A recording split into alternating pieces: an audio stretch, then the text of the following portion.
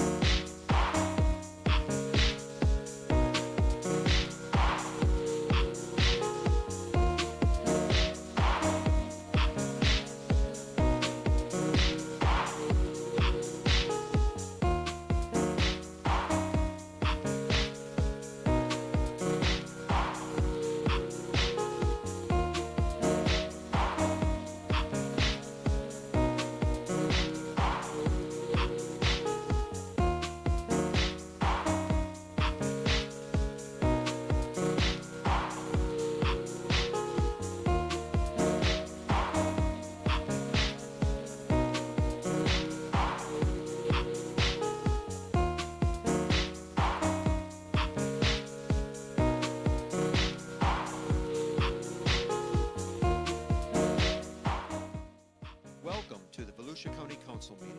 The meeting will begin in 5 minutes.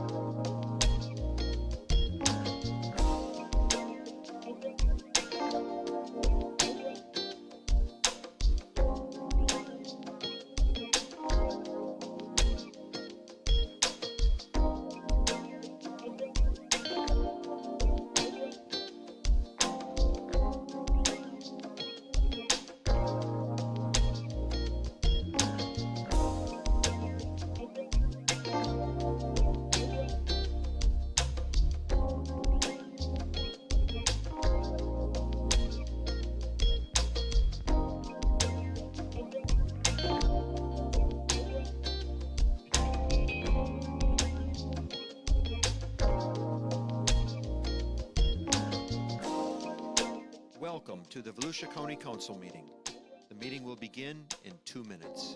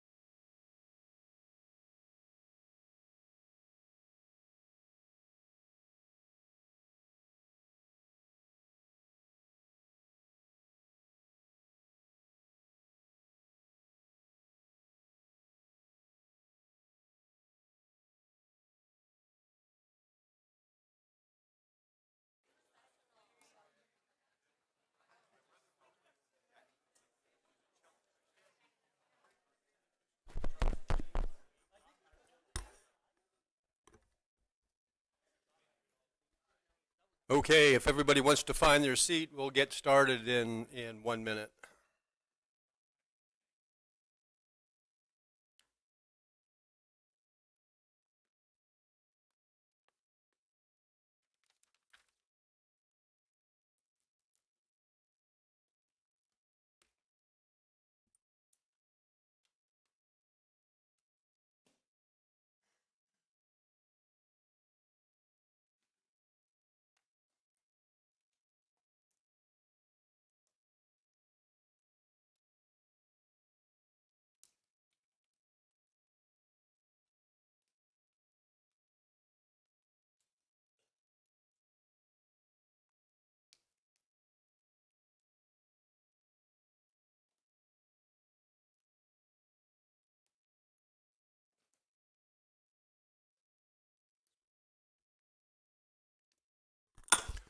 Okay, welcome to the October 21st, 2025 Volusia County Council meeting. We will call the meeting to order at 4:04. Council was a little behind for the opening today of the Supervisor of Elections office, which will benefit everybody that votes in Volusia County, hopefully all of you. We do not have a volunteer for the invocation today, so we're going to start in just a minute. I'll have everybody stand and we'll just have a moment of silence, and then we'll go to the Pledge of Allegiance, if you would like to remain standing for that. So let's stand up.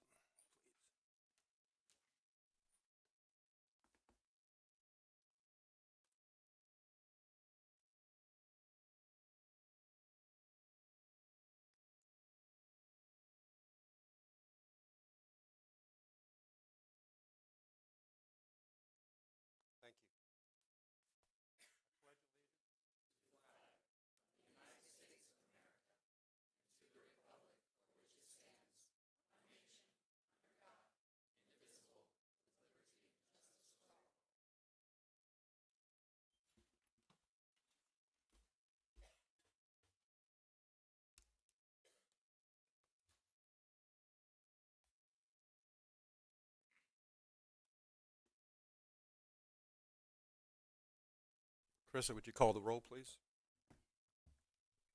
Mr. Dempsey. Here. Mr. Johansson. Here. Mr. Kent. Here. Mr. Reinhardt. Here. Mr. Robbins. Here. Mr. Santiago. Here. Mr. Brower. Here. We do have a full quorum. Do we have any public participation? Who did that come from? Okay, I will call your name. When I do, please come to the podium. You will have 3 minutes to talk about anything of concern to Volusia County, something that we can perhaps deal with at a future meeting. You don't have to give your full address for safety reasons, but please tell us what part of the county you're from so that your representative up here knows who you are and where you are.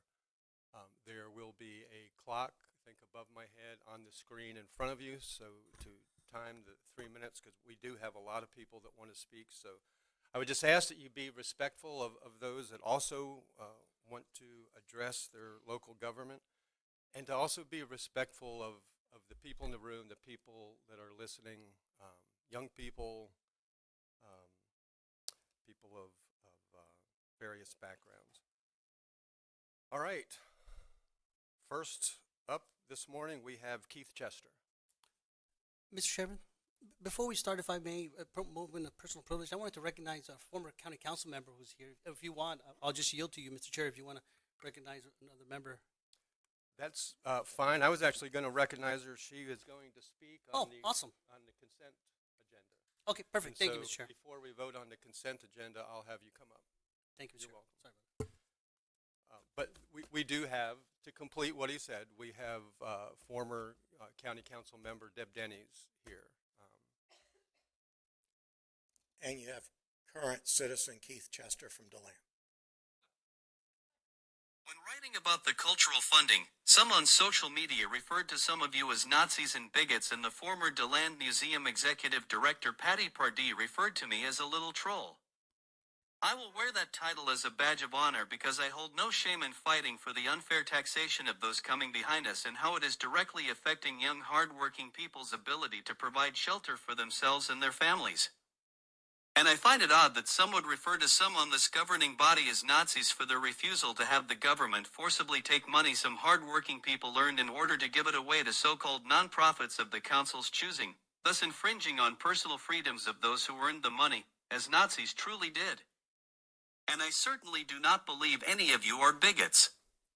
While watching the No Kings protest on the news, some were saying that we, as Americans, broke free from a monarchy in 1776 when the Declaration of Independence was signed.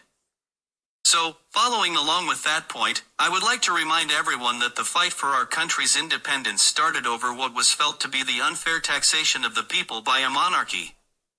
So I ask, is taxing Volusia County's citizens in an unfair and unbalanced way, while using the threat of taking one's home and property if they don't pay, and giving away what is taken to so-called nonprofits much different than what started the Revolutionary War?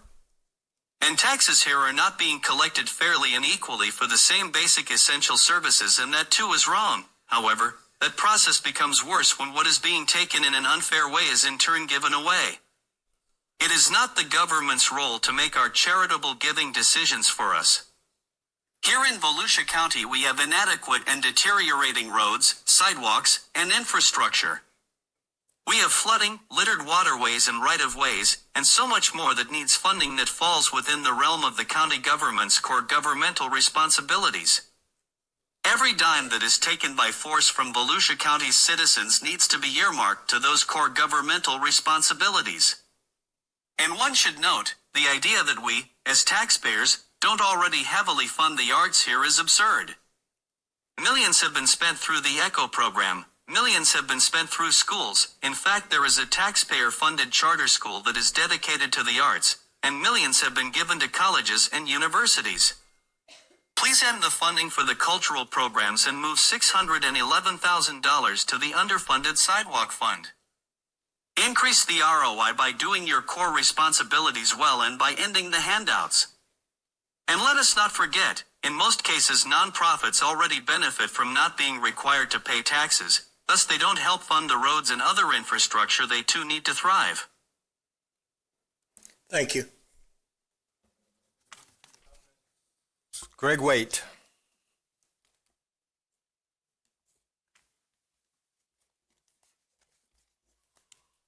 Good afternoon, Commissioners.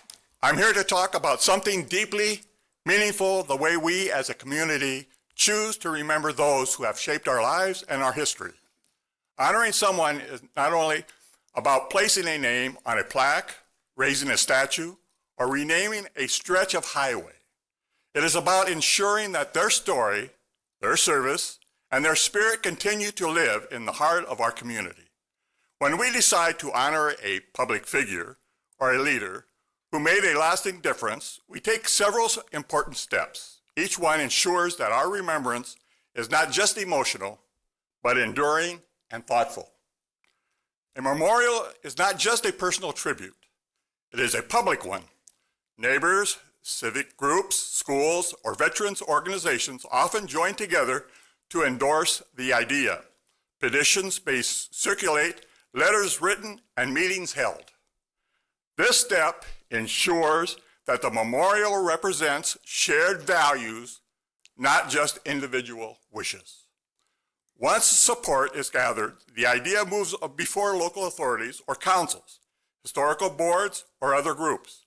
They review the proposal carefully, considering questions such as, does this person's legacy represent the best of who we are?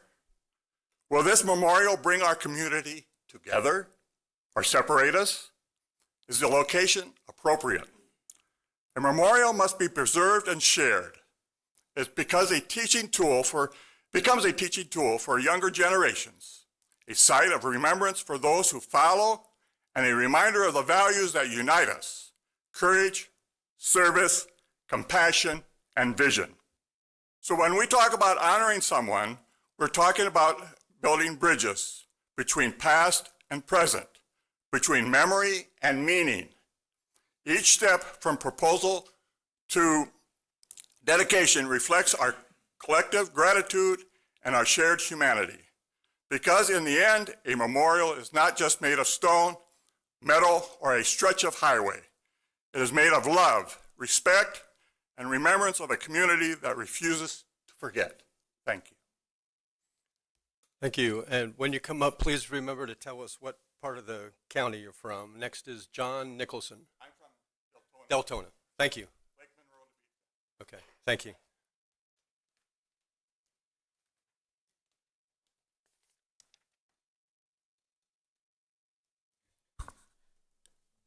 John Nicholson, Daytona Beachside. Welcome back, David. You missed all the fun last meeting. Again, with regard to the $600,000 cultural arts, quite frankly, it's the easiest terminology I can think of. You guys stepped in it, all right? Everything I've read in all of the articles condemned the vote, all right? 3 of you said, I don't want to pull the rug out from under cultural arts at this time. Yet the 3 of you voted exactly to do that. All right? I don't think it's appropriate if you fund these organizations, they go through all the hoops, and at the last minute, you yank it. All right? Because they do their budgets. All right? 2 years ago, you let them know that you're going to be canceling this, and they had meetings, and they were working their way down, and then it was abruptly stopped after a year. So did you keep your word? You told them, if you did this, we will do this, and then you didn't. All right? You'll hear all this stuff from behind me. I don't know the numbers, but they produce a great deal of money for my city and others. All right? Cultural arts is a moneymaker. It employs a lot of people. There's a lot that they buy from our community.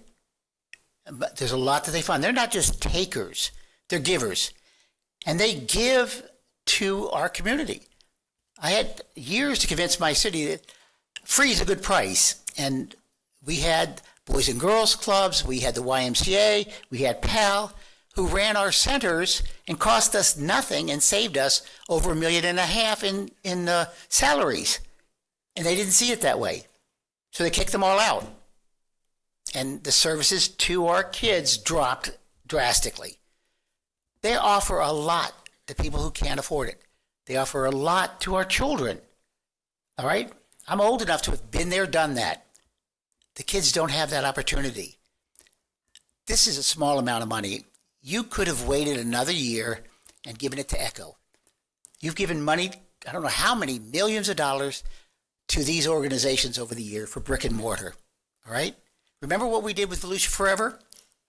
We said, we bought this property, but we can't just leave it there. We've got to manage it. So you put in a system of taking some of the money to manage Echo. Logical. The same thing is here. You built these buildings. You've created these and helped these creations to grow. You can't just drop them. It's a waste of money. You've put this money into the Athens Theater, Peabody, you name it. So it's only logical that your next step should have been to go to the Echo and do the same thing that you did with Volusia Forever. Have it fund our cultural arts. Thank you. Thank you for your comments. Patty Pardee?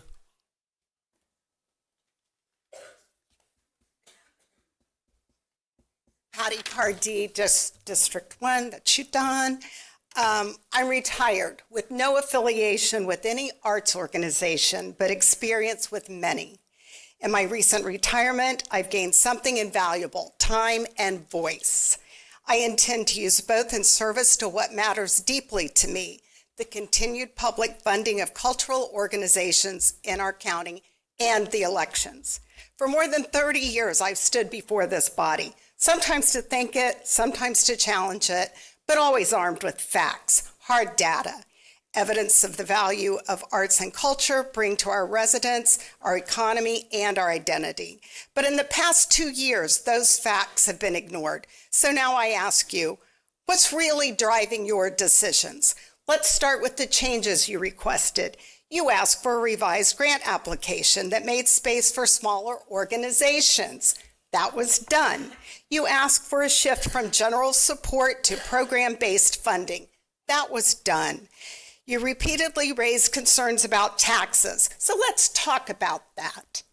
This entire allocation is just over $1 per capita, less than 0.05% of the county budget.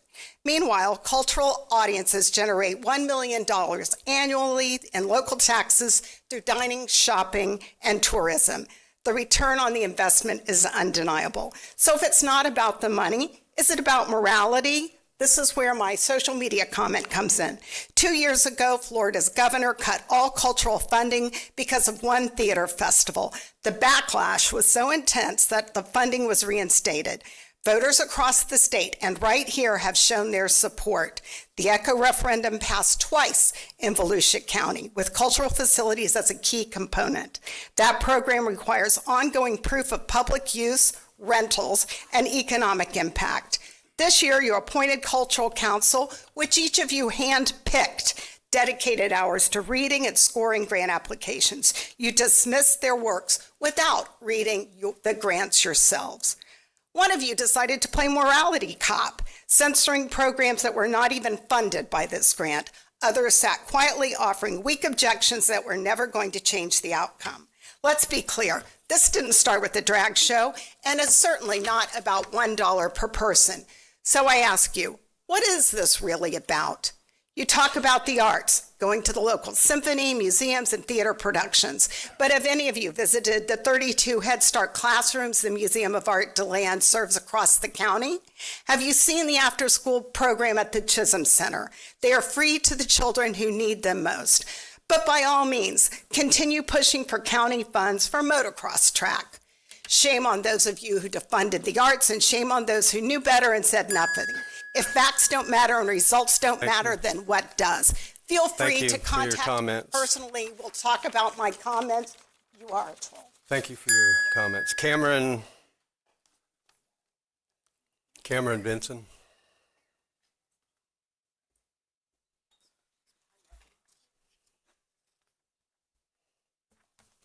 Good afternoon, Council and Chair. My name is Cameron Benson, South Daytona, Florida. I am the Executive Director of Art House Foundation. I am the Vice President of the VCCA, and I sit on the Volusia County Echo Gallery Advisory Committee. We come together to work with council and ask that they reinstate the cultural grant. Over 2,300 residents have signed the petition to reinstate this funding in just the past 13 days, and that's just on social media. When County Council first began talks with Cultural Council about the possible cancellation of this grant, our organizations came together immediately to find a solution, one that would not strip free and reduced cost cultural programming from our Volusia residents. Chair Brower, I understand your concern with the roads and the sidewalks. I get it. This funding that we receive, it's $1 per person per year, and it generates $1.99 in tax revenue per year. That is the definition of doubling your money. It is an investment that pays. It's a 100% return on investment. It makes you money. It pays for itself. As for reallocating cultural funding to roads and sidewalks, a published 2022 City of Port Orange via third-party study found that it costs about $572,000 to improve just 1 mile of road and $5 million to build 1 mile of new road. $5 to $25 per square foot to repair or replace sidewalks. So I ask, are we truly considering cutting long-standing revenue-generating cultural investment to cover the cost of repairing just 1 mile of road? Because that same $611,000 investment in cultural grant not only returns over $1.3 million in local tax revenue, but also provides estimated $1.1 million in free and reduced programming and services for Volusia County residents, for the people who voted for you. You asked that the grant process be changed. Cultural Council changed it. Organizations across the county worked tirelessly to meet the shortened deadline. You approved the budget for this grant. We took you at your word. We took you at your word. We listened to your concerns, and we began the process of getting the grant on the ballot so that we pull it away from the general fund. We heard you. We're trying to work with you. It needs time. We want to do it like the ECHO program did. We're trying to listen to you, but the process takes time. While that work continues, we implore you to work with us now and reinstate critical funding. This grant represents so much more than money. It's a small investment with monumental return. We're not asking you for more, only what you've already approved. Though we double your investment, the true return is measured in education, creativity, community pride, and opportunities for thousands of residents, children, families, veterans, and seniors, your constituents. Please, we ask you to put the grant back on the agenda. Thank you. Thank you. Edward Tobin.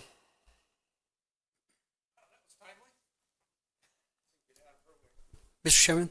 Is it Tobin or Tobian? Tobin. Tobin, okay. Mr. Chairman, I just want to bring up if we want to, how we want to redirect the rest of the public comment section of it, because our rules call for 1 hour of public comments, and I think you have 40 documents there. Yes.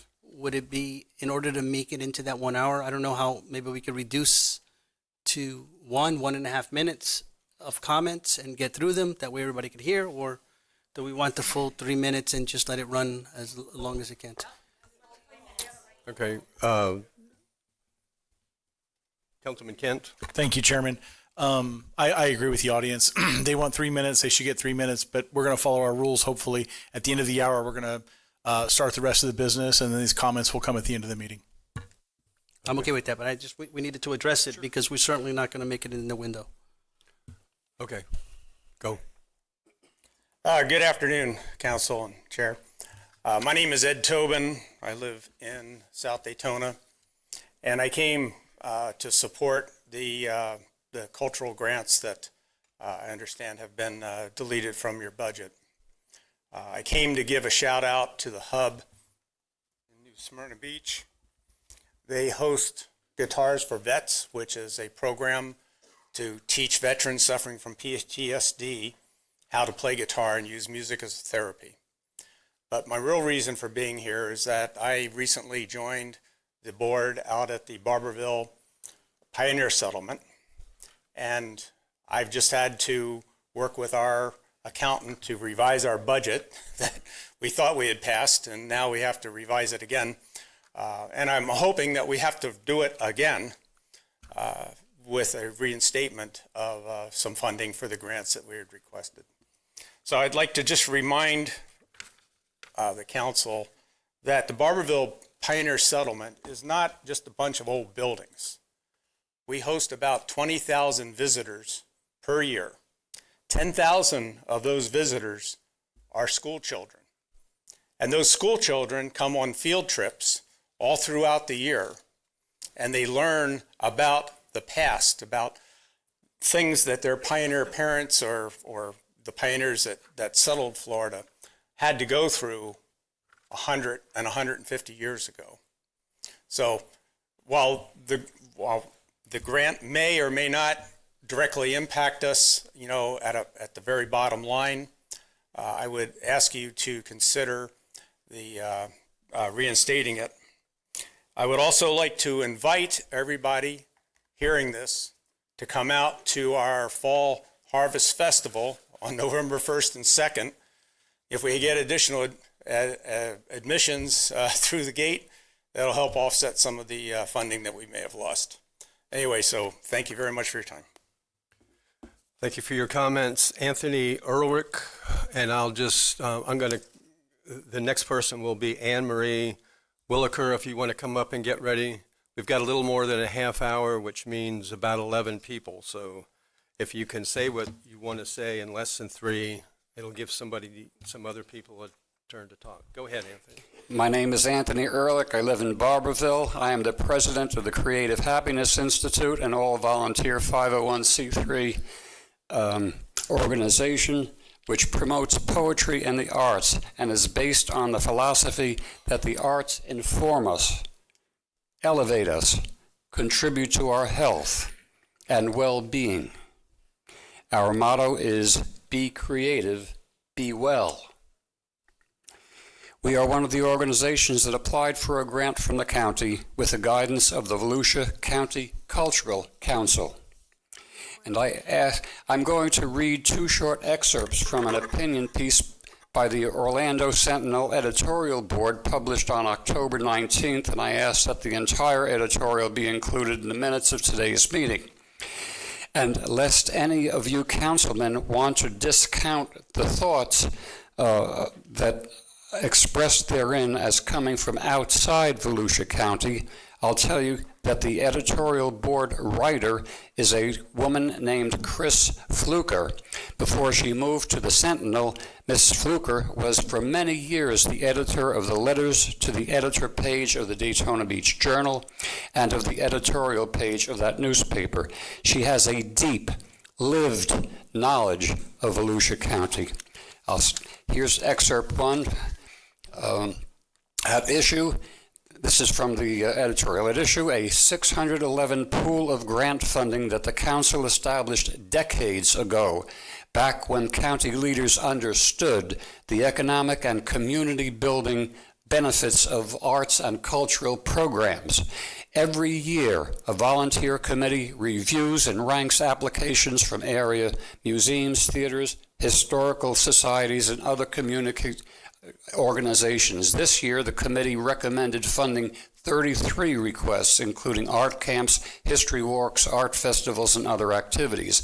Specific requests included the DeLand Naval Air Station Museum's Memorial Day event, a performance of Handel's Messiah by the Daytona Beach Choral Society, an exhibit at the Mary S. Harrell Black Heritage Museum in New Smyrna Beach, etc. And I'll go on to excerpt 2, which comes from the last paragraphs of the editorial.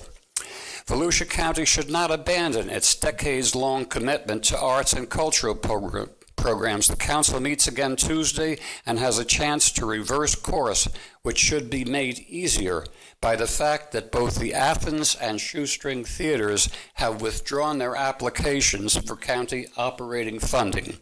This should be an easy... Thank you very much for your comments. Anne Marie Williker, and you'll be followed by Heather McLean, and Heather, you'll be followed by Mayor Karen Chazet.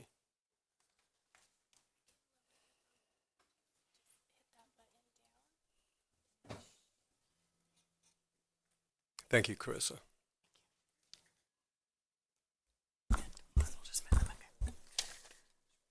Good evening. My name is Anne Marie Williker. I live here in DeLand, and I'm the president of Volusia Pride. 2 weeks ago, I watched as you weaponized our organization against the entire Volusia arts community.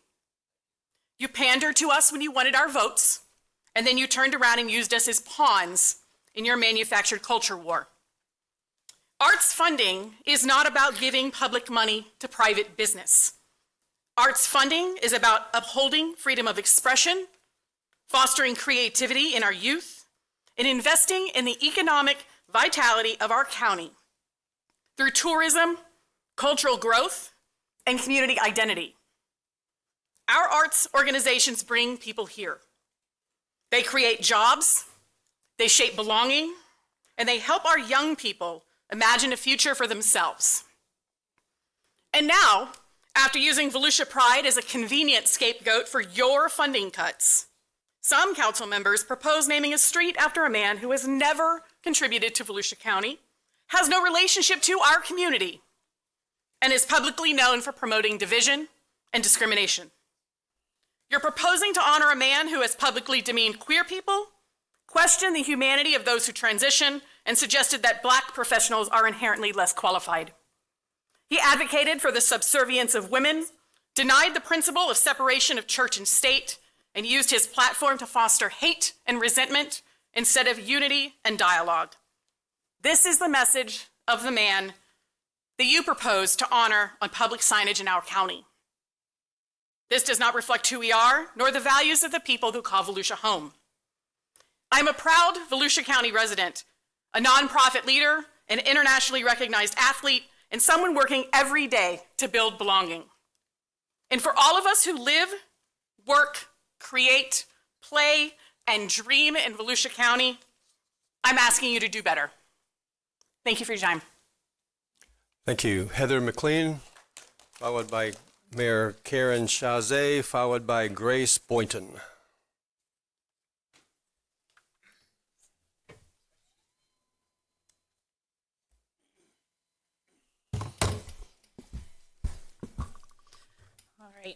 Good afternoon, Chairman Brower, council members. My name is Heather McLean. I live in DeLand, Volusia County. I'm the vice president of Volusia Pride, an organization that has provided support, advocacy, visibility, and above all, hope for LGBTQ plus community and our allies here in Volusia County. At the October 7th meeting of this council, you chose to withhold $611,000 in funding from being awarded to 33 cultural organizations in Volusia County. By the time the meeting was over, and in the last 2 weeks since that meeting, the general public has gotten the impression that this council never intended to award those funds this year, and that you'd rather allocate them to other parts of the budget. While I may, and many others behind me today, and 2 weeks ago in this chamber, probably don't agree with that decision, I'm not here to talk about that today. I'm here to talk about the fact that we witnessed our elected officials bully 2 of those arts organizations for doing business with our nonprofit organization. You told them that even though you continue to push for them to fund themselves rather than relying on tax dollar funding, they should only do business with organizations that fit the council's definition of art. You used your position to create a chilling effect that has made other businesses and organizations given the opportunity to think twice about doing business with us and our organization. You grilled representatives from the Athens and Shoestring Theater about their work with Volusia Pride as if it were a crime rather than a business transaction or a community event. And you even insinuated that they should think about refusing to work with us, which would be a violation of current anti-discrimination law. Our work at Volusia Pride is not funded by government handouts or taxpayer dollars. We're a nonprofit organization who rents spaces and presents entertainment that is fully compliant with all local, state, and federal law. Our business partners are valued members of this community and should not be penalized for supporting us. With great power comes great responsibility. You represent all the constituents of Volusia County, and whether you're aware of it or not, about 10% of them are LGBTQ. And that number keeps growing. 25% of Gen Z now identify as LGBTQ+. So when I know you pride yourself on being pro-business, perhaps it's not great advice to suggest not doing business with LGBTQ support organizations. My advice to you is to educate yourself, open your eyes, open your hearts, and realize the responsibility you have as elected officials on this council. Thank you for your time. Thank you, DeBerry Mayor Karen Chazé, followed by Grace Boynton, followed by Caitlin Swan. Karen Chazé, DeBerry. Thank you for the opportunity to speak. I am concerned with the withdrawal of council funding for the arts. I would like to cite the comprehensive plan, your comprehensive plan, in the funding portion of the cultural element. The county shall maintain the viability of cultural facilities and opportunities by assisting the relevant sponsoring cultural organizations through an annual county budget appropriation dispersed as competitive grants to local cultural organizations to be used for operating costs and limited capital expenditures. The county shall help support cultural organizations that demonstrate artistic merit and a history of public support through the percent or number of the public served, amount of public-private funding, professional management capacity, number of volunteer hours, amount of in-kind contributed services, and demonstrating a substantial positive economic impact to the county. The county, through the cultural arts grant requirements, shall set a ceiling for allocations to a cultural organization for operating grants. Please note the budget appropriations are for operating costs and limited capital expenditures. The appropriations are determined by the factors outlined in the comp plan. In contrast, ECHO grants are specifically, quote, used solely to finance acquisition, restoration, construction, and improvement of recreation, historic, and cultural facilities for public use. And the process for screening those cultural grants for facilities is not identical to the one in the comp plan. ECHO grants clearly do not cover the county's obligations, shall, multiple times in the comp plan, for maintaining the viability of cultural facilities and opportunities, or assisting them through an annual, quote, county budget appropriation for operating costs and limited capital expenditures, end quote. The amount going into ECHO each year is determined by a separate millage amount chosen within the constraints of the authorizing ordinance, not a county budget appropriation. I believe the council could reverse its decision to breach the comp plan through subsequent action at this meeting, and I thank you for your time. Thank you for your comments. Grace Boynton, Caitlin Swan, followed by Karina Martinez. Okay, Catherine Pante is switching with Grace Boynton. Thank you. Catherine Pante, address protected. Councilman Robbins, at the last meeting, you removed item H from the consent agenda, an item already approved by the county budget, allocating $611,000 to support public arts programs throughout Volusia County. Rather than discussing the arts' proven cultural and economic value, you presented a false narrative, claiming tax dollars were being used to fund drag shows and LGBTQ events. That statement was untrue. Tax dollars have never been used to fund those events, and you are well aware of that fact. Your comments were not only misleading, they were designed to create fear and division in this community. Chairman Brower, I have long respected you as an advocate for the residents of Volusia County. However, some of your recent decisions have been concerning. While you emphasized fiscal responsibility, you supported spending over $10 million on a proposed motocross facility built on land purchased under the guise of conservation, and an additional $1 million to subsidize a for-profit airline. This was the epitome of corporate welfare on the back of taxpayers. Respectfully, that does not align with the principles of responsible governance. Councilman Robbins, I believe the public deserves transparency. While you sit on the dais, positioning yourself as the arbiter of morality, your own record raises serious questions. As a Daytona Beach police officer, you were reprimanded for spending time inside Lollipop's strip club while on duty. Your supervisor's written reprimand stated you did not log out at that location and you did not indicate you were out of your car.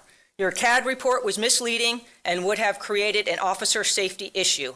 If we are to discuss morality and integrity, it's fair to ask, why were you inside a strip club on duty on a taxpayer's time and dime? You were not dispatched there, nor were you flagged down. And if you were misleading on CAD, how are voters expected to trust you now?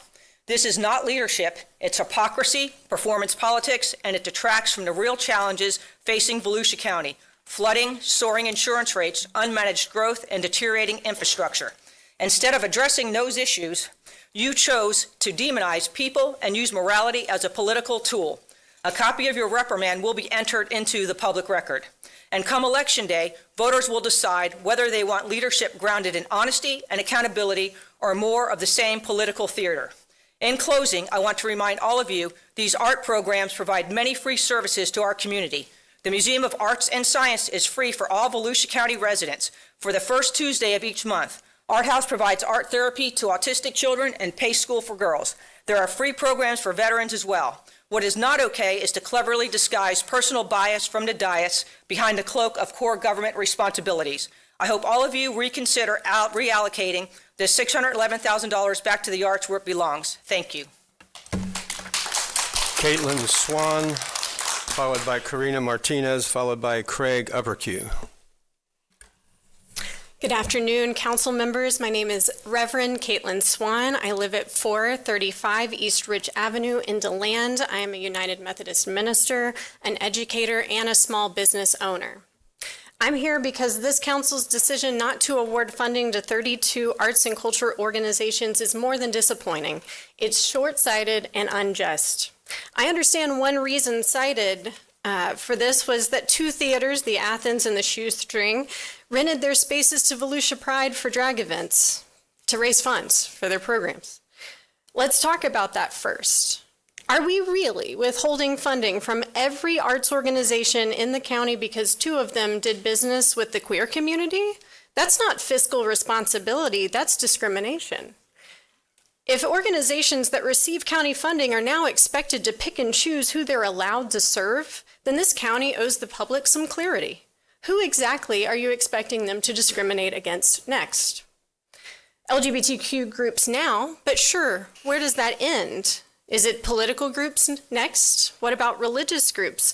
Should a theater refuse a fundraiser for a Democratic candidate? What about a conservative speaker?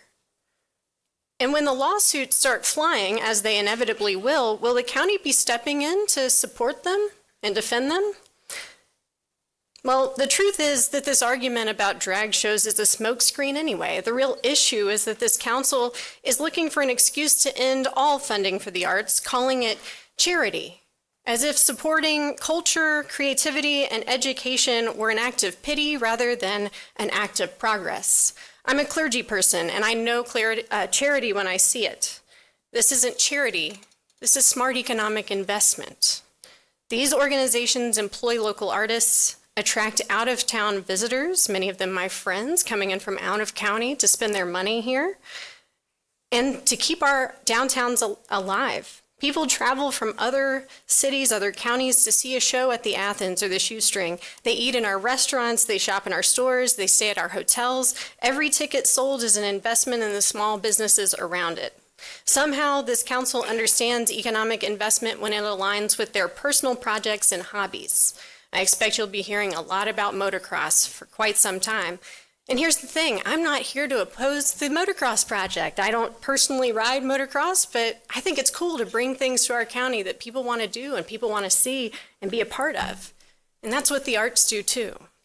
What I'm asking is simple. Apply the same standard across the board. If you believe in economic development, then believe in all of it. You don't have to like every play, every event, or every song, but you do have to govern for the good of everyone. Don't let personal taste dictate public investment. Invest in community, creativity, and vibrancy. Thank you. Thank you. Karina Martinez, followed by Craig Uppercue, followed by Jason Parody.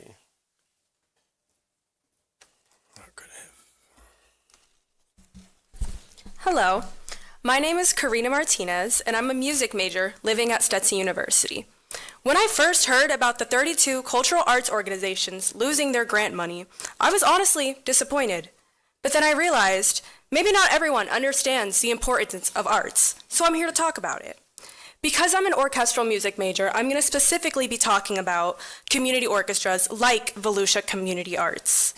There's an article published in the National Library of Medicine that says that students who grew up learning an instrument, on average, do better in reading, spelling, and nonverbal intelligence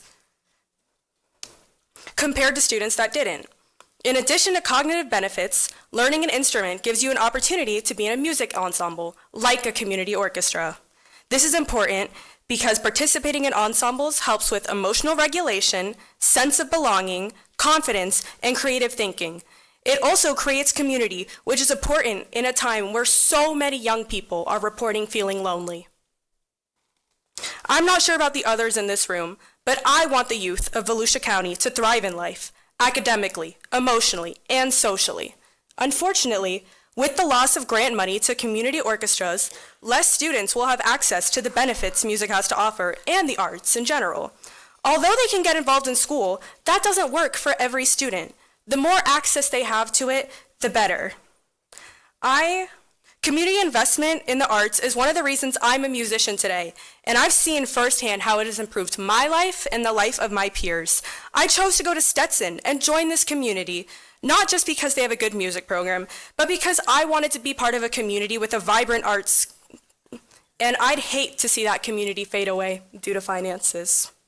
The youth are the future, so I'm asking you to please reconsider your decision to take these grants so that more young students can thrive in Volusia County. Thank you for your time. Thank you for your comments. Craig Uppercue, followed by Jason Parody, followed by Tawana Downing. Good afternoon, gentlemen. Craig Uppercue here again. Good to see all of you, and live here in DeLand, Dunn's district. So I'm here speaking as the president of the Volusia County Cultural Alliance and speaking on behalf of the hundreds of artists, educators, and organizations who help Volusia County to be a place where people want to live and work and also visit. And as you know, for the past 36 years, the County Council has recognized that funding for arts and culture is not just a luxury, it's an investment until the majority of this council. So I'm a data-driven decision maker, and I do that in my everyday work and also in my personal life. And so I know I previously shared with you that the AEP, American for the Arts 6 study, showed that every dollar invested returns over $1.99 in local economic activity. And the arts and culture has helped to generate more than millions of dollars annually spent at restaurants, hotels, and other small businesses. And the funding has helped to support jobs, attract tourists, and strengthen our schools, both public and private and charter. But when those funds disappear, the loss is not abstract. It will be visible, not if, but when. It will be visible in canceled programs, darkened stages, and children, perhaps the thing I'm most passionate for, children without access to creative learning opportunities that continue to build confidence and innovation. The nonprofit arts and culture organizations took seriously your direction to become more self-sustaining. Many opened their doors to outside groups and touring productions to help offset costs and keep our families vibrant and active. It is therefore deeply concerning that hosting certain community groups was used as a justification to withhold this year's already allocated funds. Perhaps the number one principle of public service, as you probably know already, is that you serve through a lens of public service and preference for all people, not just some people. And the arts reflect a full, wide variety of our residents, every background, every belief, every orientation. And that inclusivity, my friends, is what makes communities thrive. In closing, I think that this moment and today calls for leadership rooted in fairness and consistency and vision. The arts are not partisan.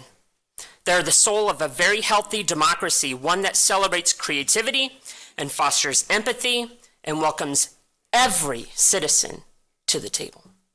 Thank you.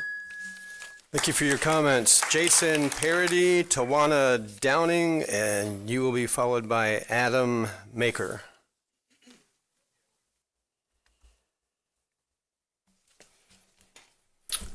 It's Parody, but yeah, everybody gets it wrong. Jason Parody.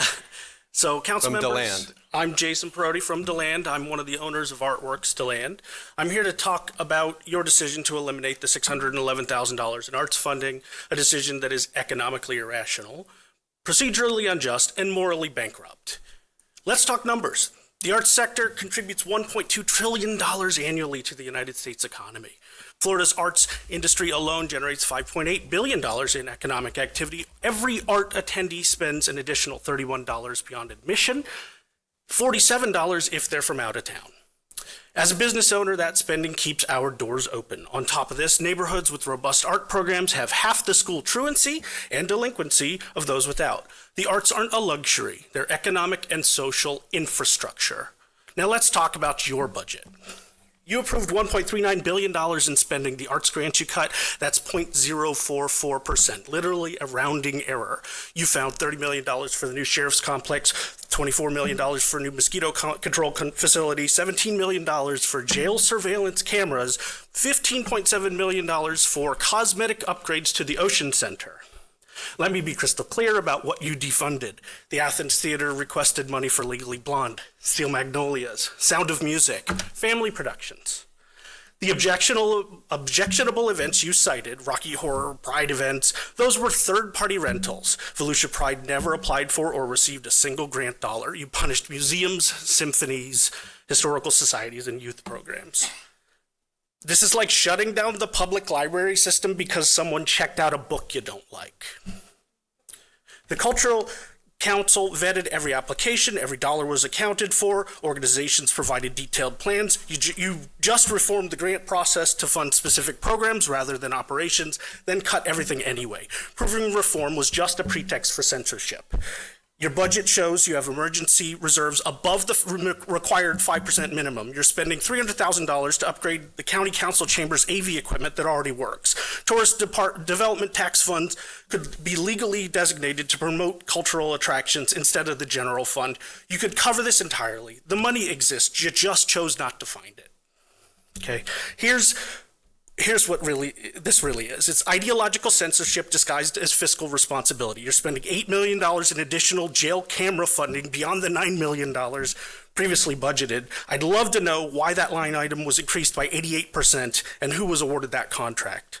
The arts attracts tourists, supports businesses. We've heard it all over and over again. Every economist confirms it. Every successful city invests in it. This isn't stewardship, it's bigotry. Restore the arts funding, please. Do the right thing. We have time for two more if we hurry. Tawana Downing and Adam Macker.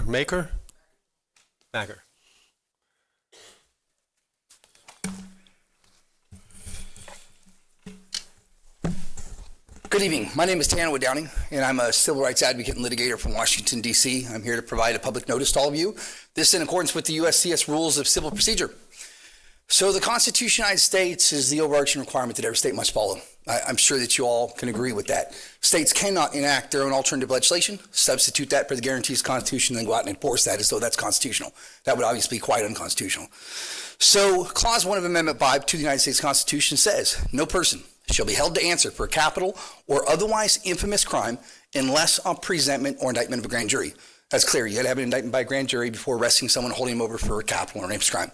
However, the state of Florida has enacted its own alternative legislation that permits prosecuting attorneys and law enforcement to charge by way of information as opposed to indictment. That is unconstitutional. Now, an emolument violation is when you pay someone to break the Constitution. There's two areas of the Constitution that actually reinforces this. The first is Article 1, Section 10, where it says that no state shall create any law which shall impair the obligation of contracts. Police officers, prosecutors, they're all under contract. That's a contract to perform based upon the oath or affirmation that they took to support and defend the Constitution of the United States. So when the state of Florida creates a law that directs those agents to disobey the Constitution of the United States, that would obviously be a direct violation of Article 1, Section 10. Now, the second place that reinforces this is the 14th Amendment. That's where it says that no state shall create or enforce any law which shall abridge the privileges and immunities of United States citizens. The privileges and immunities of United States citizens are at a minimum those that are enumerated within the Bill of Rights in the first 10 amendments. They cannot be impaired, and thus the state has created a law that they're enforcing that's in direct violation of that particular amendment. So I'm here today to let you guys know that if we continue to pay these public officials to break the Constitution, that criminal sanctions can come from that. I don't want to head down that path, but I need to make sure that you guys are aware that paying people to abridge the Constitution is a crime, it's an emolument violation, and it is illegal. Now, I'm getting ready to argue this on behalf of the more than 700,000 people that are currently in prison here in America illegally and unconstitutionally at the United States Supreme Court. And so I'm asking you, honorable individuals, to please, let's take a look at Clause 1, Amendment 5.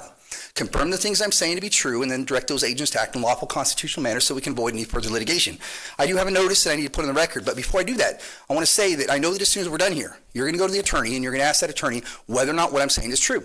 And that attorney is going to point you to a case from 1884 from the United States Supreme Court called Hurtado versus California. And before you choose to rely upon that as the foundation, I must remind you that the Constitution of the United States of America is the foundation, not a judge-made ruling. The Supreme Court of the United States has no constituted authority to be able to alter, amend, or destroy any of the provisions or guarantees of the Constitution. Furthermore, judges cannot legislate, and we know that because Clause 1, Article 1 says all legislative power is vested in Congress of the United States. So I know this is a tough decision that you guys are going to have to make, but nonetheless, you're going to have to make it. As soon as we're done here, you're going to have to decide whether you're going to go and you're going to follow a judge-made ruling, the lowest form of law, or the Constitution of the United States of America, the object to which your fidelity is bound. I'm going to pray that you guys make the right decision. Thank you guys so much. God bless, and have a great rest of your night. Adam, where would you like me to give this, Chair? The notice? Thank you. To the clerk over here. Can you give him time to speak and then? Adam Macker, 313 Dirksen Drive in DeBerry. I am here once again to discuss the blatant and pathetic corruption of the Volusia Sheriff's Office, Internal Affairs, and especially Sheriff Mike Chitwood. In late 2021 through early 2023, after my license was suspended because of fraud executed through the clerk's office, I began submitting Internal Affairs complaints and aggressively speaking out on social media. There were multiple attempts to take my life by poisoning and professional hit. Then, on February 20th, 2023, I bumped into Chitwood, totally by chance, right outside of his office. The sheriff looked directly into my eyes, barking, "What are you doing here?" he said, attempting to intimidate. 6 weeks later, at midnight, my front door was kicked in without a warrant for my home or property on 2 completely fabricated cases. And let's not forget about the events of August 27, 2018, when my 21... Can y'all stop talking, please? When my 21-year-old girlfriend was allegedly blew her brains out with my pistol. How come I was never able to get the murder weapon retrieved? That was long before I was a falsely convicted felon. I deposed Sheriff Chitwood for over an hour on May 2nd, 2025, in which he fabricated information throughout, claiming not to know who I was until after I filed my federal lawsuit. That was a bold-faced lie while under oath.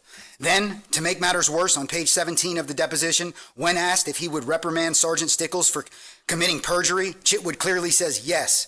These depositions took place over 5 months ago. No action was ever taken. For any member of this audience or watching online willing to submit my citizen's complaint form, shoot me a text either on Facebook or my cell, and I will provide Chitwood's 73-page deposition in which he made a complete ass of himself. It's not okay to protect criminals just because they inherited $30 million worth of real estate. After you read the deposition, I'm sure you will agree. It is time for Sheriff Chitwood to resign with his dignity prior to being humiliated in federal proceedings. I am so sick and tired of witnessing the social media darling that our sheriff has become. Honestly, it's quite pathetic, considering this man does not possess the moral backbone necessary to police a kindergarten classroom, let alone all of Volusia. My entire life has been destroyed because of the incompetence and poor leadership of the Volusia Sheriff's Office. The rule of law is not properly respected in this town. Sheriff Chitwood has failed himself, his esteemed position, and the entirety of Volusia County. I can assure you, if any of you is able to amass a significant amount of wealth and decides to leave that wealth to an individual, you do not want those funds being used to pay off corrupt officials while attempting to have that individual murdered. Psalms 115 verse 1 reads, "Not to us, Lord, not to us, but to your name be the glory. Please, because of your love and faithfulness. Please join me and submit the complaint so we can finally rid our town of a very demonic force." Thank you. That's all I have. Thank you. And that concludes public participation for the beginning of our meeting. I think we've got 22 more. I'll hold to the second public participation. Don, did you still want to speak to the lawyer from DC? I was going to ask him for the citation to that California case. Chairman. She's got the citation. Thank you. Okay. That takes us to item 1, the approval of the agenda. Motion approved, Johansson. Second. Motion to approve the agenda as written by Jake Johansson, second was by Councilman Kent. All in favor, say aye. Aye. Aye. Any opposed? And the agenda is approved 7-0. And we will now move to item 2, the consent agenda. Before I call our speaker, does anyone have an item that they would like to pull for a comment? Not to vote on, but for a comment. Chairman, for comment, items I, J, K, L, and M. I, J, K, L, and M are pulled for comment by Councilman Johansson. Does anyone have an item they would like to pull for a vote? Chairman, motion to approve the consent agenda as presented. Second. We have a motion to approve by Troy Kent, second by Councilman Santiago. And before we vote on it, I will call Deb Denny's to come and speak on item G.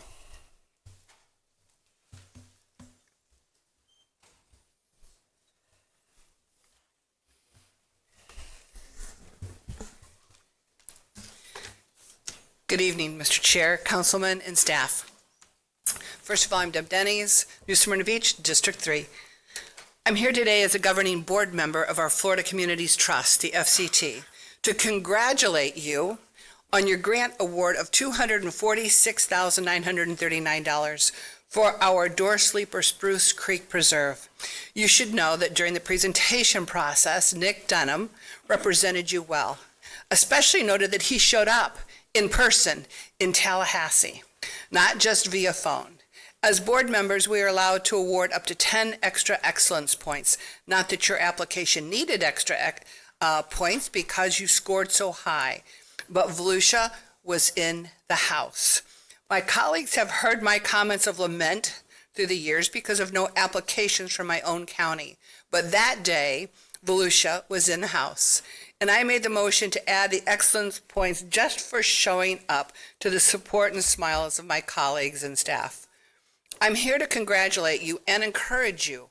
Volusia has the added benefits of built-in match through our ECHO and Volusia Forever monies. Let's leverage those dollars. I'm going to share a couple of grants that have already been awarded. The City of Sebastian for a waterfront park extension, 1.3 acres for reimbursement. FCT grant was awarded for $1,400,000, 60% with a 40% match from them of $694,000. Total project cost was over $1.7 million. The applications was for a park and open space, actually included 1.5 acres of a submerged land lease with the state. That can be done. Redevelopment of the project site consists of constructing a passive park, including picnic facilities, playground, and a trail with benches. Native landscaping, drainage features will improve flood protection while also improving stormwater runoff. In St. Johns County, our colleagues directly to the north, the entire commission, was awarded $3.5 million by our FCT towards a total project cost of over $17 million. And the purchase of land is to expand the waterway access, provide a public park on the current waterfront parcel, and protect the waterfront from residential development. Needless to say, there's much more detail to these grant applications, but my purpose in sharing is to encourage you for applying for grants outside our normal box. These grant applications are public record, and I have an entire notebook that I will gladly meet with staff to discuss options and share successful applications and their attachments. I look forward, just as I did with this grant, to make the motion to once again support Volusia County. Great job, guys. Thank you for your comments. We have a motion to approve the consent agenda and a second. If we will take a vote on that and then go to items I through M just for discussion. Is there any questions before I call for the vote? All in favor of approving the consent agenda, please say aye. Aye. Any opposed? And the agenda is approved 7-0, but we will go to item I for comment. And on all of these, Jake, do you need the person to come? No, but she's already there. Thank you. No, I just want to point out to the public and give a personal thanks to Donna Butler here. Transform 386 has done some great things. As some of you are aware, I'm a co-chair on the flooding subcommittee for the Roundtable of Elected Officials, and we've been keeping up on what Donna and Ben are doing to make our county a better place. And these 5 items right here are indications that the ball is rolling. We awarded a bunch of grants the other day to a bunch of cities and some county, and here's some task assignments to start turning dirt. So Donna and Ben and the rest of the team, everybody, I appreciate everything you all are doing to get that money spent. I know bureaucracy, it took us a while to get the money, it took us a while to manage the money, and it took us a while to expend it, but here we are. So I'm pretty excited about this. A bunch of them are analysis, some of them are actual turning dirt. So let's get moving and go on to the next batch. I appreciate it. Well said, Donna. Okay. That covers all of them? Thank you very much. We will then move to item 3, which is a budget resolution, award of contract to JJ Pro Management LLC for the Volusia County Tax Collector Interior Renovation and Restoration. David Santiago. Mr. Chairman, move to approve. Second, Johansson. Motion to approve by David Santiago, second by Jake Johansson. As she timidly walks to the microphone, are there any questions for council or for staff or for the? Hey, Will Roberts is here also. Okay. David, your name's just up for the No, I just want to motion? say I met with Will. Thank you for the meeting. He answered a lot of my questions, so that's why I moved to approve. Yeah, I would keep your seat. Don't. No other questions? All in favor, say aye. Aye. Any opposed? And that resolution is passed 7-0. Good job, Mr. Tax Collector. Item 4, road funding presentation by Tad Casbier. This is an item that was brought back, I think, by Councilman Robbins to look at our road situation. And this is for discussion. Yes, sir. Good evening, Tad Casbier, County Engineer. This is, as you said, a discussion on road projects. You had wanted us to take a look at things beyond what we normally put in our road program. For example, we normally put in capacity projects. That's usually our biggest, most important aspect of the road program, fixing the capacity problems we have on our road network. And we also have safety projects that we outline and put in there. This time around, you were looking for, in addition to that, or to help create situations where we've got better economic development opportunities in different sections of the county. You wanted us to take a look at things just beyond capacity and safety. So we took a look at what we previously proposed in our road program. Go to the next slide. Troy, did you want to interrupt or wait till the... If you don't mind, Chairman. No, I don't Mr. mind. Casbier, thank you very much. I was just curious. I don't know if maybe Mr. Robbins had already had his answer question before this presentation, just because we all got this. We read Yeah, through I'm not this. planning on going through all of it unless you had a question. No, I didn't. I just wanted to see if everybody wanted to see the presentation again, that's fine. But if not, then I think we're ready to rock and roll. Okay, Councilman Robbins. Thank you, Chair and Mr. Kent. I think the purpose of this, Mr. Kent, if we go back a little bit, was trying to get to a funding mechanism, I think, long-term for these. These affect all of our districts, and a lot of them are much needed. I have a couple projects in here, the bridge scoring on Taylor Road that I'd just like to talk about for a minute. If you can elaborate on that a little bit. That's, some of these issues that are effects of these storms are are creating some situations for my constituents, but I know we need some money for that project. And What we number is that? It's actually not on that list. Okay. That's more of a maintenance project. It So- was a follow-up email, but go ahead. Yeah, if you want me to jump into that. So the bridge on Taylor Road, which is just east of 415, well, it's Tomoka Farms Road, has a scour problem. The piles are at a point where they're being exposed, and the bridge structurally has some issues, has some concerns. So going in there and making some improvements to that bridge would be certainly something that we could tackle. I believe we've got some money allocated to that. Ben can actually give a better description of what status is. Yes, sir. So exactly what Tad said.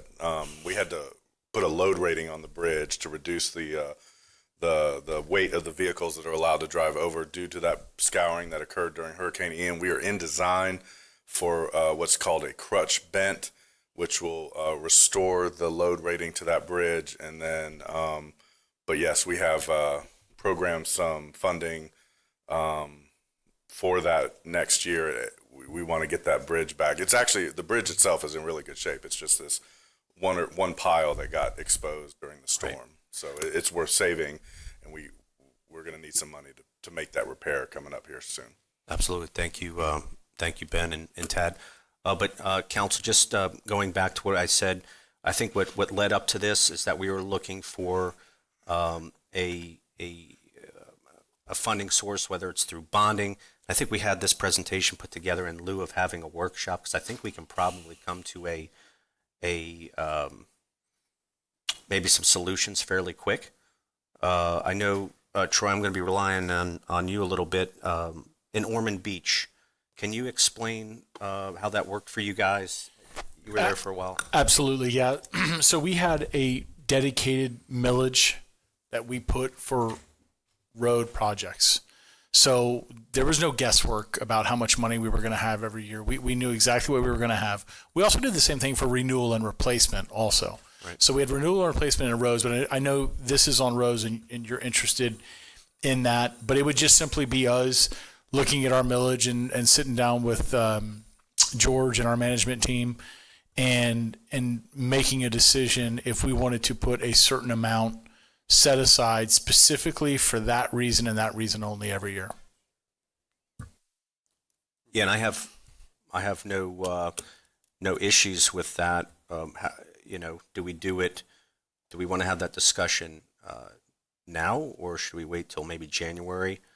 Because we have $5 million that staff has been able to work into a budget. I think they had given us some bonding options with that to start tackling some of these. And I'll just say, there's good and bad with it. I think the good outweighs the bad, but whenever you do that, you're taking money away from other things right. that you're not going to be able to spend it on.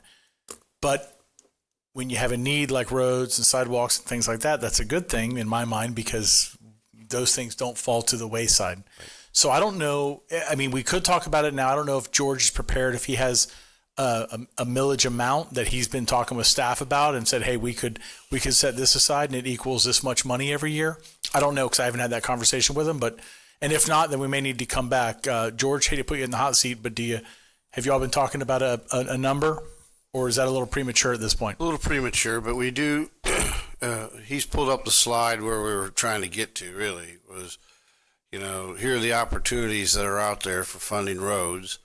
And if you'll notice, of course, we have property tax is one of the ones, that's what you're talking about there.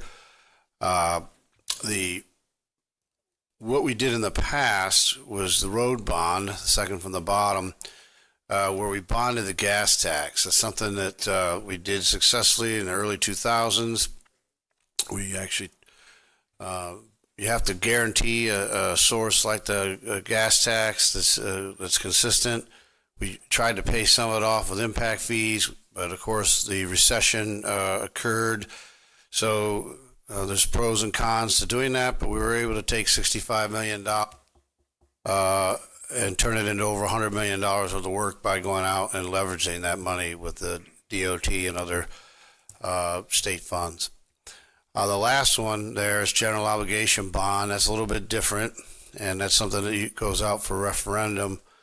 That's your most wide open as far as your ability and flexibility in spending.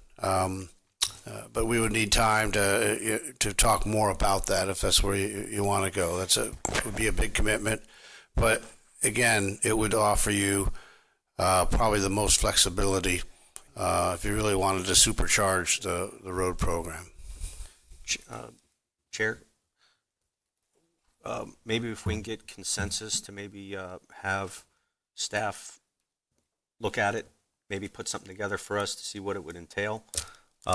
Because I'll be honest with you, I've been here 5 years now. Some people have been in government a long time, and these projects almost seem like they never get done. And I know it's been a goal of all of us, infrastructure, sidewalks. I need this bridge done, but a dedicated program where we can start making some meaningful headway before I get in the ground. So,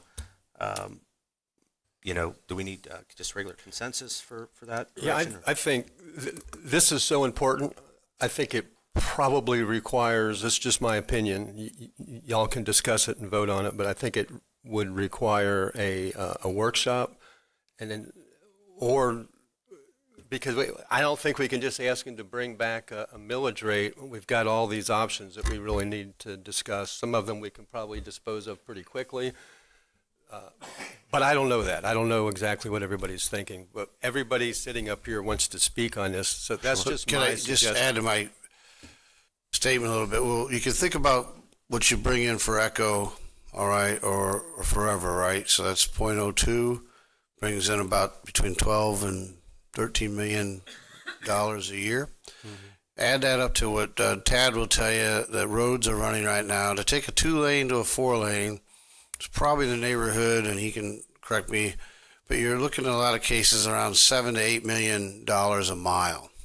We have 1,000 miles of road. Not all of it, of course, needs that treatment, but we can identify. He has a map on there that shows some of the problem spots. We have some bridges that need to be replaced. We have bridges that need to be built, like Dunn Avenue is one that would help relieve the problem at LPGA. LPGA is another, of course, where hopefully the DOT is going to come through with that. I believe they are. But we also have Williamson South. That's a bridge that's needed, to bridge basically between Daytona and Port Orange. So the needs you could see in the previous slides are great. And when you're talking about that amount of money, while $12 million a year would be great, we bring in about $20 million a year now in gas taxes, slightly over. Yeah. But that's what it takes just to maintain the 1,000 miles of road that you have and do some of the resurfacing that's required. So we can come back with more numbers, but I think what we wanted to make sure we weren't going down a road that you didn't want to go to, because I do think probably in the absence of a infrastructure sales tax, which would be your other amount, which I don't think I've heard anybody interested in, your other area would be bonding in order to do that. So if we can have the discussion here today to make sure we're all good, and then yes, we'll come back. And it's actually a discussion that also would require the CFO in here as well to talk a little bit about some of the intricacies of bonding and borrowing, he's become quite good at. Okay? Tad, how much do we need to square away that bridge there? Because people are having to go miles out of the way for just a gooseneck trail. Danny, tell us I'm still not clear where it is. What's the intersection? Or it's right Taylor and it's right by the fire station on Taylor Road. It crosses Spruce Creek. Gotcha. There was 3 foot of water over it, and it just decimated it. Okay. But pretty much, Chairman, it has a special permit only for emergency vehicles, and it's causing a lot of fines and a lot of issues there with DOT. And how much did we need for that, Ben? We're looking at about probably $750,000 to do the crutch bent, and we should have the plans ready for bid here in the next 30 to 60 days. So we're hoping to get that underway here pretty soon. We're actually planning on using that the $5 million that's in the budget now, but Good. We do have other scour projects and bridge projects as well that we'll need funding for at some point. And those are repairs, not Correct. expansions. And you'll see also we have a need for like the Main Street Bridge, which is really going into the rehabilitation phase more than a repair. Again, a bridge that was built in the 1950s. And if we could send that, you guys put together a great email with some of those other maintenance projects. If you can just send that, because I think it spanned all of our districts. And then that way we can, we know what, everyone knows what we're dealing with. So thank you guys. Okay. Thank you. I'm going to call on everybody else that's up here, but I want to ask one more thing of the council. If maybe we could let staff know if there's any of these items that they don't need to waste their time on, whether it's property tax, sales tax, whatever it is. Let's vote to reduce the list if possible so that they can come back with something that we're never going to. Chairman, you can take sales tax off for me, right out of the gate. Never going to happen for me. That's three of us. Yep. I think more than that. Okay. We can remove sales Thank tax. you. That's exactly what we were looking for. I'm not Okay. surprised. Thank you, Council. Vice Chair Matt Reinhardt. Thank you, Chair. Tad, first off, thank you for the email yesterday, kind of detailed maps. Took me a minute to understand because there's a lot of roads and bridges and color codes. Right. Speaking of color codes, on page 2 and 3, could you real quick define what colors, why it's that way? Sure. On the priority list, we'd set it up to try There to you make go. it a little bit easier to interpret which zone is which. So the Okay, colors so are you color specific codes to the just by zone? zones. Okay, Yes. all right, just want to make sure. Yeah, the highlight are projects that we are on the priority list, but we don't have the full amount of funding available with our current sources. Okay, so the these funding, are the types of things, if you're going to go with either. number 8, the funding is there for the Bevel Road to Madeline? Correct. Okay. And I was happy to see that, because I get a lot of questions about that. Sure. We've been talking about that, and of course, we saw, everybody who lives out there in my district has seen the mow down the area that's going to go adjacent to that, where the road's actually going to be built. Of course, they're still asking the question about Madeline to Willow Run, and there's a fear of bottlenecking at that area. But the fact that it's backed up to Madeline actually makes it a little bit easier for me to understand. Right. On the most recent priority list that you all approved, we have that section of Williamson saw that. from Madeline down to Town West. To Town West, which Correct. is And just we've got- shy of Willow Run. Right. We just received $3 million from the Department of Transportation for the design on that. Oh, So okay, good to know. of that $23 million, we have $3 million applied. We would need to obviously come up with the remaining $20 million to go ahead and Gotcha. pour it into construction. And then the last question I had, I know it's not on here, and I know we talked about it before, but just for clarity for people that are listening, the bridge, is there any plan in the future for anything to do with that bridge that's on Williamson? The Williamson, the one that crosses over 95. Yeah, that's a part of that particular That is project. part of that project? Okay. Would be why. Because I noticed it said it stopped at, if you're saying that there's money approved or allocated from there to go to Willow Run, that's just shy. This is the entire North of the length, so bridge. this would fill in the gap. So we're not stopping at, the plan is not really to stop at Willow Run. It's to go Previous on. project stops Beautiful. at Madeline, then this would Music pick to up my at ears. Madeline and go all the way through in 4-lane, basically, from the northern end, after we complete that last section, Strickland to Hand, all the way down to Port Orange. Okay.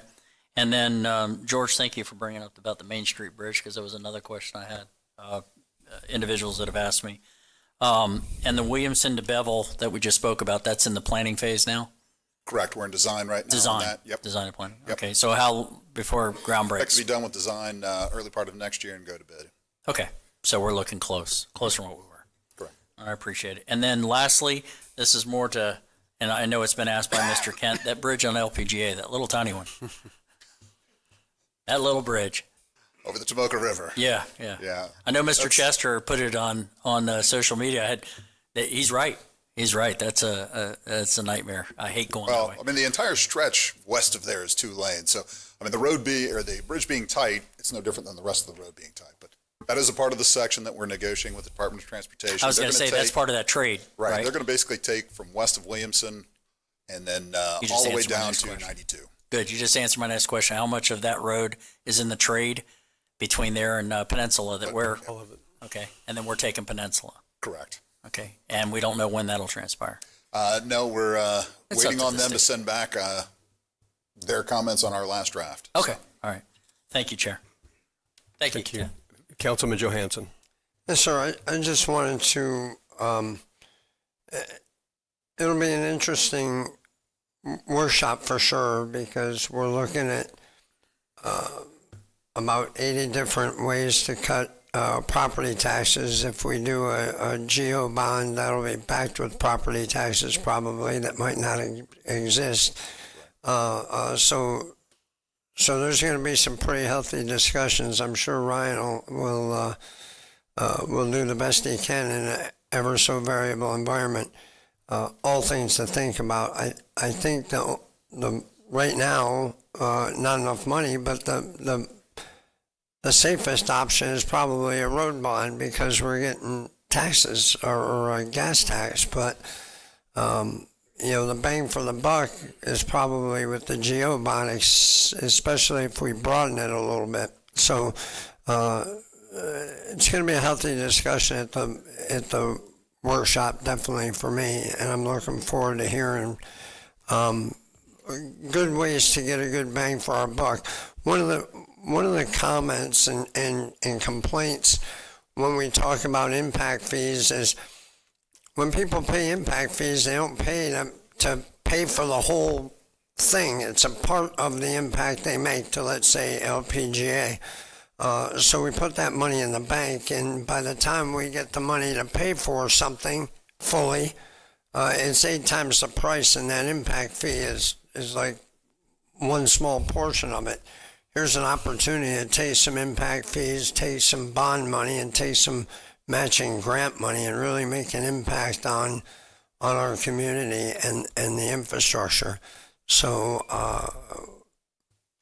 we all got to do our homework when we come to this workshop, and we all got to spend a lot of time with Ryan, a lot of time with Ben and Tad, and be ready to make a smart decision.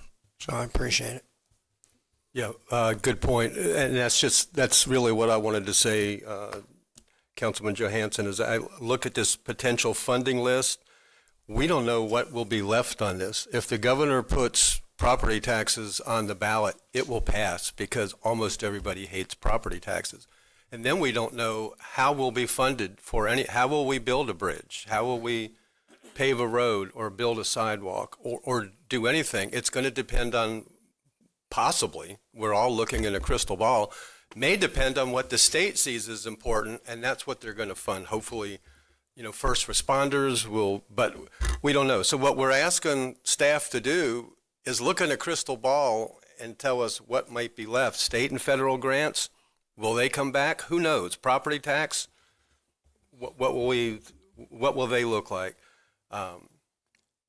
Sales tax, that's probably how we're going to be funded at the county level. The state sales tax will have to go up most likely. So that leaves road bondings and general obligation bonds. But again, I'm also looking in a crystal ball. I don't know what we'll be left with, but we're giving you a hard task. We appreciate that. And I will say, when you get into road funding, and it has its own unique characteristics, but when you're talking about the Department of Transportation and gas tax, remember they index the gas tax. We're not allowed to do that. So we've not been able to keep up with any kind of inflation, and construction inflation far outpaced regular inflation. And that's one of the issues. I mean, we basically bring in almost the same amount of money that we've brought for the 30 years almost I've been here. So yet that the prices of everything have skyrocketed. We used to be, I remember giving a very similar presentation when we were talking about roads being around $1 million. So, that's what's transpired in that period of time. So now,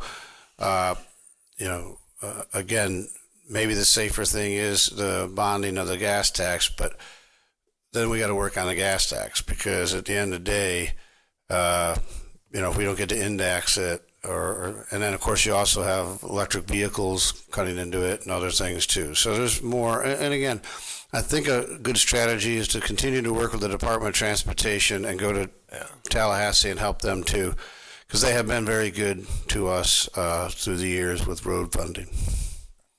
Okay, thank you. Councilman Santiago. Thank you, Mr. Chairman. I'll just be brief. And I agree with the workshop. I think we should weed most of this out in the workshop. But, you know, you look at this list, there's just so much on it, right? And we clearly don't have the funds to do the whole list, right? And this is just probably the list that we felt that we could even put on paper. There's much more out there. I was driving Howland Boulevard this week where I live nearby, the first section that was widened. And you could see that it's starting to fall apart slowly. And I said to myself, this is a true story. I was like, man, we're going to need to find money soon to address this first section. And I said to myself, I don't know where we're going to get it. So that being said, is we have huge priorities on road projects, and we're just going to have to make a tough decision soon, guys. Waiting on, I agree with the referendum's going to go with the legislature, is probably going to pass, but we shouldn't wait for that, because whatever that referendum happens and whatever goes from there is going to be years away.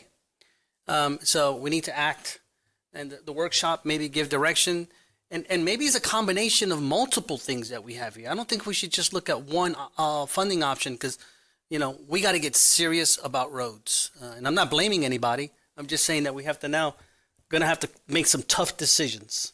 And I'm ready to make them. So I look forward to the workshop. Thank you, Mr. Chair. Councilman Robbins. Oh, thanks. Is it Ben still up here? Ben, do you know how much has been spoken for out of that $5 million? Roughly, I know it's off. I'm asking a lot from you right now. A lot of it's been spoken for. We've allocated some of it to save some safety projects that we're working on. Some of that depends on what we decide to do with Old Mission, whether we move forward with that as a safety project or an expansion. But yeah, all of that's pretty much been spoken for this year. And my follow-up to that is I'm seeing some smaller, I mean, not smaller in comparison to some of these big ones, but like project name Orange Camp Road widening, $411,000. Would that benefit us? And then the other two were the Tomoka Farms Road, number 5,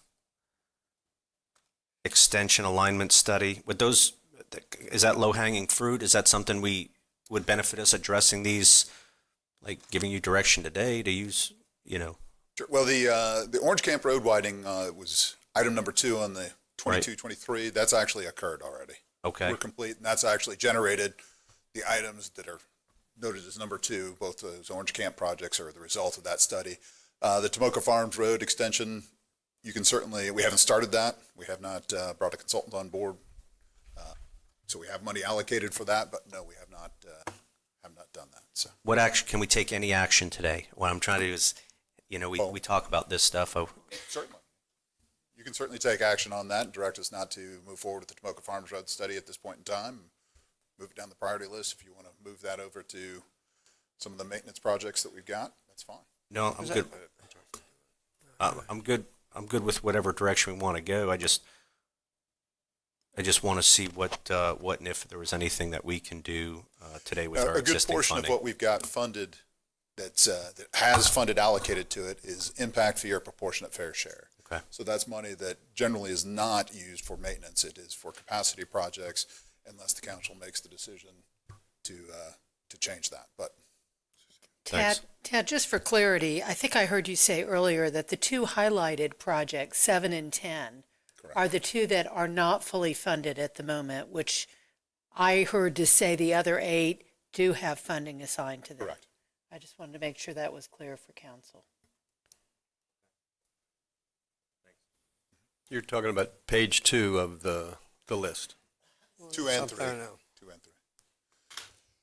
One thing we would seek direction on, we've held off on that the Old Mission Road safety project, which is where we're moving the 2 lanes away from the canal that's there to improve safety. We've held off on that because you'd request potentially going to 4-lane. We've stopped that project pending a decision or different direction. So the sooner I get direction on that, the better, to a certain extent, as to whether or not we go fix that problem or we change. What are our direction. options for that as we speak right now that's holding us up? Well, at this point, I just need to know if we're going to, if it's the council's direction to go to 4 lanes. If that's the case, then I tell the current consultant to stop work on the design, and then we start making modifications to prepare for the design of the 4-lane section. Our recommendation would be to stay with the safety project at this time. As you see, the needs are great, and I just think that the expansion of that particular road, they have other options. When you start taking, and you're talking about piping a canal or a ditch of that size, now you're moving into the $10 million plus a mile or area. So that's my recommendation would be to go with the safety project that he has on there now. And I'm good with that. I'm good with that. All right, we'll keep that moving forward. All right. Councilman Kent. Thank you, Chairman. Some of the things I heard refreshing are, David, I'm glad to hear you talk about us making some tough, real decisions in the near future. And Mr. Johansson, you're right. Healthy discussion is what's needed with this. I'll just tell you this, Council. I don't know. I know some of you get up to Ormond pretty regularly, others maybe not as much. But I would dare to say that Ormond's roads are second to none in Volusia County. And why is that? Like, why?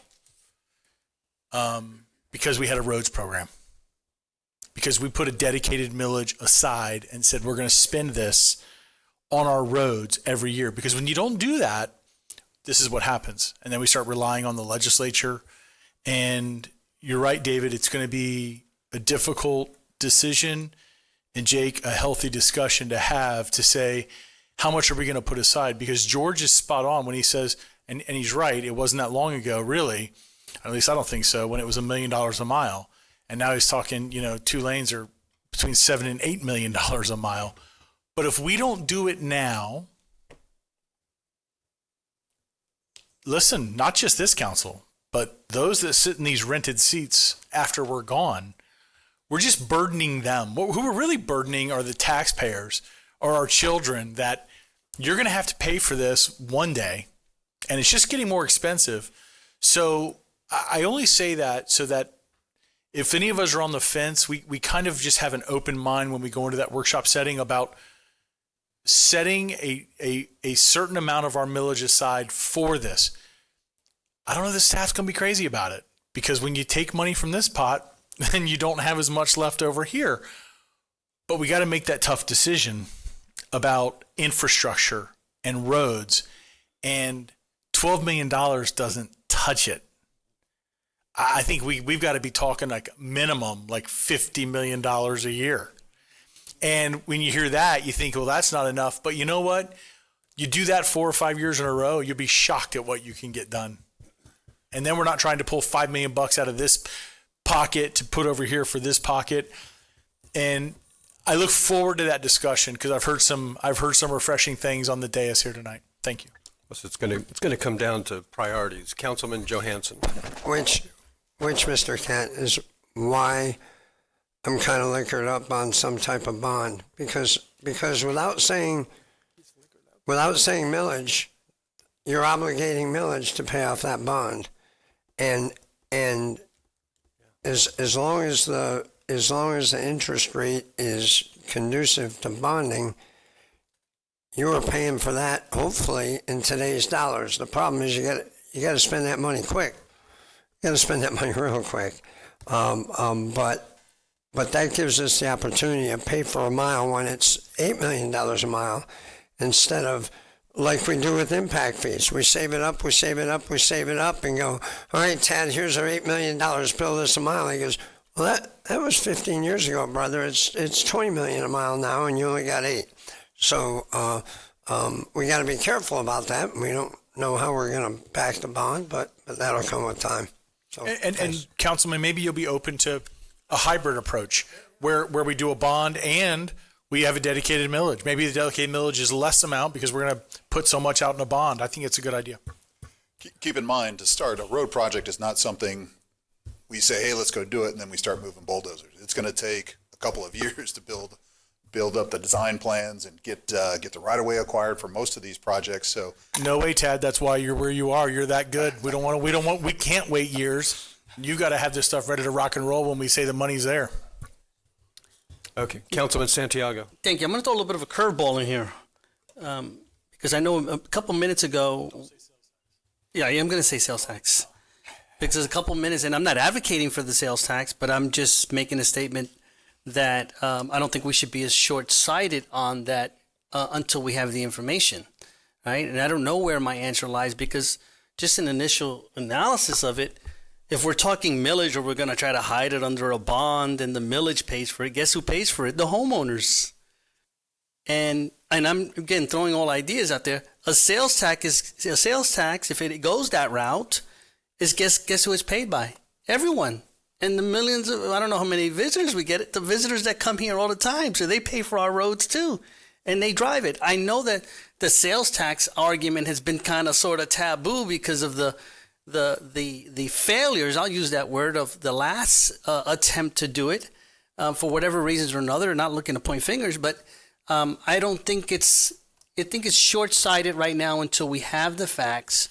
I'd rather have staff saying, well, if we do bonding and do millage, this is who pays for it. This is the amount. If we do sales tax, this is the amount. This is who pays for it. This is how it affects local residents. So we shouldn't be confined to not looking at all the options until we have the data. That's, I think, the best approach. And again, maybe it's a hybrid of different things. And if we go down, if there's support to go down sales tax, then we got to figure out what were the mistakes of the past. And I think a lot of that had to do with communications, maybe, and address those if it goes down that path. So again, not advocating for it, but just I don't think we should eliminate it. I think we should hear the data. Thank you, Mr. Chair. Councilman Johansson. I'm just one question to be asked. No, let's let it go for now. I'm looking forward to the workshop. Next item. Thank you for the presentation. Okay. We have 2 members of the public that would like to speak to this before we make a final decision. First is Keith Jester.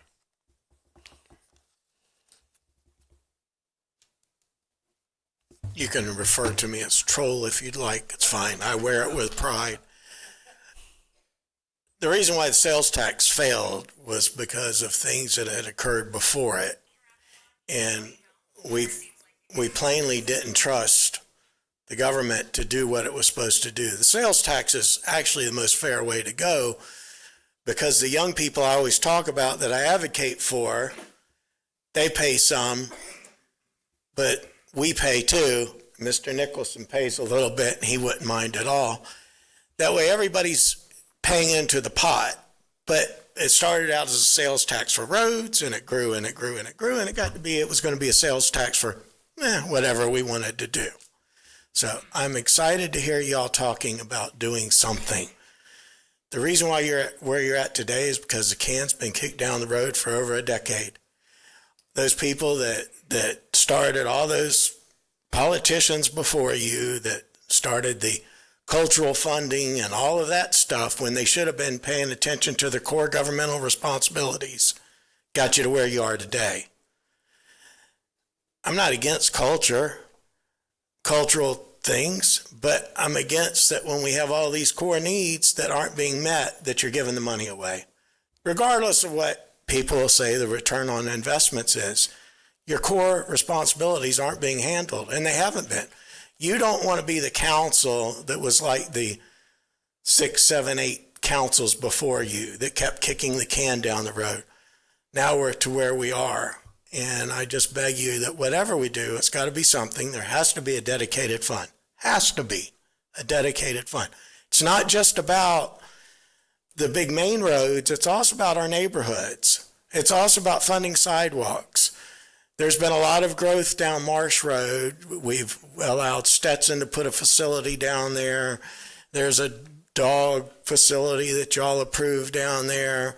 There's ball fields that DeLand has down there, and certain times of day, that road gets real busy. That's just one of many.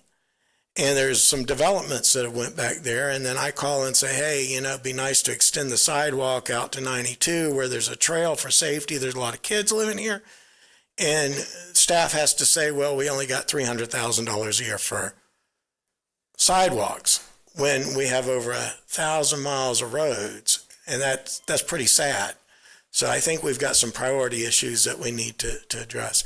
I'm excited that you're talking about it. The fact is when we have well-built and well-designed roads, and infrastructure. It benefits everybody. Everybody benefits when you do your job well in this area. From the businesses that want to come here that are able to Thank you. get around to the citizens. Thank you. John Nicholson. To promote the sales tax.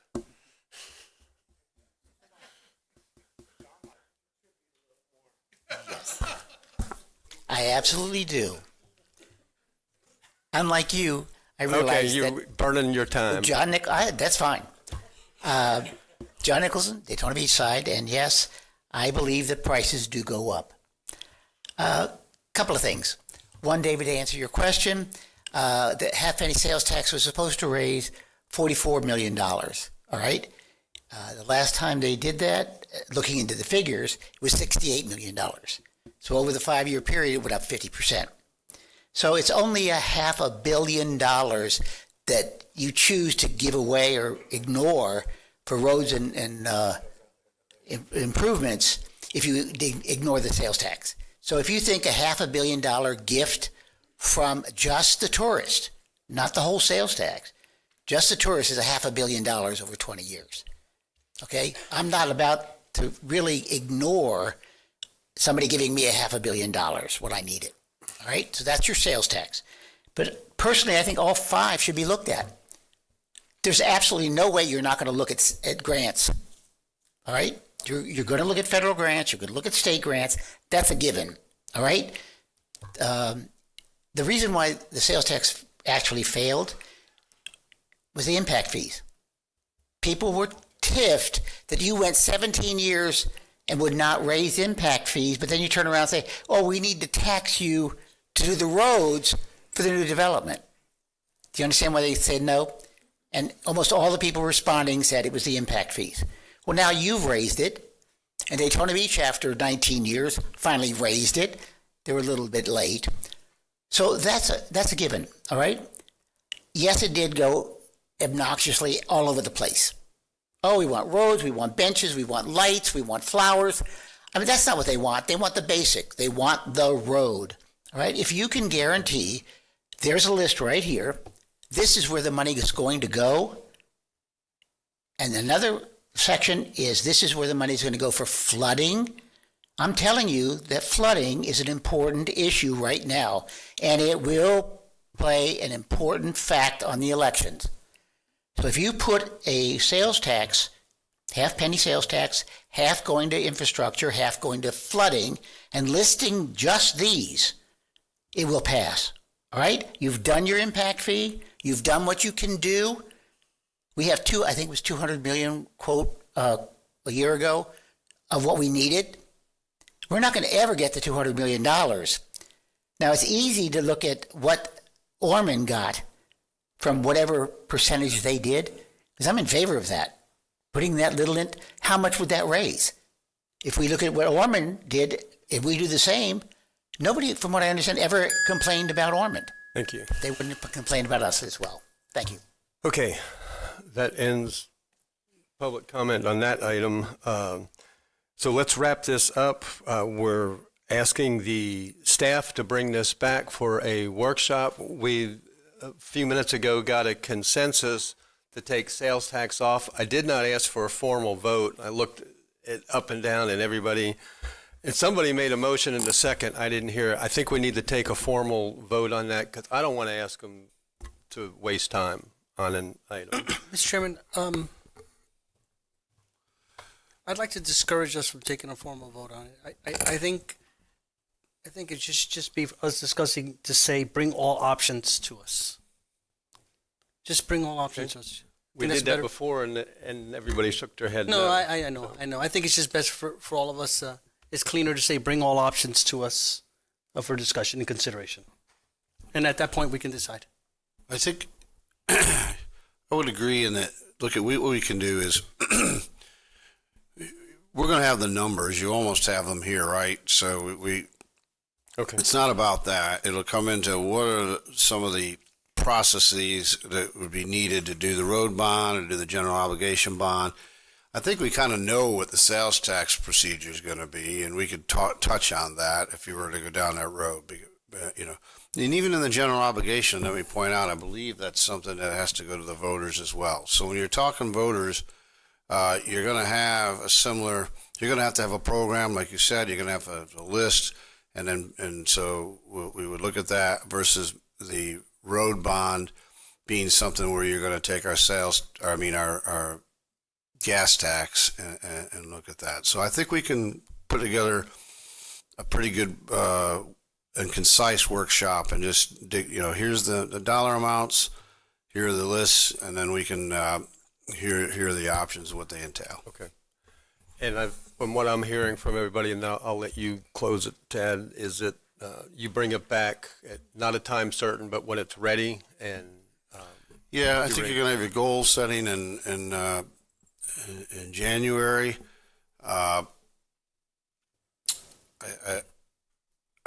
You're going to have, I think we ought to touch on other stuff with that and then do the roads maybe right thereafter, maybe in February, if that works. Okay. Anything else? Nothing to add on that. Okay. All right. Thank you. Item 5 is a quasi-judicial hearing on a proposed vacation of a portion of the map of Howe and Courier's allotment. Motion to approve. Second, Johansson. Okay, and then hold up a second.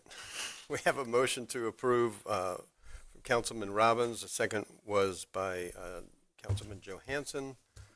Does anyone have any ex parte to declare? No, okay. None. I just needed to get that in.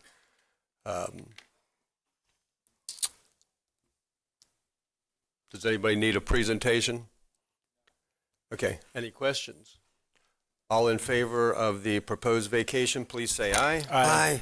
Any opposed? And it's approved 7-0. Item 6, ordinance 2025-16, small scale comprehensive plan amendment from the agricultural resource to rural future land use designation for a 1.01 acre property located on North Shell Road, DeLand. All right, good evening, Carol McFarlane, Planning and Development Services Director. Item 6 is a future land use amendment, and item 7 is an accompanying rezoning application. So with your permission, I'd like to do the presentation for both items at once. Then if we're going to, that's great to do it that way. Let me ask if there's any ex parte from it on that. And Troy's out of the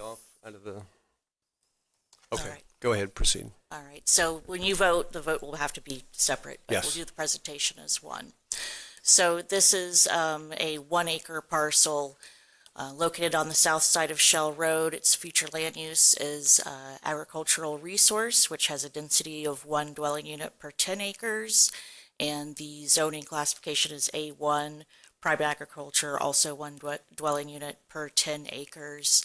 They are a non-conforming lot at 1 acre, so they're asking for a rural future land use designation, which allows density of 1 dwelling unit per 5 acres. It can go down to 1 dwelling unit per 1 acre under certain criteria in the comprehensive plan.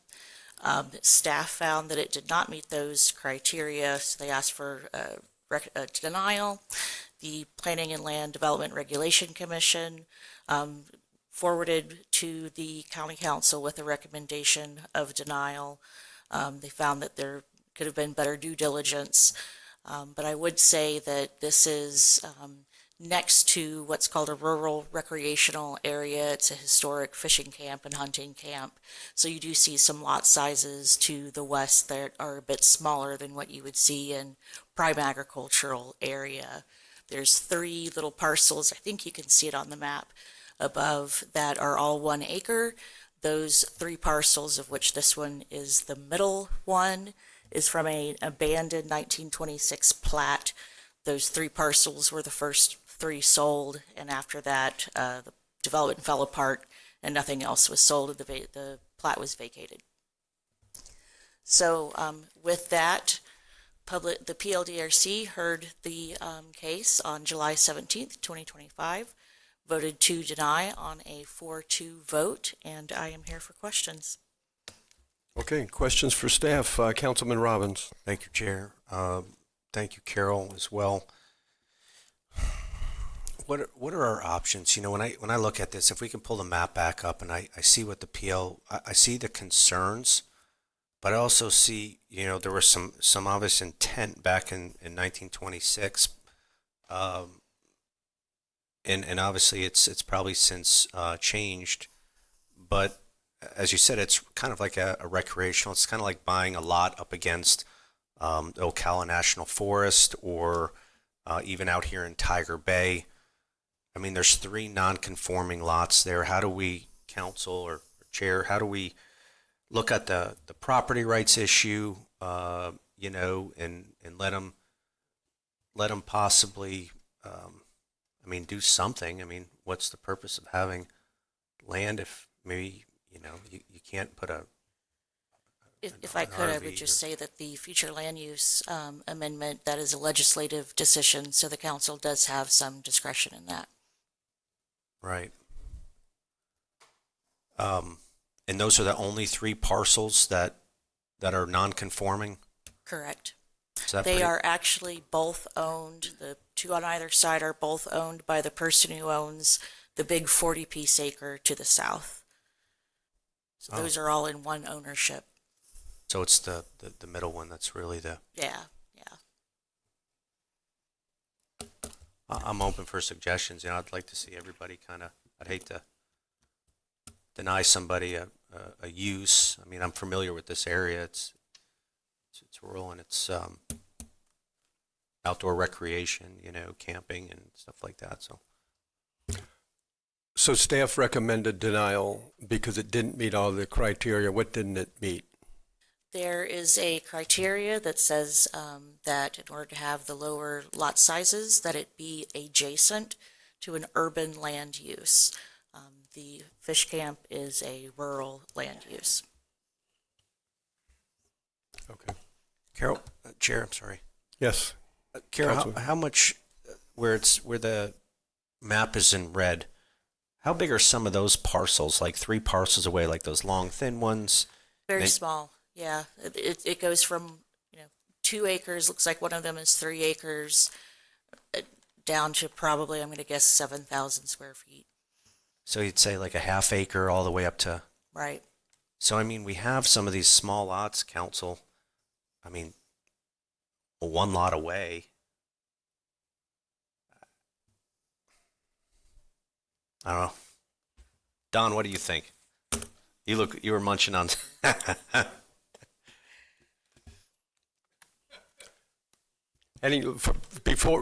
Before any other questions for Carol? Do you have a question for Carol? No. Let's do questions and then debate the. Okay, there's no other questions. So, Don, you didn't have your name up, but if you'd like to answer his question. I don't have any opposition to their request. I kind of agree with you, Danny. I'm kind of a property rights person, so I can make the motion, open it up, Don, if you'd like. Yeah, Council, I'll make the motion to approve ordinance 2025-16, the small scale comprehensive plan amendment. Okay, Councilman Robbins makes a motion to approve, and that was seconded by Don Dempsey. Councilman Johansson. Thank you, sir. I like the idea of getting the yes. I talk about that all the time, but I also stress the importance of personal responsibility. And this lady or gentleman, this person bought this property, and now is trying, as I understand it, to make it fit his needs, which had no future land use of those needs. If we go down this road, and I have no problem going down this road, but we can't stand on our high horse in 3 weeks and go, the zoning doesn't say it can be that way, and therefore we can't do it. If we're going to have latitude, we got to have latitude on every every time, and we don't sometimes. I like getting the people where they go. It looks like it's out in the middle of nowhere with a lot of things just like it right around the corner. But I also have a personal responsibility piece. Know what you're buying and know what you can do with it and know what you can't do with it. We've run into this before, so I just caution us if we go that way. Thank you. Councilman Robbins. Thank you, Chair. Carol, do you have the language in plot description from back in 1926, what it says? I do not have that in front of me. I have looked at that plat. It's a very standard one-sheet plat. What would you be interested in? But was it acceptable back then? We didn't have zoning back then. I know, but would it have been? I mean, it's obviously broken down into boxes, so obviously it was conforming or fitting for that time. I know it was 100 years, but Yes, I those just wanna 3 give us- parcels are whole lots from Okay. that plat. Thanks. Question for Councilman Mr. Chair? Santiago. Question for Danny. Just wanted you to help me tie your argument on the question that you just made to staff, if you don't mind, because I'm on the fence. Can you help me understand your argument and your point that you just made and how that pertains to us approving this today? Well, if you look at the other map here, it looks like they made this whole, that was the direction that they were going, were these small non-conforming lots back then, and these ones carried over somehow or got left out.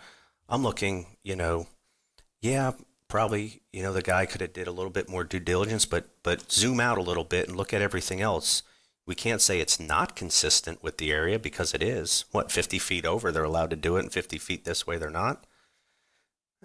You know what I mean? I see a consistency there. Like Jake said, I just want to get somebody to a yes, Can I ask another question, Mr. Chair? Oh. Yes, and then, are you going to help us with this? Yes, sir. Go ahead. I'll wait. Yeah, Ray Tyner, good evening, everybody. When Carol was doing her presentation, she was talking a little bit about extra comprehensive plan criteria that staff felt at the time wasn't consistent, or your planning board did. Now that is being adjacent to urban, right? It needed to be adjacent to urban, so that criteria was not met. But however, as Carol pointed out in the presentation, it's actually not rural next to it either. She talked about the different lot sizes, and some of them are pretty small. So as a legislative matter, you could probably make that determination that it is adjacent to an urban type use. Question, Mr. Chair? Yes. So where would be the closest urban type use? Is it that pink area? Is that what you're suggesting? Yes, sir. Okay. Yes, sir. Okay. I'm ready. Okay. Councilman Kent. So we, the 7 of us, have served together coming up on 3 years, and what I find interesting is I'm sitting here and some things are pretty predictable, and I like that because I'm learning about you gentlemen and where you stand on things. And Jake wants to get to a yes, and I appreciate that. And Danny, I have found is usually the one who is trying to explain to us why we need to change the rules that we have in place. And I have historically been that guy who's like, this is what the rules say, this is what you're going to do, and you knew what you were buying when you got into it. So Jake, I'm with you on that. And Danny, I want to also be like Jake with this and say, let's get to a yes, but I'm leaning more towards a no on this one because you knew what you were getting when you were buying it. And when does it stop? When do you say, okay, so you're 50 feet away, but why not? What's wrong with 500 feet away? It's only 500 feet, 1,000 feet away. It's only 1,000 feet away. Like, when does it stop? So I'm kind of big on, we have rules in place for a reason. Let's follow those rules. That's where I am. Thanks. Thank you. Councilman Dempsey. Well, maybe I can get you back over, Troy, because it's, it ends when you say it ends. When this dais says it ends, whether it's us or the next council or the following councils. I mean, this is out in the middle of nowhere. I don't see the harm in this. I agree with what Danny's saying. Moving, so many feet over from an urban type of setting already, I don't think it's that big of a deal. If none of us are that smart that we can sit there and make these rules, and these rules are always the correct ruling, no matter how they're applied. We are not dealing with a one-size-fits-all set of rules that applies in every scenario. Rules are subject to interpretation, and there's always exceptions to the rule.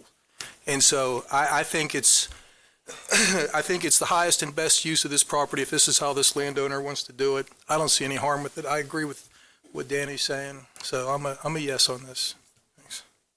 Okay. I have another question. Sorry, I know we're past questions, but this discussion has made me think of Daytona Park Estates. So I'd like to ask staff, is Ben here? Does anybody, George, are you aware of, I'm thinking about, George is not here. Suzanne. I'm going to hope that Tad or Ben are listening and are on their way into the, because I think you're going to ask about road maintenance and how does he get to access in the, this is the county area on going to have Shep- to maintain the road, which becomes a nightmare at times? What about sewer? I don't think we have septic any systems? sewer, but there would be septic. Carol, do you have any information on the condition of Shell Road currently?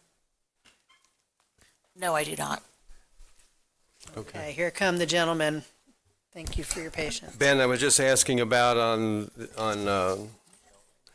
item 6, the Shell Road. If this is approved, how does it affect does it obligate the county to maintain his entrance road for him? No, typically in these situations, the entrance road, if it's not to a county, if they're not building it to a county standard, then we have them file a notice to future owners that they're obligated to maintain the road in perpetuity. Okay. To a minimum standard that allows fire department access and things like that, if they don't want to build it to the county standard. My concern is I've seen that happen a lot of times. I think that road's maintained right to the Yeah, fish well, camp. Shell Road is ours, yes. Right. Shell is ours. I thought you were talking about if there was an access road coming off of there. But yes, Shell Road is ours to maintain. We maintain that road currently. Okay.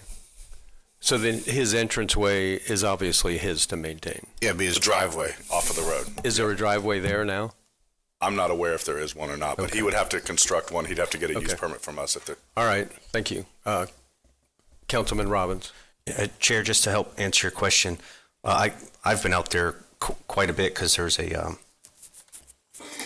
boat ramp right at the end. It's kind of like that old fish camp there, and that road is, God Almighty, it's actually a very well maintained road. It's super wide, washboard at times, but that's standard with a Shell Road. But I wouldn't see any issue. There's no access issues there, and plus two, I believe that's part of the forest, one of the forests there, and they log it quite a bit at times and do controlled burns. So you can get equipment in and out of there. I'd say there's no emergency issues. All right, we have two members. We have one member of the public that wants to speak on 6 and one on 7. Gerald Lewis. Gerald, are you still here? I'm afraid that if I don't have you speak now, you might not. If we don't approve this, then 7 dies. So you can come up first, and then John Nicholson also wanted to speak on this item, and then we'll proceed with a vote. Gerald Lewis, DeBerry, Florida, and owner of the property. Okay. I'm just hoping that it does swing in my way. When we first looked at it, we were looking at the idea that it would be a difficult situation to turn it over because of the two other lots. At the time, we didn't know that it was owned by the larger individual that owns all the property there. But still, it was close to the existing residents, and we felt that at this point, I did not know that there was that much of a challenge with the conforming aspect of it. I thought it's a piece of property, it's an acre, I think it was a lot more than most of the other area, other lots in the other portion or the fish, camp area. I thought it would, it's going to be our residence, for the future, so I didn't think it was going to be that much of a major problem at that point. But again, it is what it is. I hope that, we can, work it out because I'd like to be able to build on that on property for my wife and I. But it is what it is. Thank you. Okay. Thank you. John Nicholson.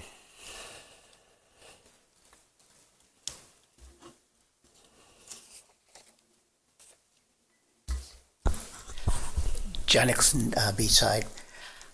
Looking at the maps, I like the idea of existing future land use map, proposed future land use map, both yellow, except for this property.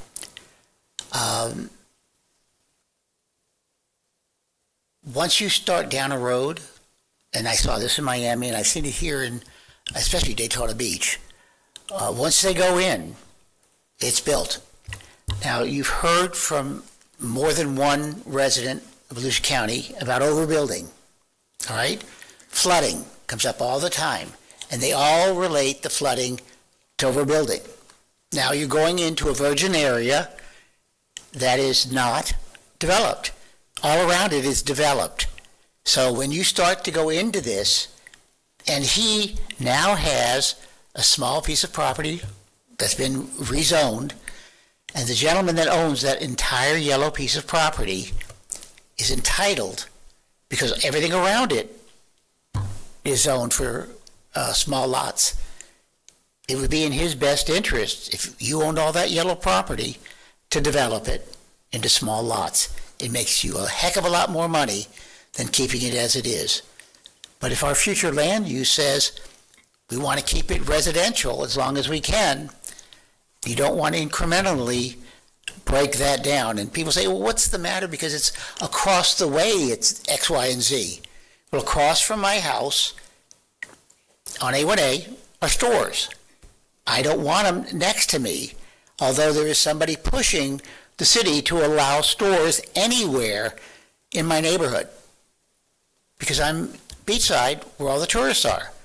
So they want shops and whatnot right next to my house. They wanted parking for motorcycles for a mile either direction from Main Street.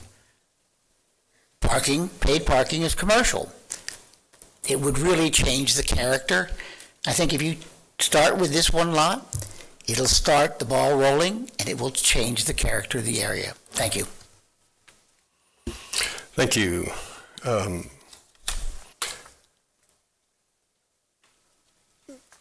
Council, I'll just say this, and I've been sitting on the fence too. I hear the property owner, and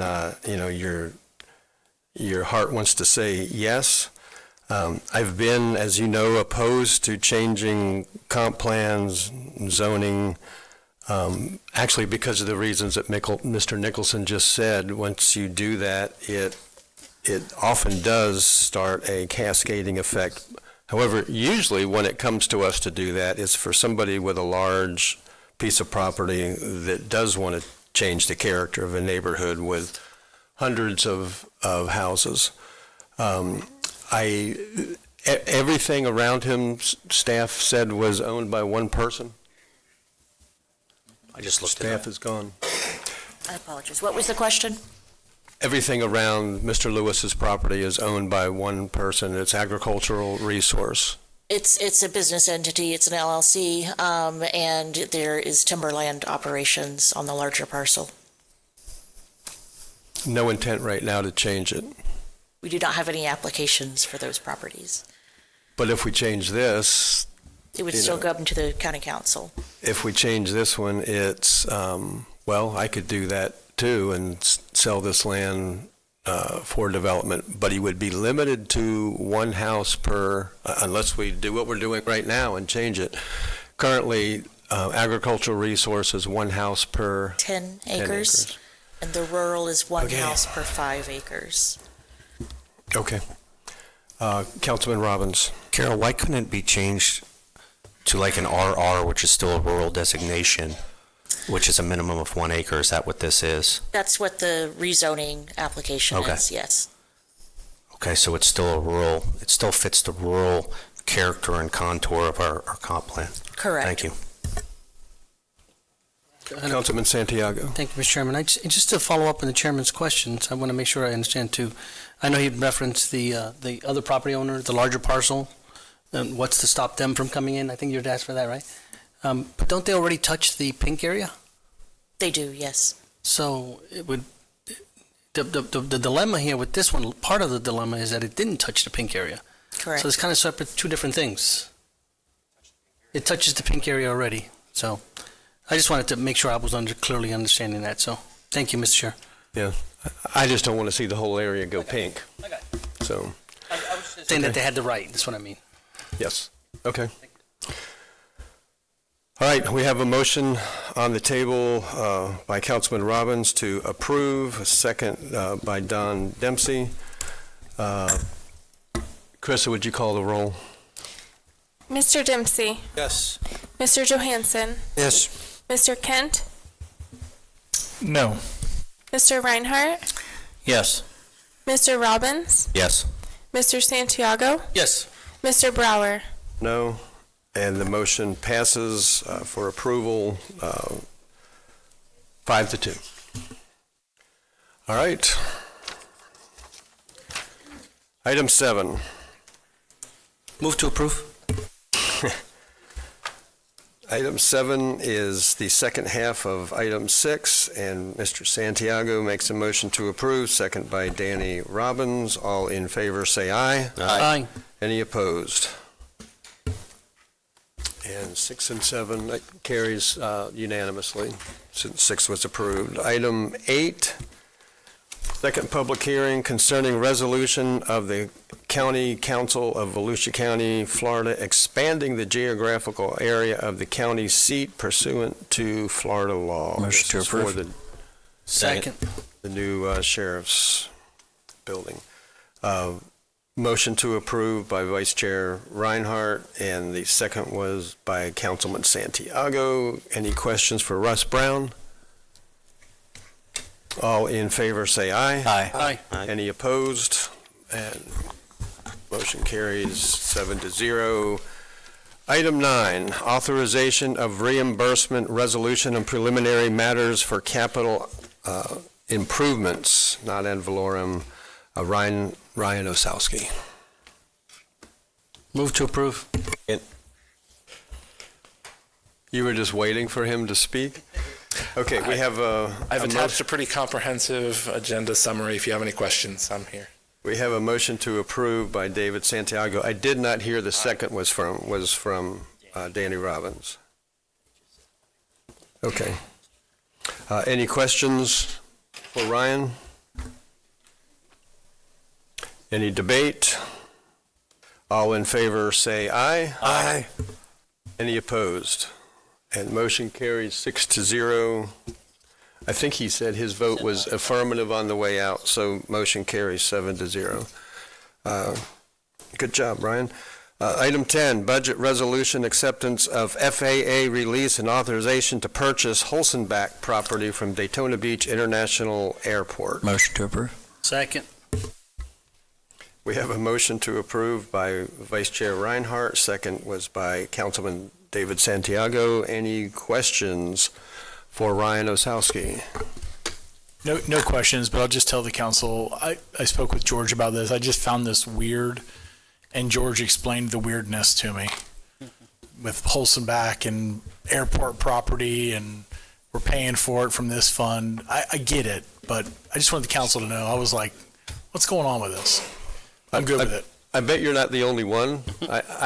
Ryan answered the question for me. That weirdness is exactly why we're here with this item, to try to put an end to that weirdness. Yeah, it saves us money, was the bottom line for me. Out of the general fund. Yes. And gives the airport some capital funds it can use as well. Yes. You're welcome. Any other questions? Debate? All in favor, say aye. Aye. Any opposed? And that item passes 6-0. We'll get Danny's vote on item 10 when he comes back. And we have item 11 is an appointment to the Sunrail Customer Advisory Committee.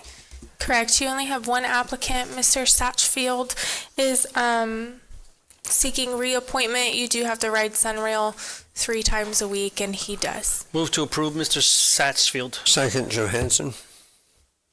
David Santiago makes the motion. The second is from Councilman Joe Hansen to reappoint Mr. Satchfield. Any questions?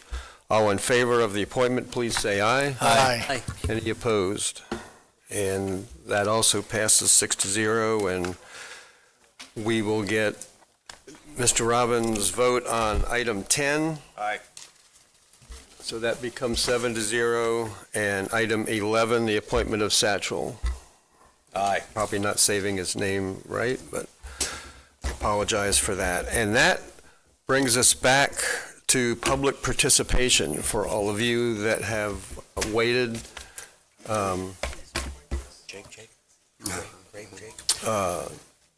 I'm going to do what I did before and call several names so you can come up and get ready.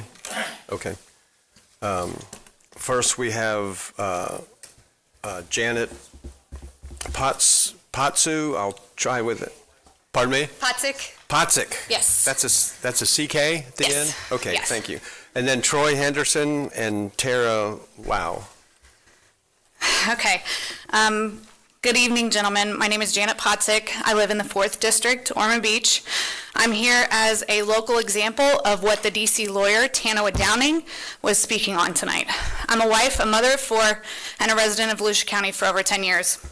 I'm also a homeschooling mom and have directed multiple homeschool co-ops here.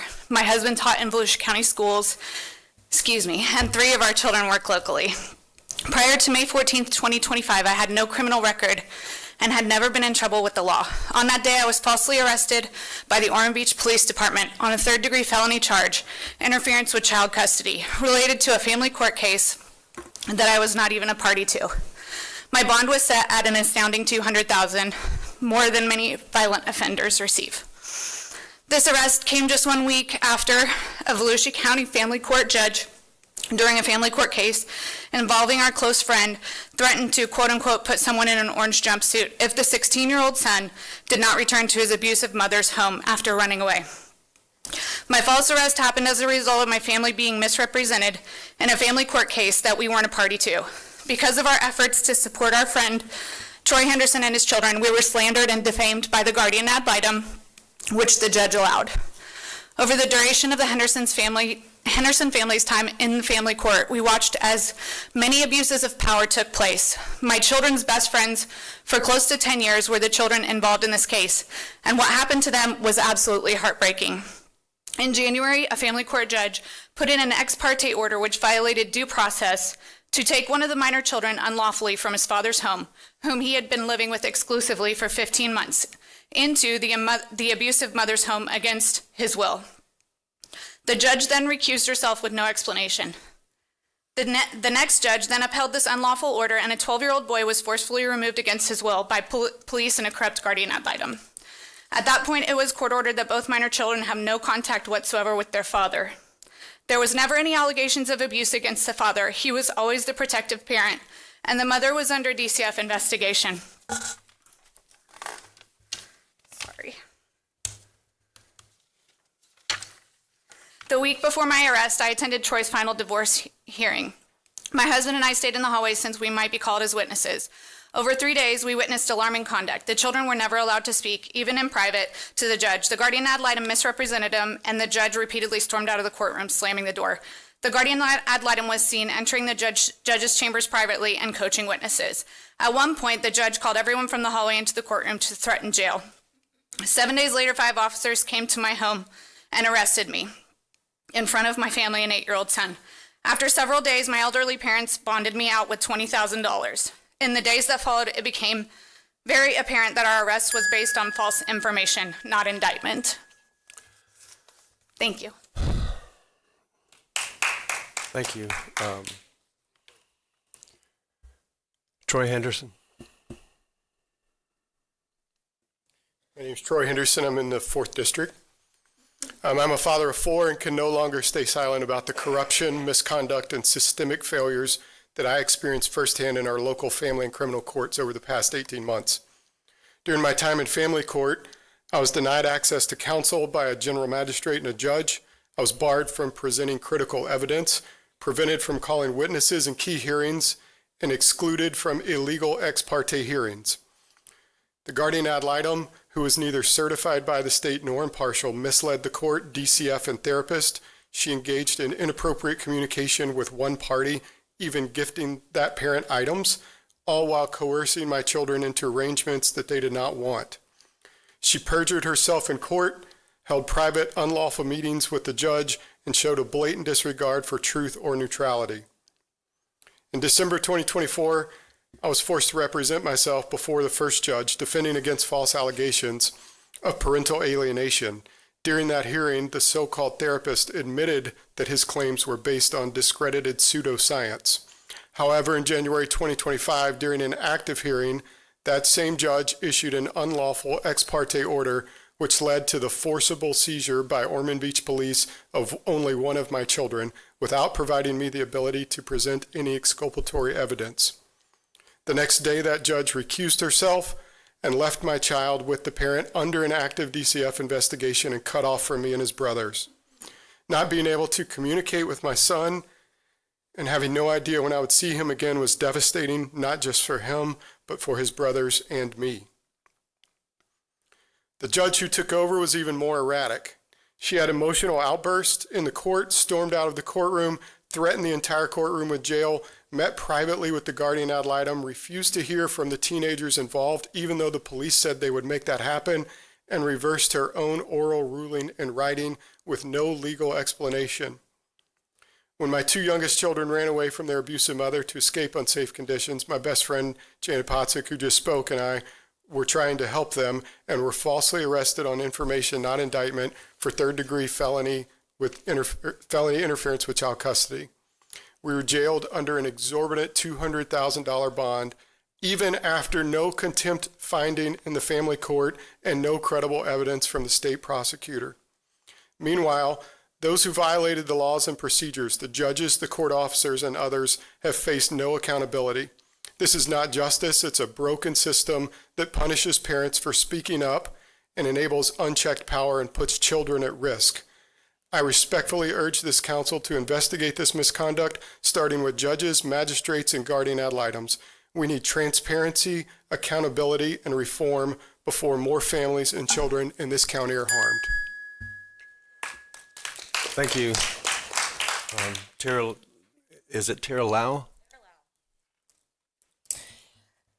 My name is Tara Lau, and I'm speaking as a mother and a Volusia County resident for my family and others across the 7th Judicial Circuit whose trust in our institutions is breaking down. Families here are being silenced, retaliated against, and denied due process. Court-enabled abductions and school restrictions are happening with no hearings, no evidence, and no accountability. The systems meant to protect our children now protect themselves. In my case, I was indefinitely barred from my children's school in Volusia County, no notice, no hearing, cut off from my child's IEP process, stripped of rights guaranteed by law. When I sought relief, I was blocked from filing, and I'm now labeled vexatious, while my children were taken and returned and taken again, no abuse, no neglect, then placed under the control of a documented substance abuser.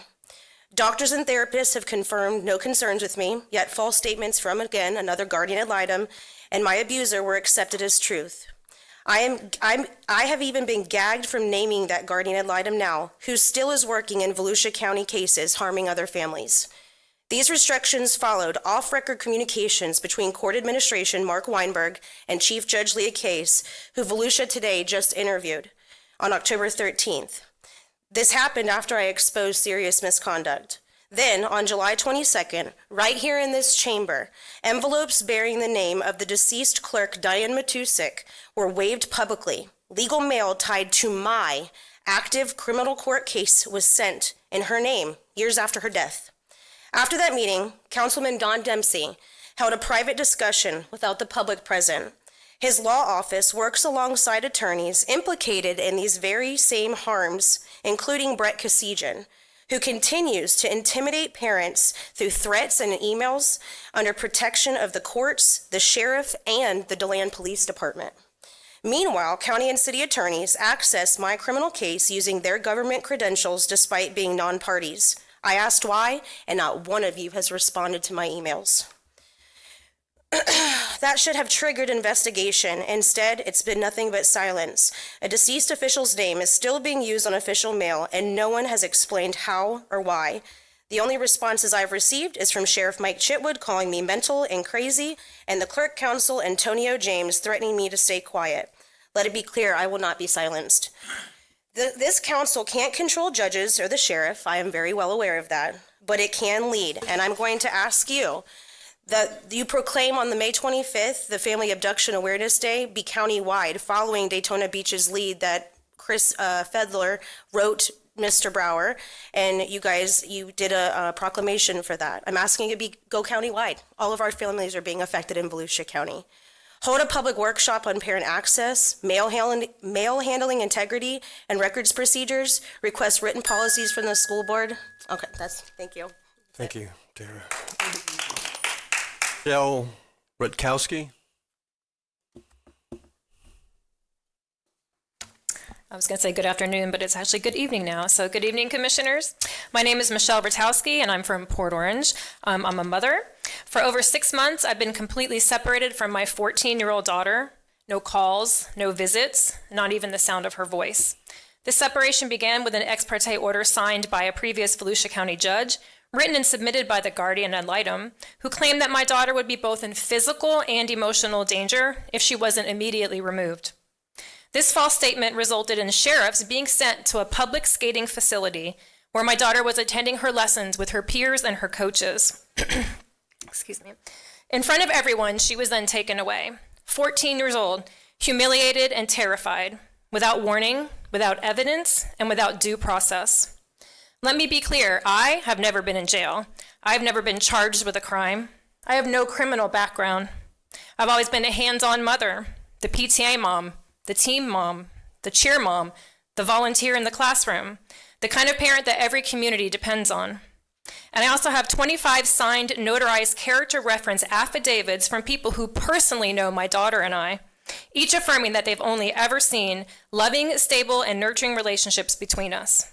Yet despite that, I've been erased from her life, not because of evidence, but because the system allowed one-sided decisions to stand with no oversight or accountability. This has shattered more than just our bond, it's affected our entire family. We've lost both of my parents, which are my daughter's grandparents, just months apart, June of 2024, and then most recently, February of 2025. Then only weeks later, April 16th, is when she was taken with no contact allowed at all. Our family has not been able to grieve together, to support one another, or even to comfort her through that loss. Her little cousins ask me, where is she? Every time they ask, when is she coming back? And I have no answer. In Florida, parents have constitutional rights to raise our children and to be heard before those rights are taken away. Under Florida Statute 6113, all custody decisions must serve in the best interest of the child, and that also includes maintaining a loving relationship with both parents. When those protections are ignored, and when taxpayer-funded professionals profit from conflict instead of reunification, the system itself becomes abusive. This is not just my tragedy, it's a public issue. Your tax dollars are paying the salaries of these judges, the guardians ad litems, psychologists, and attorneys, while children like my daughter suffer the emotional consequences. We are asking this commission to take notice, to investigate how county funds are being spent, and to ensure that families are being helped, not harmed. I'll never stop fighting for my daughter and for every child in Volusia County who deserves to be reunited with a loving parent. Because right now, the people paid to protect are the ones destroying our families. And while they go home at 5 o'clock, my daughter goes to bed each night without her mother. Thank you. Heather, is it Bent or Bendel? Bendel. These are my 4 children. My name is Heather Bendel. I am a mother of 4, a certified public school teacher in our state, yet I am blocked from even speaking to my children. On August 13th, 2021, under fraudulent orders lacking any lawful jurisdiction, 3 of my 4 children were unlawfully transferred from Illinois to Florida by Illinois Circuit 19, despite me holding sole legal custody at the time of the transfer. In 2023, my oldest daughter was then dragged down here against her will. Then came to find out I had the only legal custody of her. The transfers did not comply with UCCJEA rules. This was not a lawful relocation. This was state-enabled child trafficking under the color of law. Since arriving in Florida, the corruption has deepened.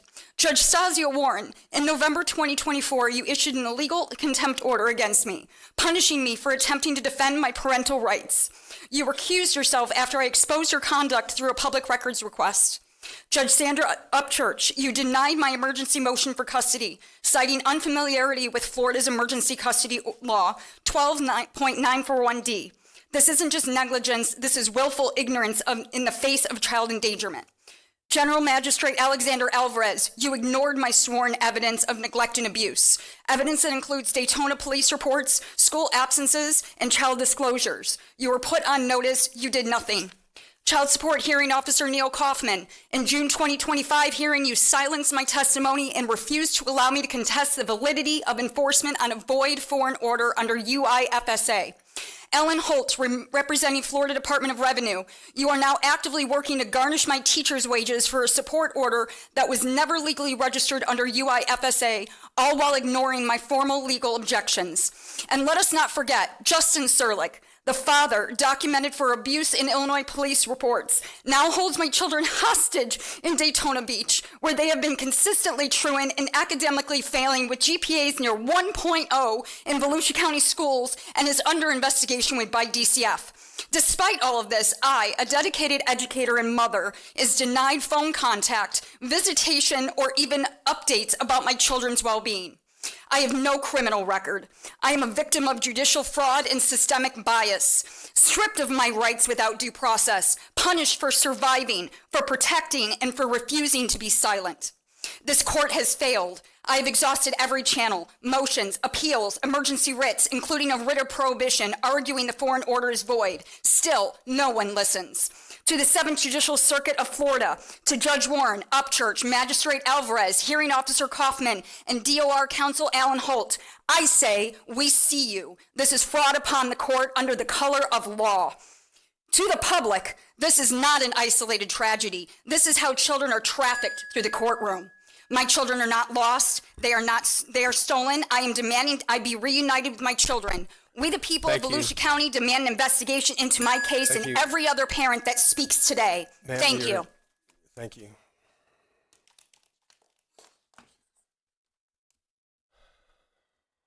Dank? Dank, you're next. No? Oh, Dana, what's your last name is? That's what I was going to say.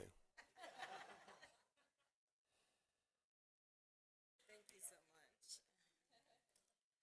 So, good evening, commissioners. I'm here to ask you to take a stand for survivors of domestic violence and demand accountability in our family courts.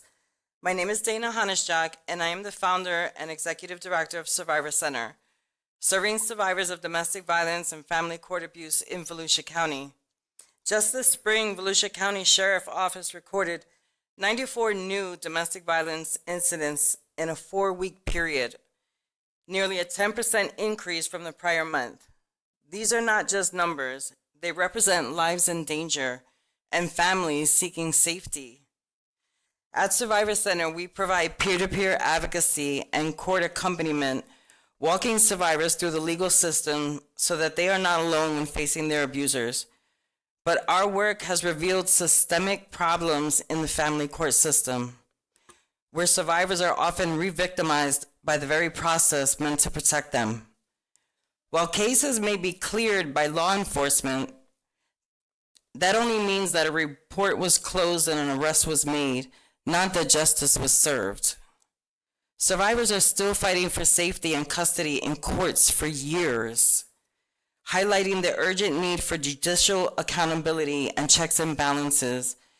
We are calling for a formal investigation into the family court practices and support for expanding advocacy services. Together, we can ensure that the survivors in Volusia County has access to safety, fairness, and hope. Let's make justice possible. As you know, it's Domestic Violence Awareness Month. Let's stand with survivors and their children. Thank you. Karina Pilati.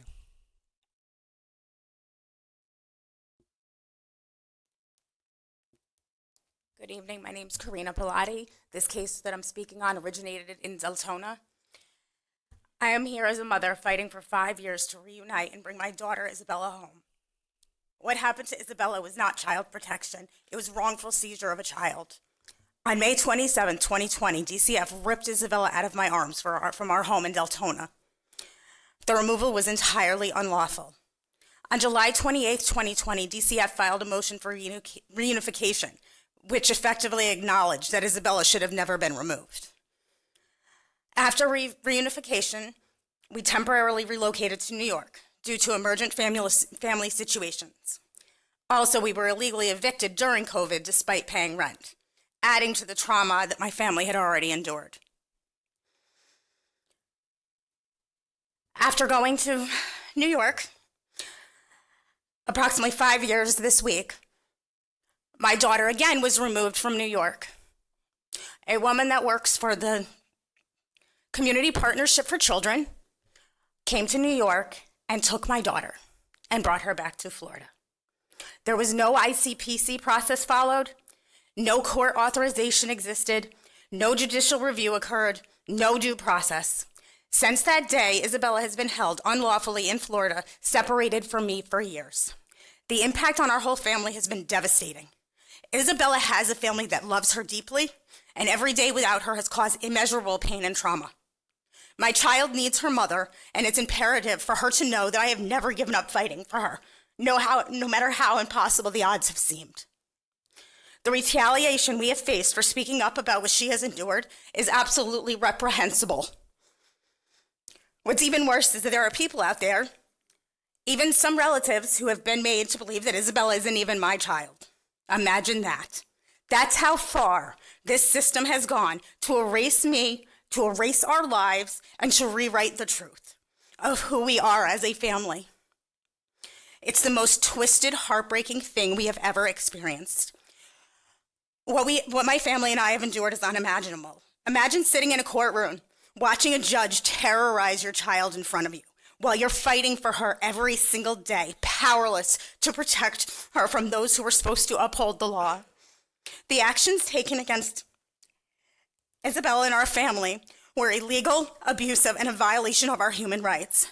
I am here to request that this council recognize these serious concerns and support a full investigation into the role of local and private agencies, including Community Partnership for Children and the Helping Hand Inc.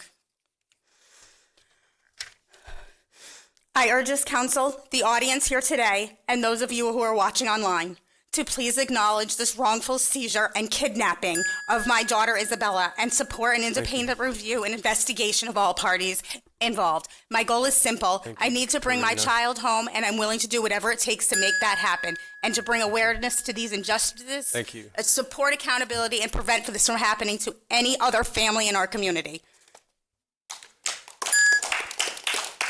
Jessica Saxton.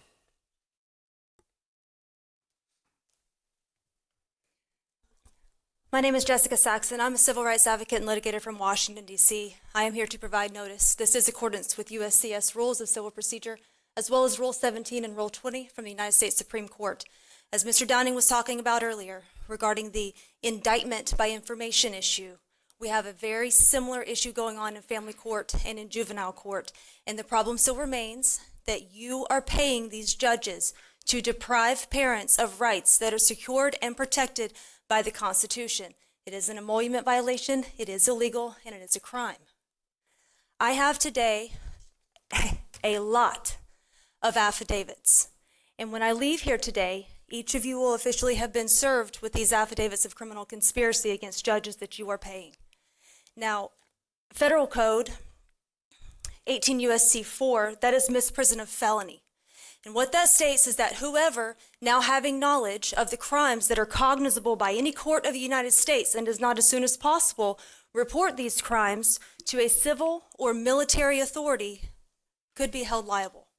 So I am here to provide notice. I will be filling out a service of process for each one of you in regards to every single one of these affidavits of criminal conspiracy. This is prima facie evidence of crimes that have been committed by the judiciary that you are paying in this county for unlawfully removing children from parents who have spoken here tonight, on your record in this court of public opinion. So I implore you to please discharge the duties of your office, because every single one of you also swore an oath to support and defend the Constitution. And you think it's funny? Sir, you think this is funny? Because I don't. It's disgusting what is happening. I don't know what you're saying Because I you wasn't don't care. laughing. I was Because you don't speaking. care. Because you How don't do you care. know- how do you know that? Because you Chairman? literally just told me Sure. that. Yeah. Because you literally just told me Okay. that you don't know what You I'm need to- saying. Ma'am, you need to direct your comments to the council. I've directed everything that I need to say at this point. You will be held liable if these are not reported. This is not my laws. These are our laws. I didn't create these laws. Durlex said Lex, the law is hard, but it is the law.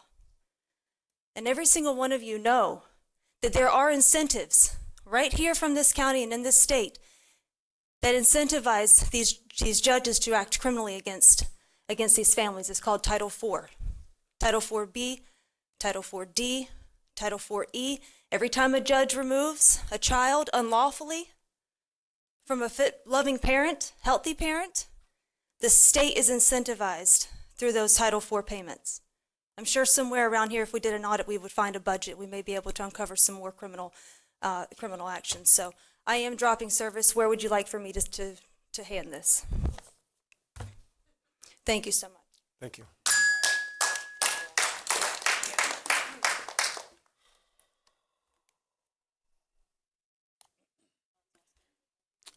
Okay, I don't see the next person, Catherine Pante. She She switched did, with but- Grace. Oh, she spoke for somebody else.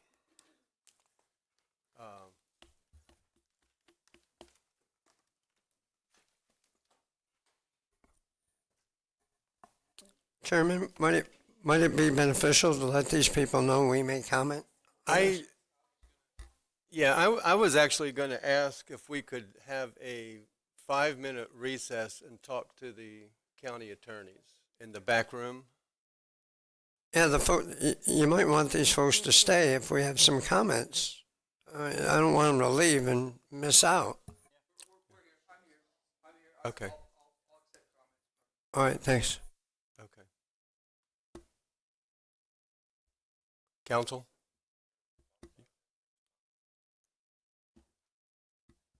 Okay. I don't know what we're going to talk about, because I don't know anything about this. So I'm not prepared to speak about anything. I'm going to ask some questions. That's all. Yeah. I I'm not am- prepared to talk about it. That's why I wanted to ask the council. Is it, um, yeah. For is some, it- I don't know if they were aware this was coming. Okay. Okay. Mr. Chairman, I got a suggestion. I suggest we maintain the decorum and the rules governing our meeting and continue as normally scheduled. I concur. We can talk about it in Closing council comments. comments, in closing comments. Okay. Tracy Parati.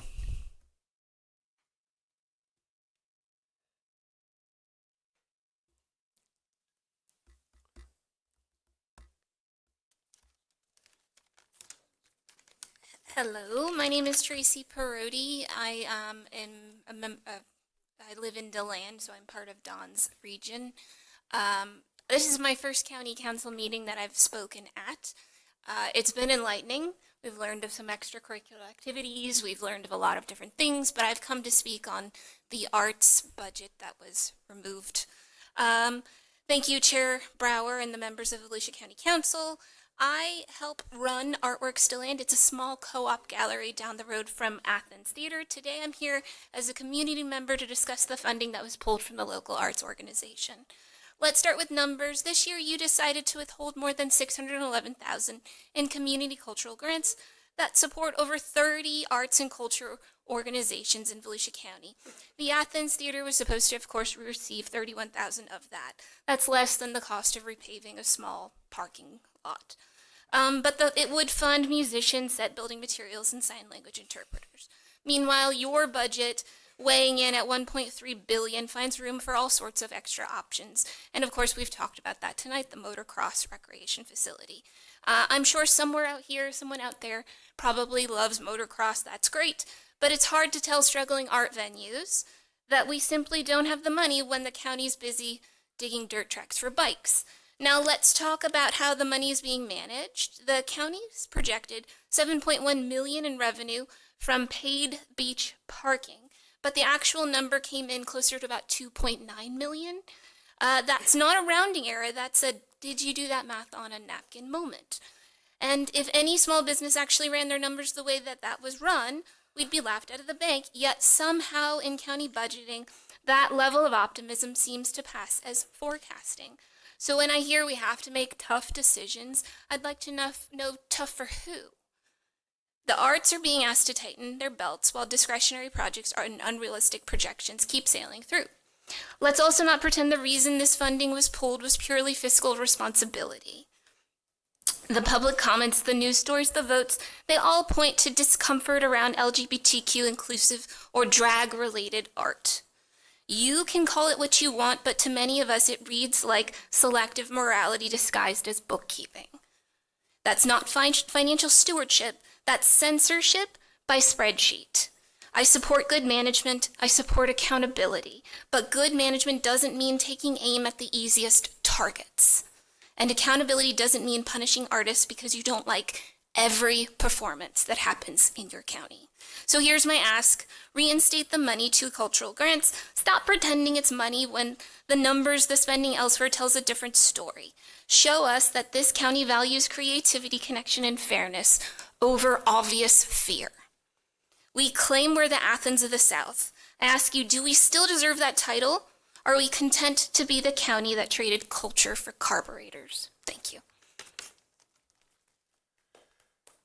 Ellen Wittermuth.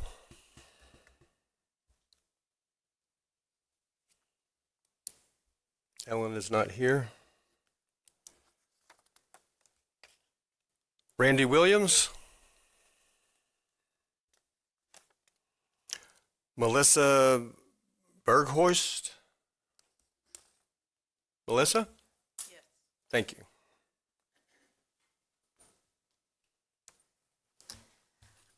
I'm going to introduce myself at every county council meeting that I come to. My name is Melissa Borghorst, and I live in District 1. And I'm here as a member of the Northwest Democratic Club, and I will be observing and then essentially reporting to my group about the activities that happen here. And that's all I have to say. Thank you. Thank you. Jennifer Coolidge. You'll be followed by Sydney Johnson, and Sydney will be followed by Fred. We'll get to him in a minute. Jennifer Coolidge. Thank you, and I want to start out by saying thank you for those that have called me back. Danny, thanks for calling me. I like to continue the dialogue. We want to continue the dialogue. Jake and Matt, too, for your support, and looking forward to the potential of more conversation around the importance of culture in our county. I would stress that culture is a core civic responsibility. And I think if we went back and looked at the letter that 19 councilmen, former councilmen, spoke in and sent to you, they stressed that point. And you, as stewards of our community, our well-being and identity, and working hard in very many areas. I mean, your job is tremendous. It is tremendous. But we are part of that cultural identity and part of the public good in the service that you can provide. Just as your parks, libraries, education, they all enrich civic life. This is not charity. I am a professional in the cultural industries in our area, and this is a good investment. that brings ROI back in unmeasurable ways, and measurable too, because we keep sharing the data about the money that comes back to our county when you invest in culture. The ROI of a public-private partnership that has worked in this county for over 36 years.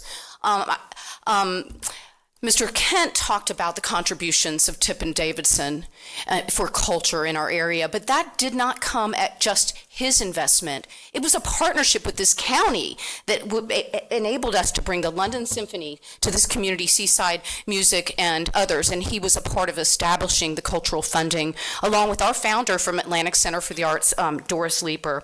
So I implore you to think further and think about the value that arts and culture brings, and also to consider that we've gone through a process. We've spent time, I've hired a grants writer. I'm not alone as an arts leader that spends money preparing these grants to present our best product. And then your cultural council vets it for high artistic quality and for public impact with the money we spend for our audits, so you know that our proposals are fiscally sound. I wanted to say that many of us are working at income-based models, and you'll have this invitation to join us for our ACA Live concert this Saturday. We're starting a new series, and Don, I know, I'm in your district. You know how hard it is to build a business model with entertainment. That's what we're trying to do at Atlantic Center for the Arts. And you all had a plan for a 3-year shift in how these grants would be working, so that nonprofits can figure out other ways forward. We want to work with you to find a way forward for the arts in our county. Thank you so much. Sydney Johnson. Sydney not here. Fred, is it Coulter? Yes. That's the one. It's obvious that you don't watch Daytona Beach meetings, which is probably a good move. Fred Coulter, 820 North Tuxedo, DeLand, Florida, right down the street. I also came here because of your actions last meeting with the arts funding, but it isn't the direction against the arts funding I'm here for. Half of you, when voting against funding it, said that we need the money in our roads and sidewalks. And this shows a fundamental flaw with budgeting here in the county that's also everywhere else that I've seen in government. I have over 20 years of governmental budgeting experience, both in Daytona and other places. And the biggest problem that we have as budget officers, by the way, I wanted to mention that I've heard nothing but good things about your budget staff, so this is not a hit on your staff, is that the elected officials do not adequately communicate their priorities to the budget staff when developing the budget. That's why this year's budget looks a lot like last year's budget, because they don't know what you like. And to do this properly, you need to do a deep dive on what the county does, everything it does. Look at every single program, determine its priorities. It's nice to think about the new ones. And most strategic plans, and I haven't looked at yours in detail, but normally they just look at, here's the new stuff we want to do. You need to look at everything, because the reality is you don't have more resources. You're going to have to cut something to do one of the new things. There may be things that you think we need to do that's higher priority, but it's going to require cutting something else. And the budget staff has no clue. They don't know what you think is lower priority than this new program.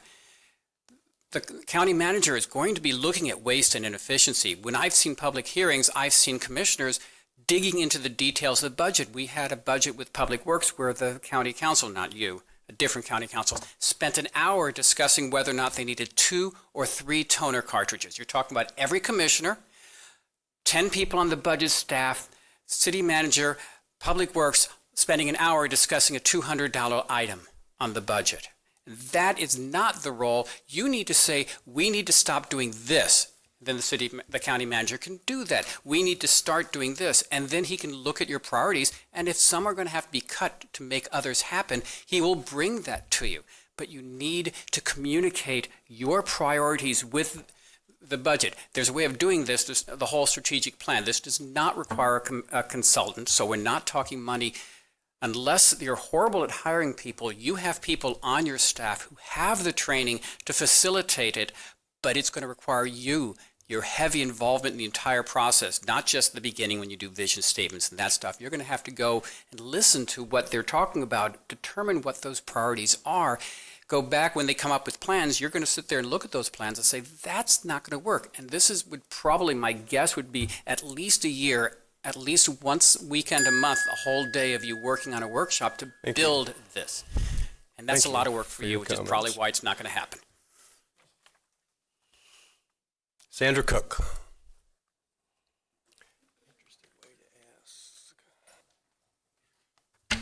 Good evening. My name is Sandy Cook. I'm the executive director and co-founder of Halifax Repertory Theater, which is a 501c3 nonprofit that's in Ormond Beach.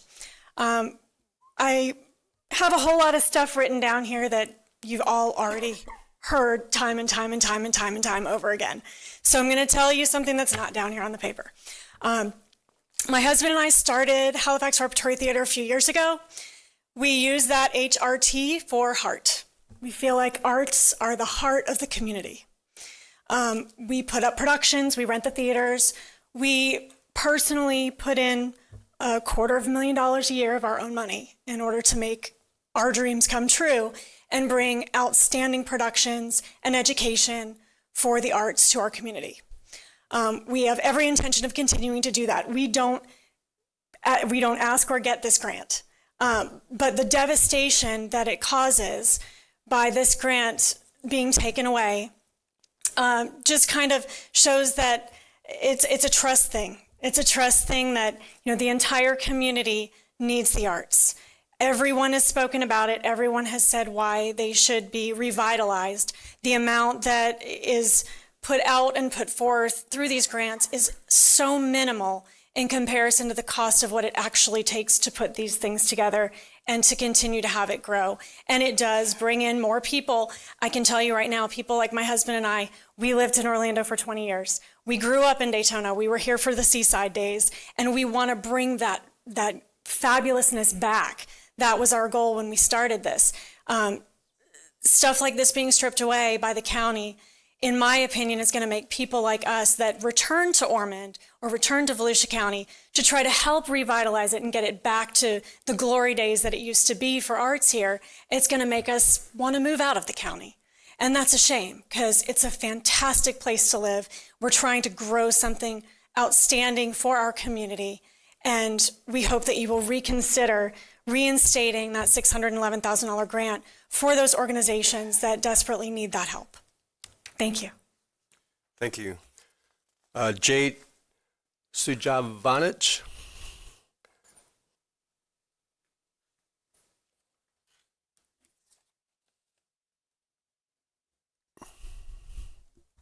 Jade Sujavanich. That's what I said. Speaking for my family in District 1, hello, County Council and officials. It's been a year. I was a little late on sending in the picture, so I kind of printed out one. Just a reminder of the flooding. I think I'm the only speaker who's speaking of the flooding. It's been a year and 10 days. In the picture, I actually wasn't here when it was this high and there was water over the road, which is an infrastructure problem. Thankfully, hurricane season this year has been quiet. And attending the county council meetings and then various town halls, I've learned about how the county prioritizes infrastructure projects. Like, for example, about, I think, 5,000 feet away, there's the Taylor Road project where water was over the road for about, I think, 10 days. And I think that's been on the radar of the county for a couple of years, so that's already in progress. There's been studies. But for properties which don't flood as often, or they've flooded for the first time, I know it's a slower process. So I just wanted the council to keep us in mind. We never know when the next hurricane is coming. There's, I think, 40 days left in the hurricane season. We're hoping, knock on wood, hopefully this is wood, that nothing else happens this year. Yeah, I've been researching how funds are allocated. Like, I saw the slide about the different funding sources, sales tax and everything. And I think one of them is CDBGDR, which is Community Development Block Grant Disaster Recovery. So I guess I need to email Public Works and then try to figure out like what the process is on that. Like, I've heard that perhaps there has to be multiple floods or something before that application process can move forward.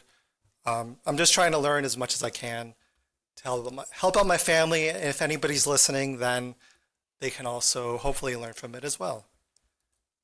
That's all I have. Oh, I am disappointed that funding was cut for the arts. That's all. Thank you, Jay. Michelle Utter.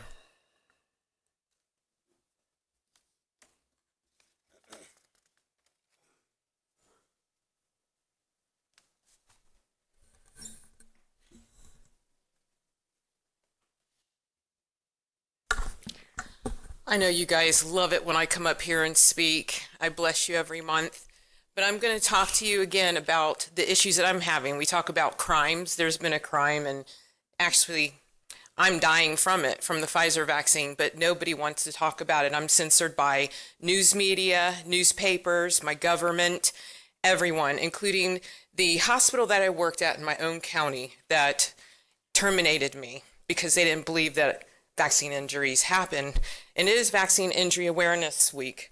If you want to know how my life is when you're running, doing CrossFit, martial arts, and you end up being on $15,000 of medicine, which I'm going to sit here because I've tried to make my point every week. In here is tubes that I have to load up in here every week for 3 hours. There's tubing, everything in here. This gets locked in here. I have to put my medications inside of here. I was healthy on vitamins. You want to see something? Here. I know the camera can't see all of that. Do you see how many medications I take? And that's without supplements. That's what I have to do around the clock to stay alive. Not only that, have to go overseas to be treated and get treatment because there is no treatment for me. I still am producing spike, which you're not supposed to, after 1,740 days. It's in my exosomes. There is no cure for me, and it's pushed me into cancer. So I'm seer. Without this medication, I can't walk. My immune system attacks itself. The only thing I can continue doing is speaking out to save future generations, but the problem is nobody's saving me. Out of all the money, that DeSantis, which I was on his round table, I'm being ignored by him, so he's a coward by not speaking to me. I just saw Latipo a few weeks ago. I'm tired of my life not meaning anything. Talk about crimes. Anyone that realizes that a crime has been committed and I'm dying because of a safe and effective vaccine that was supposed to be safe, that's not, that's killing me. Everybody knows what's going on and nobody is doing anything for me. I've lost my house and everything else. Jeff, you've helped me a lot. A lot of you have contacted me once, that's it, nothing else. Nobody else has helped me. If it wasn't for Corey Mills helping my disability and a few other things, very few people, but nobody wants to say, she's dying, she's lost everything, no savings, no nothing, but I have to live on medications just to come here so I can aggravate all of you because I need it to be heard. And I'm sure that they're not going to put me on nothing because nobody wants to hear me. Hey, Michelle. Thank you. Lloyd, you're next, and then Jennifer Morano, and then Kathy Thompson. And we have, I think, 8 people want to speak that we're going to try and cram into this last public participation time.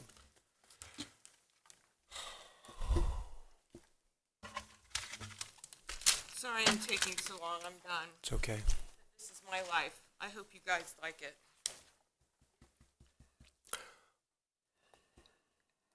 Lloyd Bowens. Thank you, Chairman Brower.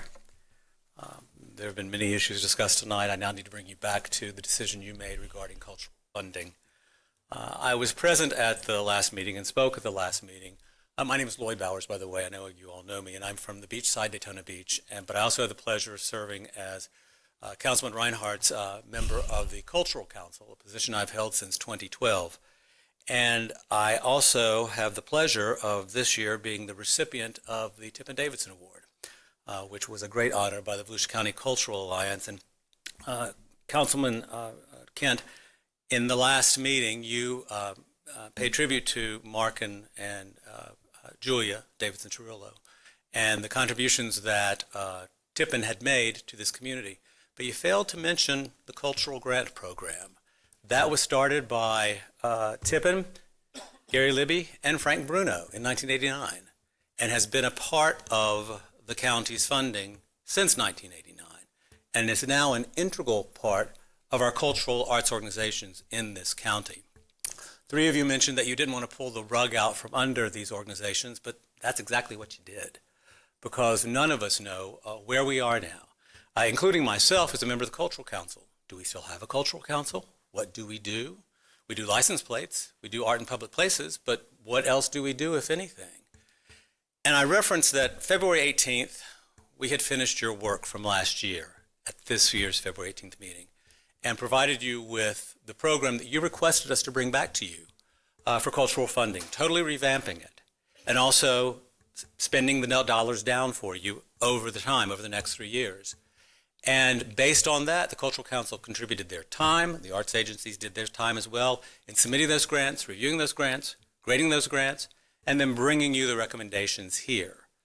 I felt that that would be an easy ask at this point because we did what you asked us to do, but you did not do that. And in fact, I'm not quite sure exactly what you did decide, but I did want to bring your attention to the comprehensive plan, because it seems to me that if you're going to do away with arts funding, and the comprehensive plan has to be a part of it. Mike, Mike and I have known each other for a long time. Mr. Dyer, if I quote this incorrectly, please let me know. But the comprehensive plan, chapter 18, is the cultural element which forms the foundation of the county's planning. And interestingly enough, got to get through this quick, 8.1, the goal, enrich the quality of life for Volusia citizens by increasing awareness of cultural opportunities in Volusia County and support those agencies that provide said opportunities. Policies, 18.1.2.1, the county shall recognize and support the cornerstones of Volusia cultural life. You mentioned MOAS, the Museum of Arts and Sciences, the Atlantic Center for the Arts, Museum of Art DeLand, and the major cultural facility for Southeast Volusia. I would ask you to please continue that, and don't forget the objective in 18.1.5, the county shall maintain the viability of cultural facilities by assisting the relevant organizations through an annual county budget appropriation dispersed as competitive grants to local cultural funds. Please honor the comprehensive plan, at least approve those this year. Thank you. Jennifer Morano, Kathy Thompson, Stephanie Mason Teague.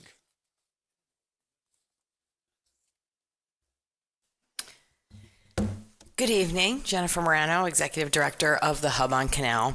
You have heard all the facts. We've tried to convince you, but the frustration comes from we followed your rules. We had 3 years, and instead of receiving any funds for all the work that we did, all the man hours that I took out of my day to go to workshops and to work to redo this grant, the other kinds of information that I needed from my education director, so we put her time in there.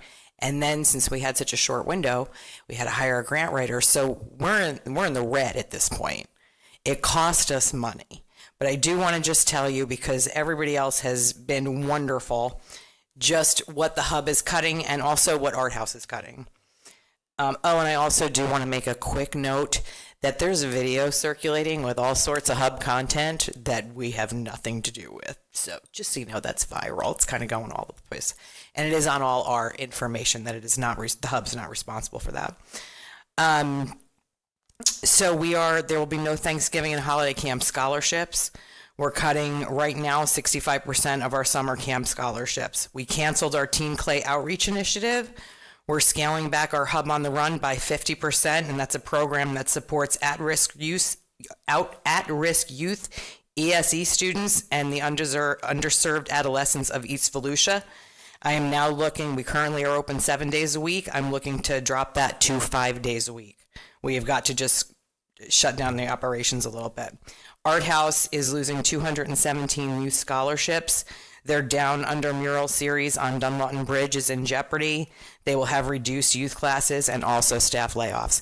And I did staff layoffs before all this started, so I'm already working on a skeleton crew. So I'm just asking you to reconsider, give us some time to make the changes we need to make. I've been doing this for 6 months, like trying to make changes, and it doesn't happen overnight. So I would appreciate the consideration of putting that grant back on. Thank you. Thank you. Kathy Thompson? Kathy Thompson, Ormond Beach, but I'm speaking for Daytona Playhouse in Daytona Beach. I left the last meeting early, but I left with hope and optimism that reason would prevail and that you would honor your stated commitment to the arts and cultural organizations that inspired so many of us to move to Volusia County and to remain here. I guess that was misplaced faith in you. We are not charities, and I'm tired of hearing you say that to us. We are not for-profit businesses, and we have been in a partnership with this county for 30-some years. We carry the majority of our expenses.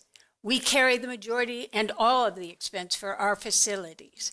You offer us some dollars that allows us to expand our programming and, most importantly, to ensure that we can economically serve the challenged in our community, our seniors, and our children. In good faith, we listened to you. We did everything you asked of us. We developed a 3-year plan that you said yes to, and then you denied it all. Honor your commitment, restore the grant in its entirety, and I would add, include the Sands Theater and Shoestring. They had no right to be bullied out doing nothing more than following the non-discrimination policy all of us are required to follow in Volusia. Stephanie Mason Teague? Okay. Lisa Nall? Keith Chester?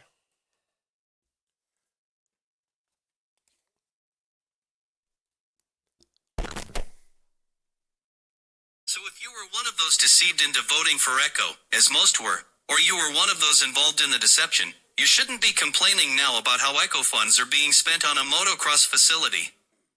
And I should say, if you didn't squeal about the mile after mile of woodlands that were chopped down and bulldozed over so recreational trails could be constructed out of petroleum-based asphalt material, you shouldn't be complaining now about the environmental impacts from a motocross facility that will be constructed out of mostly natural materials and on property that has already been heavily disturbed.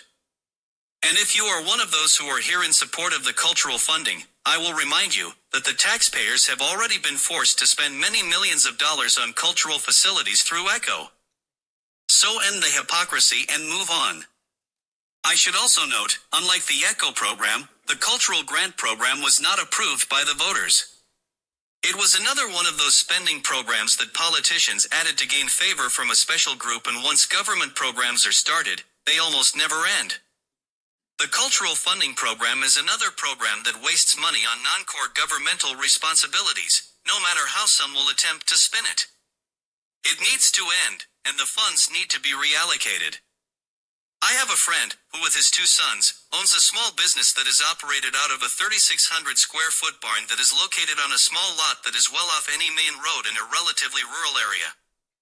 Their combined property taxes for the homes they built for themselves using sweat equity and their business location is $44,270 a year. I repeat, $44,270 a year. On the other hand, there are many who pay little, if any, property taxes at all.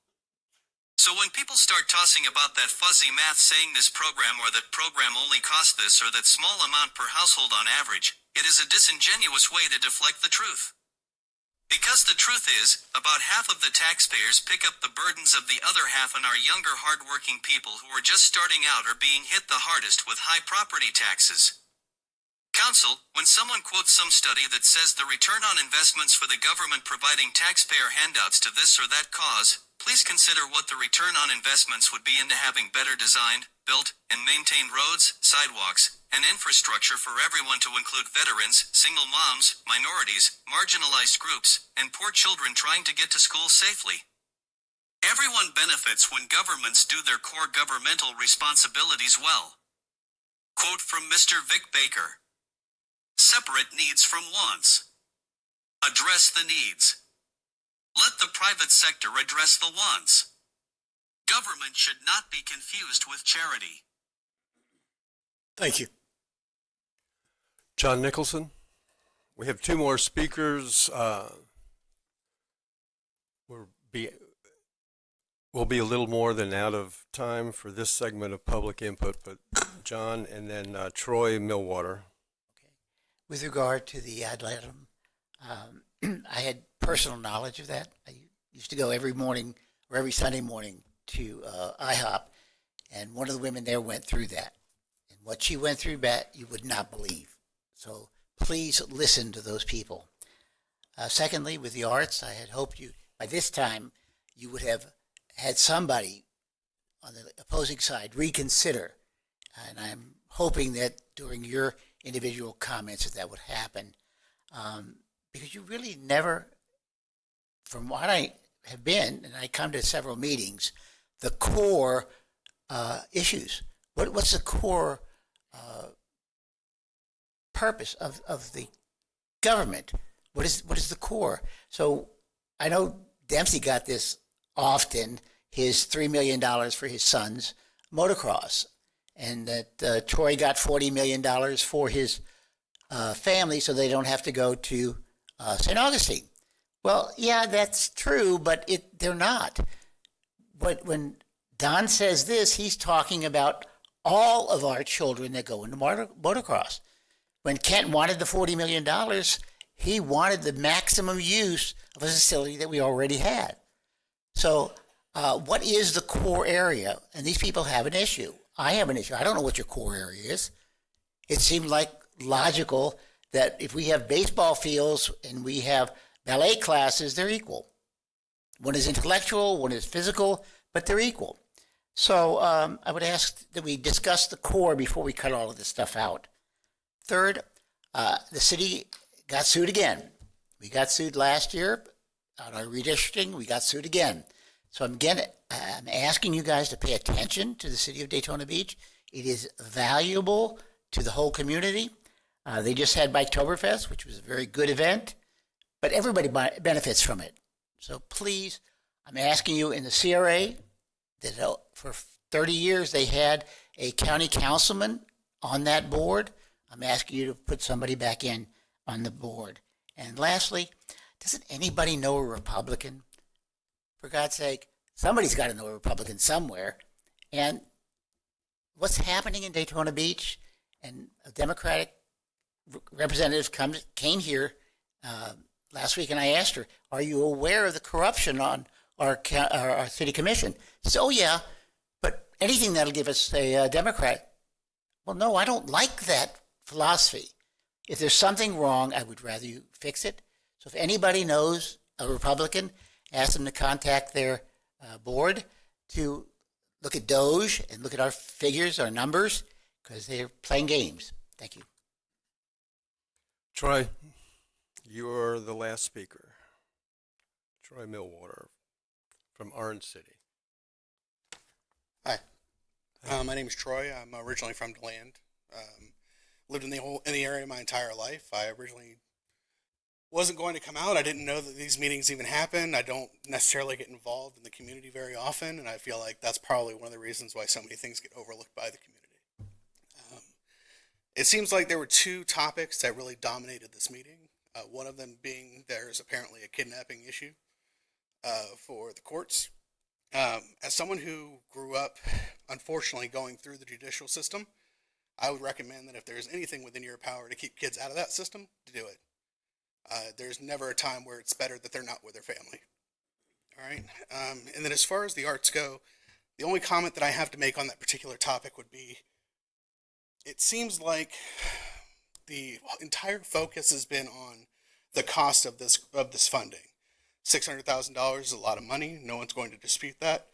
But if it costs you $8 million for a mile of road, I feel like maybe we should look at perspective a little bit and think that if that $600,000 can provide so much enjoyment to this community, so many people that came out to speak on it, that perhaps it's worth another look at whether or not that funding will have a larger impact there than it would have on that less than 1,500 feet of road.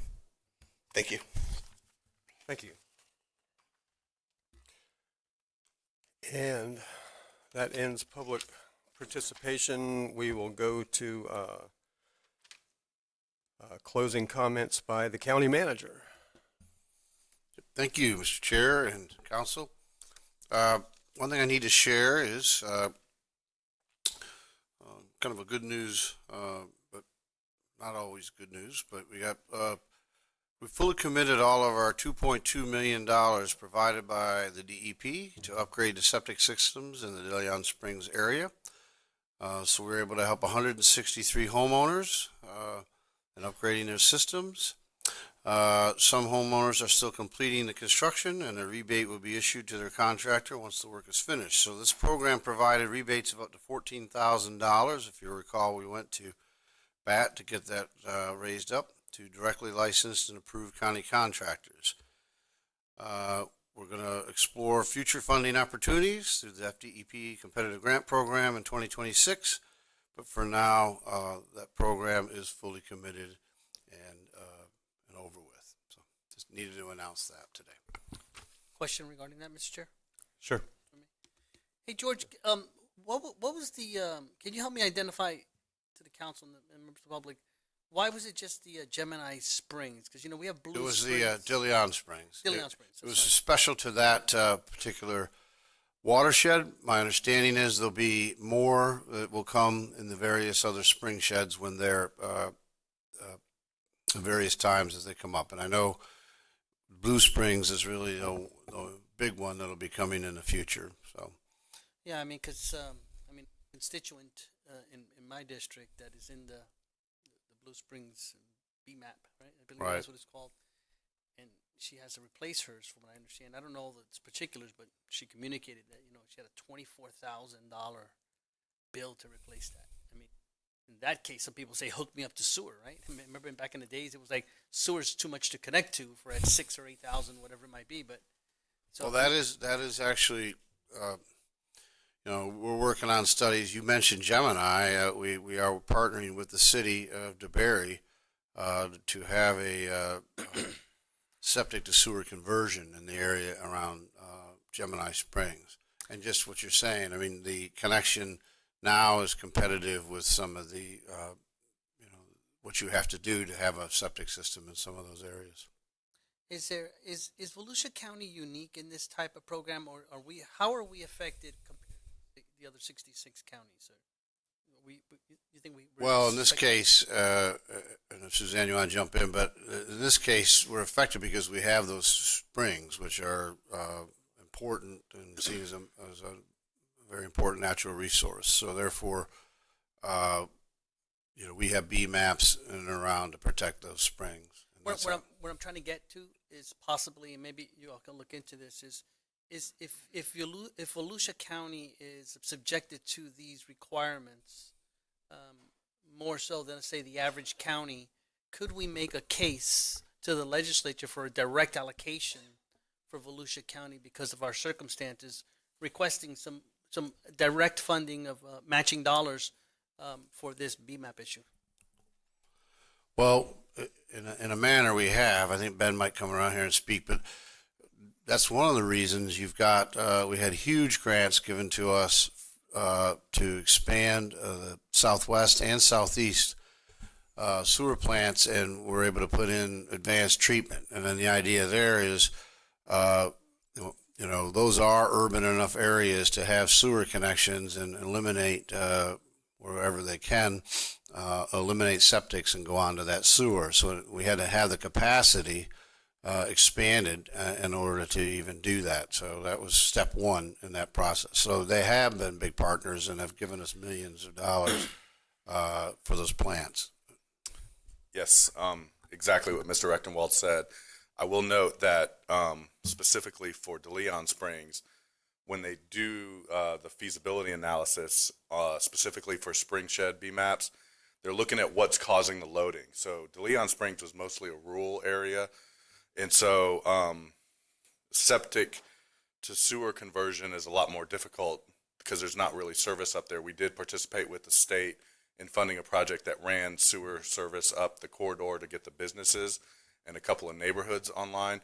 But the reason you saw those grants for the advanced treatment units is anything acre or less is required to upgrade to that advanced treatment unit, and most of your septic systems up there cannot be connected to sewer because there is no sewer service up there. Now, in Blue Springs specifically, as Mr. Rechtenwald said, a lot more dense areas.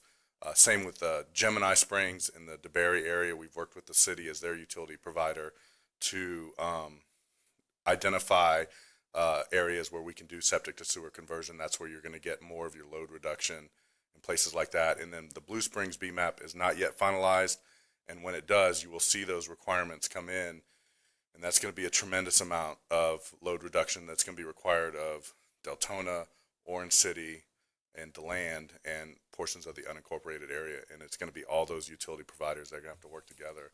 And we will be looking to the state for assistance in those septic to sewer conversions. But the people already held to that standard of that advanced treatment, correct me if I'm wrong, that advanced treatment septic tank system, right? My understanding is in Gemini, yes. DeLeon, yes. I don't believe the BMAP for, unless that latest law that went into place, that might be the case. But my understanding is typically they don't get held to that standard until the BMAP has been finalized, which I don't think it has been for Blue. We'll talk more behind the scenes. Just want to make sure we're ahead of it. Thank you. Yep. Okay. Thank you. Was that it? County Attorney. Just briefly, I know I've been updating you, but bills are now beginning to be filed in the Florida legislature already for the session that begins in January. So as we get more information, we'll continue our updates to you. And session starts a little early this year. Okay, we will move to County Council, and Don, you are first tonight. Yeah, is Brad here by any chance? He's not. Maybe I could ask this of Mike. Is it possible that the cultural arts funding could come from ECHO if we voted on it? Yeah, we've talked a little bit about that. The dilemma that we have is the ballot language for the ECHO program was directed for capital projects and the laundry list of uses. Your cultural grant funding program, at least the way it is now, is for covers operational expenses. What would be the process if we wanted to tweak that so that the cultural arts funding could put in with ECHO funds, and then they can compete against the other projects that routinely get funded every year for funding? I'm sorry, could you repeat that last Well, question? I mean, I'm looking at the ballot, and shall Volusia County continue to fund acquisition, restoration, construction, or improvement of environmental, cultural, historic, and outdoor recreational projects for public use? I'm just wondering if there's any way to fit the cultural arts funding. I'd like to get all this money out of general fund. I want to leave the general fund for true government purposes, but I think ECHO includes cultural arts. It certainly does. It just, and, you know, I think it's important to go back. Why was there a referendum on ECHO and forever? It was a bond referendum. It authorized you to bond monies, which generally are for capital expenses, and it's being paid from your general fund because it provides that doesn't bind you to levying some millage. It says up to 0.2 mils per program. So there is really, that is the only reason why it went to referendum. If you want to set aside funding for a particular purpose, you're free to do so through your budgetary process. You do not have to have a referendum for that. So I guess the long and short, the layman's answer is what, we can or cannot tweak this to allow them to put into the ECHO pool of money? I think you have the authority now to exercise your budgetary authority over general fund to allocate money, let's say, I'm just hypothetically, for a cultural purpose. You do not need a referendum for that, nor do you need to amend it, because a bond referendum is for using money for a capital purpose and authorizing you to secure that bond with your ad valorem taxing power. That's what the voters approved. If you wanted to change ECHO to cover, you know, I use it. I know I use the term operational. I heard Lloyd yell at me, but what I mean is a non-capital purpose. That is not something you would go to referendum for.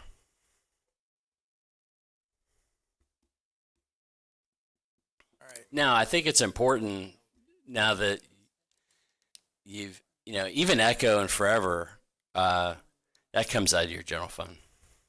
That's part of your ad valorem. It was voted on by the, it was by 72% of the people. So that one, them putting in against this $1.5 million a year we've been spending for basically a generation on paved roads through environmental corridors, you know, how about we pull some of that money out and give it to these guys, or pickleball or motocross or whatever, but let them all come out of that pool, because I think, in my opinion, ECHO contemplates what they're looking for.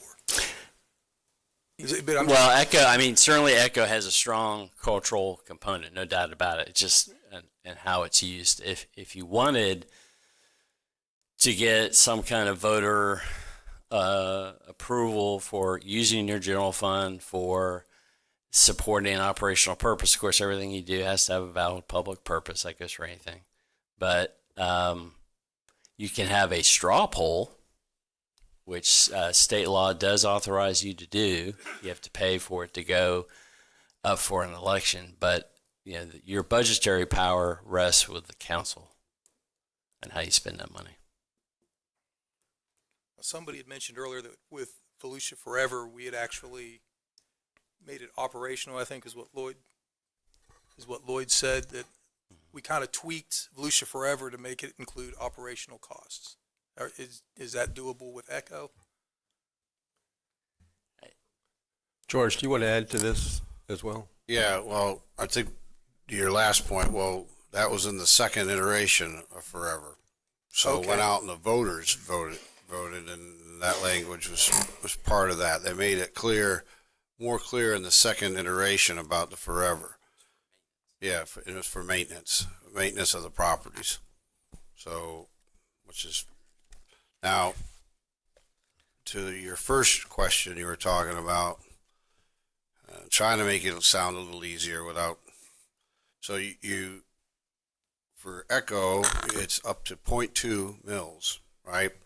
So in theory, you could make it 0.15 mils, and then that 0.5 that you have, you know, would go back kind of to the general fund, and then you could use it if you wanted to for the art. So you know, that's how you would get there. What you're trying to get to, that's outside of the ECHO, but you would reduce the ECHO by that amount and then pay for it out of the general fund. But it's all the general fund. You know, when you're throwing that around, you know, it's 0.2 and 0.2 out of the general fund was dedicated so you guys could bond that money. That's why it went to the voters. Now we've chosen not to bond ECHO because we've been able to cover it with the incoming revenues. The Forever you probably are going to see, we did bond a lot of it in the first iteration to the point where by the end, I think the last many years, it was only paying off debt. This time, we've done a very good job of leveraging with grants, and we haven't had to borrow money yet, but we probably will be coming to that. Got some large purchases coming up that will probably require us to go borrow the money. So I hope that helps a little bit. But yeah, I mean, the flexibility is you'd reduce a little bit of the ECHO and then slide that money towards back to the general fund, which then could be used for programs, whatever you guys decide. So. And you saying the word maintenance was on the referendum? Did you hear that, Mike? Well, I No, I'm sorry. yeah. Okay.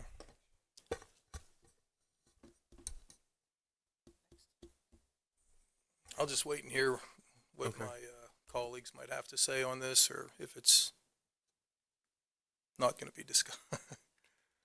Okay. My idea was to let the culture. Here's where I am, guys. As you know, I've had that comedy club for 6 years. It loses money. I was packed every weekend. I still lost money. Did a lot for downtown. Every one of these organizations does a lot for the community. They're wonderful. The Athens is wonderful. Shoestring's wonderful. But we inherited Sunrail, and now the chickens have come home to roost, and the county's got to foot the bill now.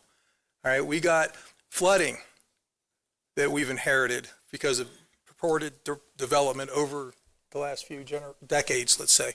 So we've got a lot of other things to deal with, but it doesn't, if 72% of the voters voted for ECHO, which I was against it, I didn't support it, but now that we have it, that's the will of the people. So they wanted 0.2 mil to go towards ECHO, which includes cultural arts. So I don't have a problem reducing the millage, if not this year, next year, but reducing the millage for ECHO and carving out a little bit to keep this 6, maybe 11. I'm just open for the discussion. I don't know. I know that they do a lot for the community. I agree with Mr. Chester and everything that he says. It shouldn't come out of the general fund.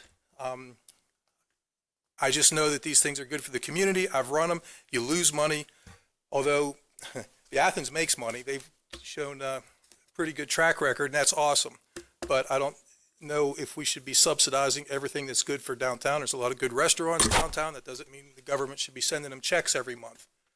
So I don't know. I just, the ones who are truly losing money, I'm not opposed to the ECHO portion of our tax dollar being used to maybe help them out, because that seems like that was the will of the voters with ECHO. But I would never want to take anything out of the general fund for the arts, because I don't think that's a government purpose. But as long as ECHO's in place, I think it's fair that maybe these people should have a shot of putting in for some of that money. So I just don't know how we get there. But that's kind of where I am. I don't want it. I would rather that 611 go into roads and everything else, and let their money come out of the ECHO fund if possible. Okay. That's all. Thank you. Jake, you had a question, but you're up next as well. I think there's a couple options to pay outside the general fund, ECHO being one of them. Why don't we just ask staff to bring back every option known to mankind that can fund it if you guys are interested? I was in the minority there, so I can't bring it back, but I did mention last week or last meeting that it's another I want to get to yes. I was willing to make that happen. And I'm still willing to make it happen. And if the 611 doesn't come back, I'm still willing to make it happen outside the government. But if you guys are feeling a little bit interested in getting back into it, let's explore it and see how we can do it and make it happen. County Attorney Michael Dyer. Sure. Just to be clear, there is no prevailing side at this point. You did not approve or disapprove grant requests last time, so you are free as a council, any one of you, to speak or propose a particular course of action. whatever it may be. Say that again. We did not approve or disapprove A grant you request. took no action in effect. So I know sometimes we get it's something that Mr. Johansson just said grabbed my attention. There's usually when somebody makes a motion to reconsider, you make it at the same meeting, and you say, "Well, I was on the prevailing side, so therefore I can make that motion, bring it up." There is no prevailing side here because you did not do anything. So any of you can bring this issue up if you wanted to. You're not restricted. Okay. Jake, you still have the floor. I think we're still on Don's comment here, so I'll okay. get into my stuff after we're done with this. All right. I thought what Don was done, but Well, These are all comments on Don's subject of cultural arts. I would just make a motion that staff comes back with giving us options. Again, I don't want anything out of general fund. It's got to end with general fund. But as long as we have ECHO in the C and ECHO is cultural arts, if there's a way of working this so that we could put their applications in through the arts, or the way George, the county manager, proposed is cut down on the millage for ECHO and go that. I just don't want to see any tax increases. And I don't even know where I sit on that, but I just am trying to look for all the options. So that's my motion. If you can get that down in 5 words. okay, we have a motion on the floor by Don for the county staff to bring back, let me try and distill this down, funding cultural arts outside of the general fund. I'll second it for discussion right now. And the second was by David Santiago. Okay. Matt was ahead of me. All these names still up for this now? Yes. Vice Chair Reinhardt. Thank you, Chair. Mike, thank you for clarifying that, because I was under the impression that because we took a vote Yeah, I was too. that Jake and I could not, because we were on the losing end of that particular vote. I know I could on mine because I asked to go ahead and fund it, and I'm still based on that. I know it's not the popular decision by some, but again, not a fourth quarter, ninth inning guy, and I'm going to stand on that. Yeah. There are other. Anyways, I'm getting into all that. Go ahead. It's all right. Yeah, no vote passed. No vote passed, And I hesitate to go there, but I just want you to be clear. I mean, the whole effect of a motion for reconsideration is to undo the vote you took that meeting. You are free as a council to bring up issues. Okay. So if 4 meetings down the road you decide to revisit a topic, you're free to do that. But you didn't have a vote that passed, so you have nothing to reconsider. We had a vote we that had failed. a vote not to fund it that was. I thought you had us, it failed because of no second. No, I know it didn't. Mine failed without a second.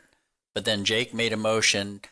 His motion was to go ahead and fund it, minus those other two organizations, and we'll bring them back later. I seconded it. We took a vote, and it failed 4-2. That's right. Nothing passed. Okay, I'm still confused, but okay. Okay. All right. You're free to. No, I got it now. It has to be in the same meeting. Okay, I got. Oh, okay, gotcha. I It's understand. not like you're banning yourselves for the future on a vote. So Okay. Thank you. That just made it clear. Thank you. All right. Sorry, Mike. Thank you. I understand. There is a motion and a second. I'm in favor of that. You know, if it gets it back on the board, I'm absolutely in favor of that. So I'm done. Okay. David Santiago. Yeah, I seconded that motion because I wanted to have discussion on the direction for ECHO, because I know there was some explanation on ECHO, but I'm not yet convinced or been told that, unless I missed it, that ECHO allows us for operational funding. It doesn't. So then why would we say go back and look at ECHO? I think what we were saying, outside of the ECHO program, Outside of general fund. outside of the ECHO program, okay, you could reduce the ECHO millage because it's up to 0.2. So say you figure out what $611,000 is and what that equates equivalent millage. So that might make it 0.159 or something like that, okay? So you just collect that amount in the Echo, and then the rest would come from the general fund. They're all in the general fund. The Echo is in the general fund too. It's just you've set aside a piece of it.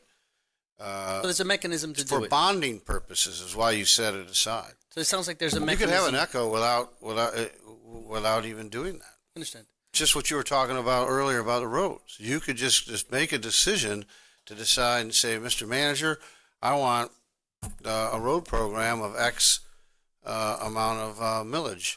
So if we supported that scenario, in essence, Echo would kind of sort of give back the 600 something thousand. Yeah, that's basically a way Support the scenario. of moving the money to. You're reducing what you're going to give for projects, basically, and then you would use the regular general fund millage that you saved. You could dedicate towards that. That would be a way of doing it. And you said still out of the general fund. It is. It is that's what it is. Where's Ryan? He beat me into it to make sure I say that. Well, then I have to change the motion that I tried to repeat and put on the table, because I said the motion was to bring back cultural art funding outside of general fund. So really the motion is to bring back art funding Through the reduction of Echo. through the reduction of Echo. May I say something?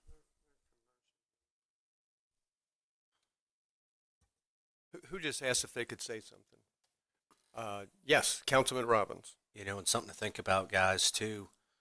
Are we ready to pay for environmental operational funds, historical operational funds, and now outdoor funds as well? You know, if we're going to go through Echo, I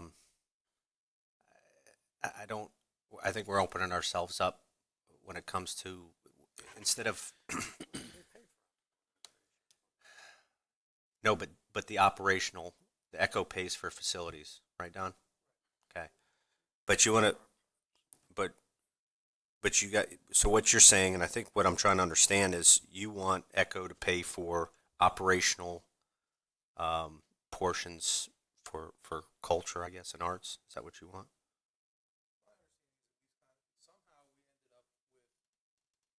Somehow I understand that we ended up with Volusia Forever being used for maintenance. I don't see it on the ballot where it was necessarily included for maintenance. I don't see the word maintenance anywhere in here. But I guess it's, I don't know. But all I'm saying is I know I believe Echo in the cultural arts portion of it, I have no heartache in seeing some of that money go not just year after year after year to the same ones, but the ones that are struggling, at least let them put in and make a bid for it. Because the voters, because I'm against it, okay, but 72% of the voters are for their 0.2 millage of their taxes going towards those four areas, Right. including cultural arts. So I don't have a problem seeing the money coming from that pool. I just don't like it coming every year automatically from the general But fund to it's 611. it's the same pool at the end of the day. It is, but at least we're taking away from other cultural And arts. that's going to lead into, watch the emails come in now. Yeah. So I would like the discussion of what other options can be taken outside of government that other counties are using or other arts communities are using in other counties that are going out there and raising money. I saw a fundraiser going around this last week and a half, I think, on the Athens or whatever, and they raised 17, 18 grand in like a week and a half, 2 weeks. So we have another 50 weeks in the year. Compound that rate, over the course of the year, how much money are they going to? So is there other ways? And I think that was the ultimate goal of the council, to see how they can be more self-supportive, but how do we stick to core government need? How do we get out of I the way? think that was the intent of giving them 3 years to make that happen. Number one. And number two, I'm sorry to butt in here, but we pay for environmental operational. Any one of our parks or trails that we pay for the operational. We pay for our parks. We pay for baseball. You give an ECHO grant to the city of Port Orange for new baseball fields. The taxpayers are paying to hire the people to manage those baseball fields. Taxpayers are paying for the operational of the results of the capital that we use on ECHO. ECHO makes the building, and as long as it's going to a government entity, which a lot of ECHO does, the taxpayers are paying for the operational portion of that through general fund budgets. Maybe not ours, but somebody's. So if you think that the ECHO funds is not going or doesn't cost the taxpayers more money, it's part of doing business. And oh, by the way, we're trying to be fiscally conservative. I got that, but we have to be good stewards of the government's money. And if the people want culture, then that's what they want. That's what we're here for, to represent them and what they want. I'm not saying, there's people out there that say there's 500 people complaining about cultural arts and the other 510,000 people don't give a darn. That may be true. That's for us to try to figure out. But I think there's other opportunities too. I'm not going to mention the other funding opportunities. But I go back to the core, David. I think we need to have staff show us how to get there. And if we still want to do it, great. If we don't after that, let me know. But I am motivated as a citizen to help the Alliance and all our cultural arts people get 611 or more, because I like everything they do. And I'd like to keep as much of everything out of government as I possibly can, and that's why I'm going to work toward it. Okay. Thank you. David Santiago. Thank you, Mr. Chairman. I think this will be my public comment, my closing comments portion of the day too, so I'll get that out of the way. I think I'm last. But, since I returned from my vacation, obviously this was a big topic for me, and spoke with many people and just contemplated on many positions that I've evolved over the years. But I start with one fundamental premise for me, is that last year I led the charge on the change of the program. If you recall, I was the front runner. I was critical of the program. And at the end of the day, I made some suggestions on how do we change the program to work on a way to get the organizations independent and reduce their funding year over year. I think we had like 2 or 3 hearings on that, because there was a little bit of a stalemate on ideas, and we finally adopted a program. So philosophically, from that perspective, for me, I think it's wrong to have adopted a program just probably, I think 6-8 months ago. I don't remember what it was. And just walk away from it. That's not what I would do. So I'm speaking for myself. So I can't do that. That being said, I think there's an opportunity here, though, also, Don, with your suggestion of the ECHO, which I didn't know that was an opportunity. So I'm glad I drilled down on that question. I think and I think there's a great opportunity there. And Danny, I understand, given all the fiscal issues that we've had a lot of pressure over the last, 12 months or less, there's immense pressure on us on budgeting stuff coming from Tallahassee down. So I don't think there's any ill intent in anybody to, how do we make these tough decisions? Because they're tough. No matter where we go on this, there's going to be a segment of the population that's not going to like one of us or all of us or half of us. So I don't take that lightly. But I think there's an opportunity here maybe to send this back to staff, Mr. Chair. And for at least this year, send it back to staff for us to come back and approve it and withdraw those funds from ECHO in whatever legal way they can do it, and allow us to maintain the other the 611,000, whatever math you got to do, in our general fund, but tap into there. But I think it's worthy of a discussion as we go into next year's budget time. So this is really where we should be having this conversation, guys. As we lead into next year's budget and we start seeing the numbers, because we technically approved this, but if we can dip into ECHO, I'm happy with that because we still keep the money. And it comes out like ECHO, like you said. But we really need to be having these serious conversations on all government spending, right? Essential government services, as one of our speakers said, and have that serious conversation. Where's it going to land? But I'm not going to support pulling the program when I was kind of sort of the champion of changing it. So I think we should find a way to fund them for this year through ECHO and have staff bring that back for approval. I know I repeated myself a few times, Mr. Chair. I just wanted to make sure that I'm clear. For this year, I think we should find a way to do it that way. Thank you, Mr. Chair.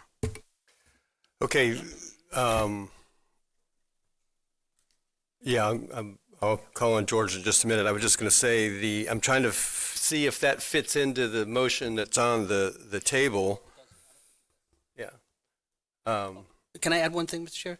We have the program, right, that we created, and we've already went through this project, but it should only be that program funded individuals that would tap into these funds. And maybe we need a new motion. I think legal is telling us we need a new motion if there's some. Well, yeah. Yeah, go ahead. The problem Mr. County is Manager. this year. That's right. You can't do it this year. You've already voted on and did the budget, and the .2 mils has already been voted on and gone to the ECHO program. Like I say, you can't take it out of the ECHO program. The idea was you change the millage, you shrink the millage, and have a little bit less in ECHO, and then use that difference for the other. But you can't do that now that you voted. That'd be for the following year. This year you got to fund it. We have to find some other way. If there's, we can look at some stuff, but if you don't want it on the general fund, but you're very limited this year because you've already voted on the budget. Next year is where we could play something. Okay. Let me ask you, David, and the rest of the council, your understanding is that we already had the program that they had 3 years and then there was no more funding. My recollection of the program, it was 3 years of reduction in funding. Because if you recall, I think there were individuals that were receiving somewhere upward close to $70,000 per year. And then it was kind of weaning them off of it year by year. Yeah, it's been 611. No, I'm talking about per organization. Correct. Individual grant. Correct. Per organization, because we wanted to also, the idea at that time was, if I remember, was to promote new organizations to cut into the cultural arts program and not always have the same 10 or 15. That was the thought. That didn't happen. Playhouse received $14,522 last year. This year, the request is $30,743, so they didn't go down. That's a good point. But I know that was the program. I understand. Okay. Yes, sir. Tim Good Bailey. evening. Yep, Tim Bailey, Parks, Recreation, and Culture Director. So it might be helpful if I could remind the council what was approved back in February 18th of this year, right? So originally, the maximum dollar amount that could be requested was $85,000. That was in previous grant cycles, right? So what you proposed to do was to lower those funds from 85 to 70 in the year that we're in. And then next year would be lowered to 50. And the year after that, lowered to 35. That's for programming. The smaller grant agencies that had an operating budget of 40 grand or less, you gave them the opportunity to apply for up to $8,000 for operational funding, not programming. And that was for 3 years to get them started. And then after that point, they would fall out of that $40,000 grant cycle and then be put into that programming cycle for grants. That's what what you all approved in February of this year. And Tim, because we don't have the presentation up, can you refresh council's memory from the last meeting? So many organizations did apply for that 70,000, but I believe the maximum recommended grant was just over 31,000 because there wasn't enough money to go around. So actually the maximum award was less than 32,000 for any individual organization. Is that correct? Yeah, let me follow up a little bit on that. So every year, the grants are greater than what we have available, which is 611, 758 for a long period of time. The grants this year for programming for the 33 organizations, the requested amount was $1.411 million. So knowing that we don't have 1.4, we use their scoring and their $70,000 allotment and do a weighted average to get them what they're eligible for. And that is what the Cultural Council recommends that we brought, and that's what we brought to you last meeting. So yeah, they might have requested $70,000 for programming, but the maximum dollar they received would be 31 and some change. Organizations that requested 35,000 would be getting somewhere close to half of that. So there's not enough funding to go around per their request. So that's how you get to the dollar amount of 611, 758. And the 611.78 never changes. Mm-mm. Okay. It hasn't that's for what I was trying to a long get to. period of time. Okay. All right. Councilman Robbins. Thank you, Chair. I'll share a quick story. I was asked about a week and a half, 2 weeks ago, hey, Danny, what changed from when our budget time was till that vote? And I'll tell you, we had about 2.5, 3 weeks of rain every day. And I got to compare where we were this time last year, the year before, and the year prior to that, based on this weather cycle that we're going through. With that being said, nothing has changed. Chair, I forget how much we paid for it, this council, but we bought property on the Florida shores, if you remember, 1,000 plus. There's a big acreage down there, right? In hopes of giving an area, additional area for volume and certain things. We're doing some stormwater projects. But all up and down our 40 some odd miles of coastline and even inland here towards St. John's, some of these problems still exist where we need this critical infrastructure. And it's now persisted where I can definitively say, back a couple years now, it's not changing, right? So at the end of the day, I heard this. I heard this as well. We have a couple options. You have to paint your house, or you have to replace a hole in your roof. What do you do first? Probably fix the roof, right? But government will say, hey, we want both, but we're just going to tax it or move some shells around. It's going to be unpopular for me to say that, but that's where I'm at because I have some stormwater issues that need to be addressed in roads. I have some bridges that are scored that are literally costing my local businesses and residences not only time, fuel, maintenance, all that stuff, but it's costing some of these businesses a lot of money just in that one bridge. They have to travel miles out of the way, even with a horse trailer, dump truck, whatever the case is. Our middle class, blue collar folks. So, there's some real issues there, and that's it. I'm not going to get into the rest of it, but that's where I'm at. It's priorities. Councilman Dempsey. Yeah, I'm not looking to go back necessarily to where we were status quo either. I mean, I don't like the fact that we made this plan and then we kind of pulled the rug out. So this year gives me some heartburn. But, looking at most of these applicants have been coming year after year after year since 2014 for money. And I noticed looking at, some of these 990s, I mean, for instance, the Sands Theaters report, I mean, they went from $2.1 million in revenue in 22 to $2.4 million in 23. their wages went up from $657,000 to $841,000. So their wages went up $170,000 in 1 year. They had zero money for fundraising events, which is what Danny was talking about, not doing fundraising to raise your own money, apparently from their 990. Government grants 64,023. And so just having owned a comedy club, which is technically a performing arts center, it loses money. Even I was perceived as successful, I lost money.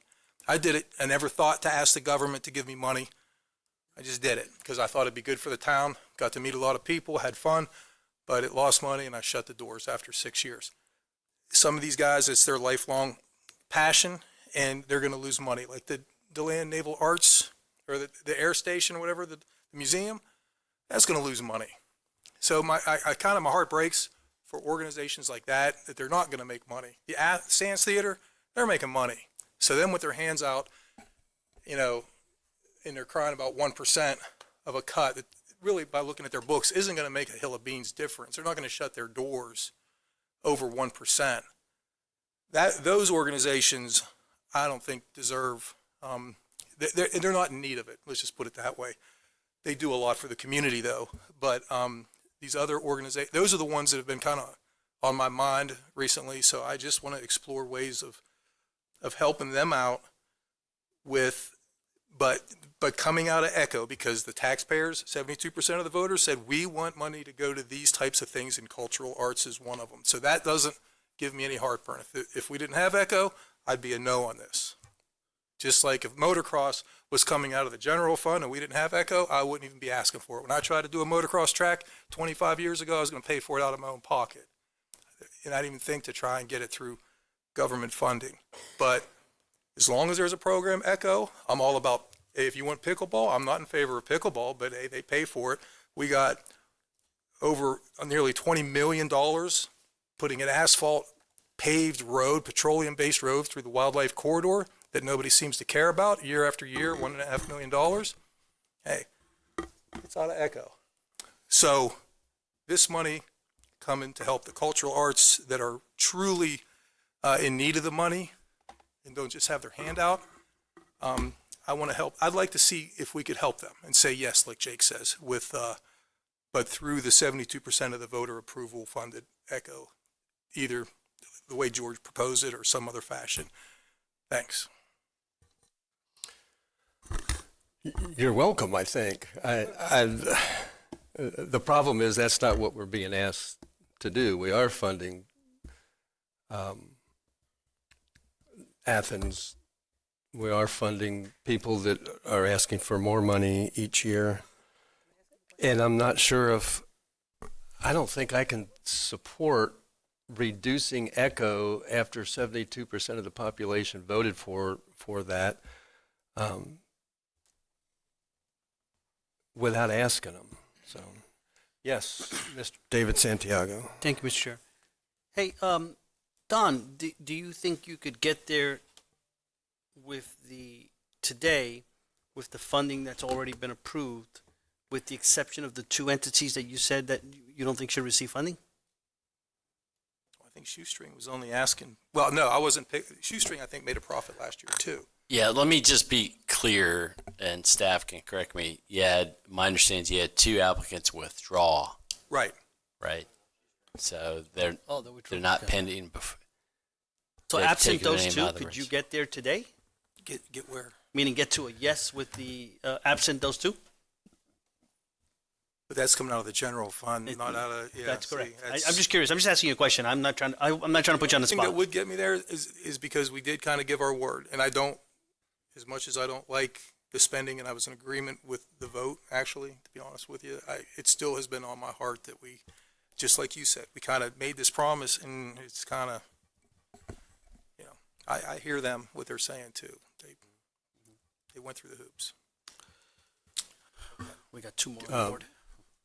So if you withdrew the Athens and Shoestring, their allotment or allocation was $39,832 combined, which would leave a balance of $571,926 instead of the $611,758. Okay. Vice Chair Reinhardt. Thank you, Chair. To expand on David's question to Don, we can't do the Echo this year. That's made very clear. We can't do it. We've already done. That's something to consider when we're talking about the budget for next year. This year, though, because they did everything that we've asked them to do, because those two entities had to remove their grant applications, could you get behind approving the 571,926 for the remaining ones for this year? Because they also answered the question and did exactly what we asked them to do. I don't know if I could do that unless we all voted that this would be the absolute last year, that we would actually cancel or vote. Just on general fund. In other words, and then when we talk about the budget for next year, we talk about if we are going to do any type of funding for culture that has to come out of ECHO. That's a discussion for a later date. I'd like to hear what everybody else says before I commit on that. Thank you, Chair. Then, sure. Okay, Councilman Robbins. Mr. Bailey, I got a couple questions. Do you have the list of asks, what we had asked the nonprofits to do in terms of fundraising?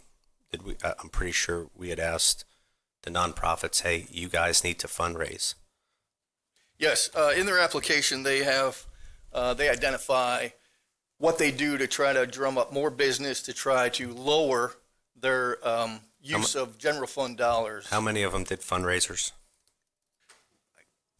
All of them. Every year they fundraise to try to get additional funding through other state grants and other entities. That's one of my colleagues that said one or two of them didn't have any fundraising dollars come in. That's why I'm asking. I would have to ask them specifically. I'm trying to work something here, but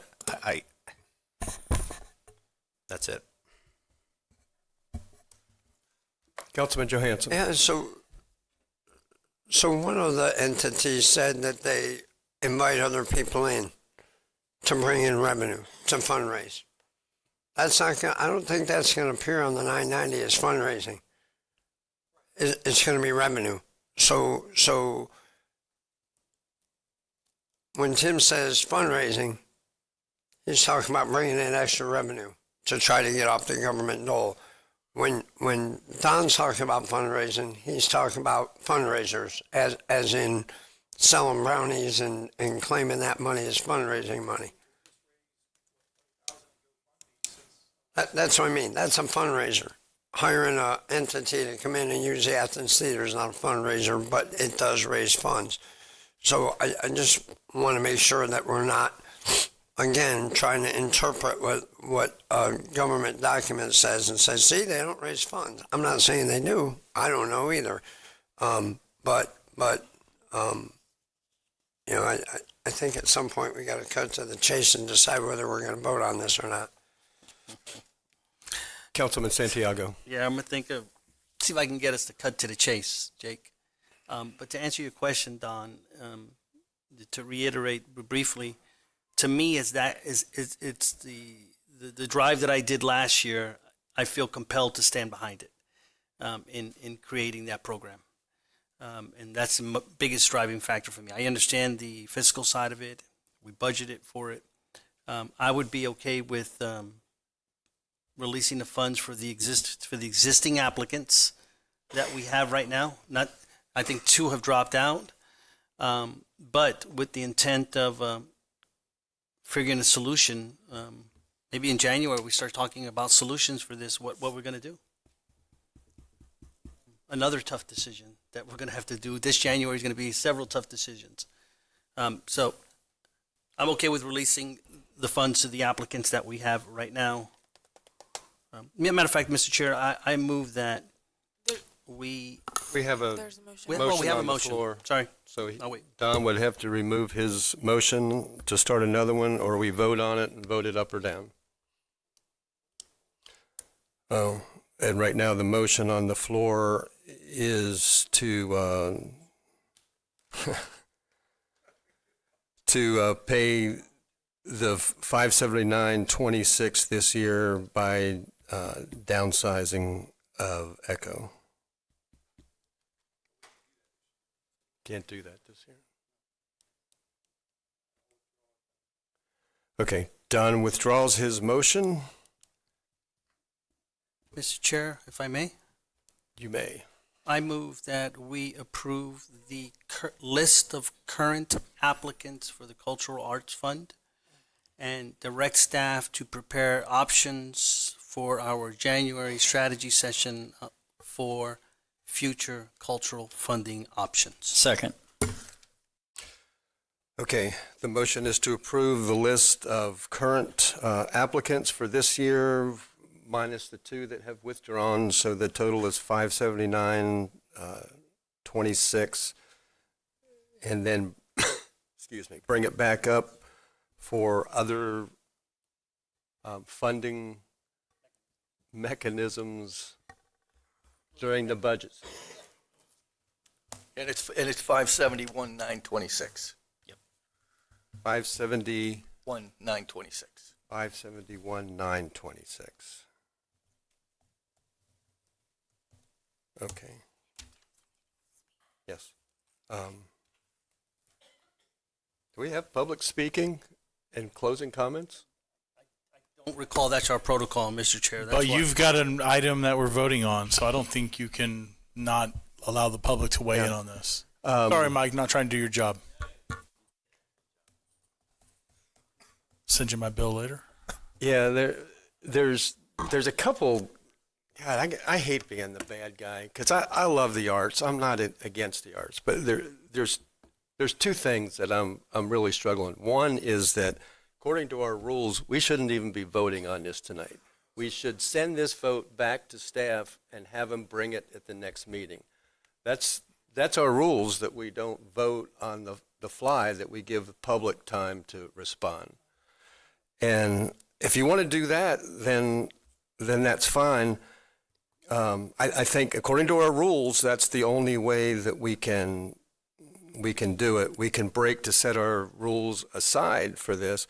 But the other issue for me is that for me, this whole thing is more of a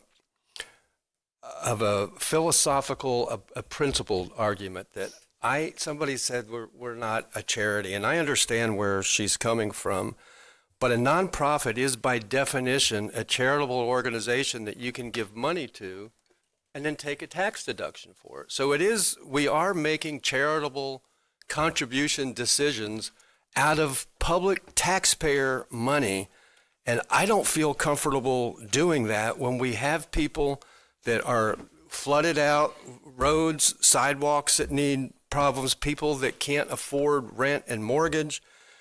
I can't, with a clear conscience, give their money away to a charitable. As important, I think the arts is, and I've told everybody that's wrote to me, I think this strengthens the arts, because in a capitalist society, they're all competing with each other. And if they have good programs, they will be rewarded by the public. Unfortunately, that probably means some won't, like your comedy stop. The guy that was put on the list this year that blows my mind. It's only $1,000, but a writing program. We have a $1.4 billion school budget, but we're being asked to give more public money to a writing program.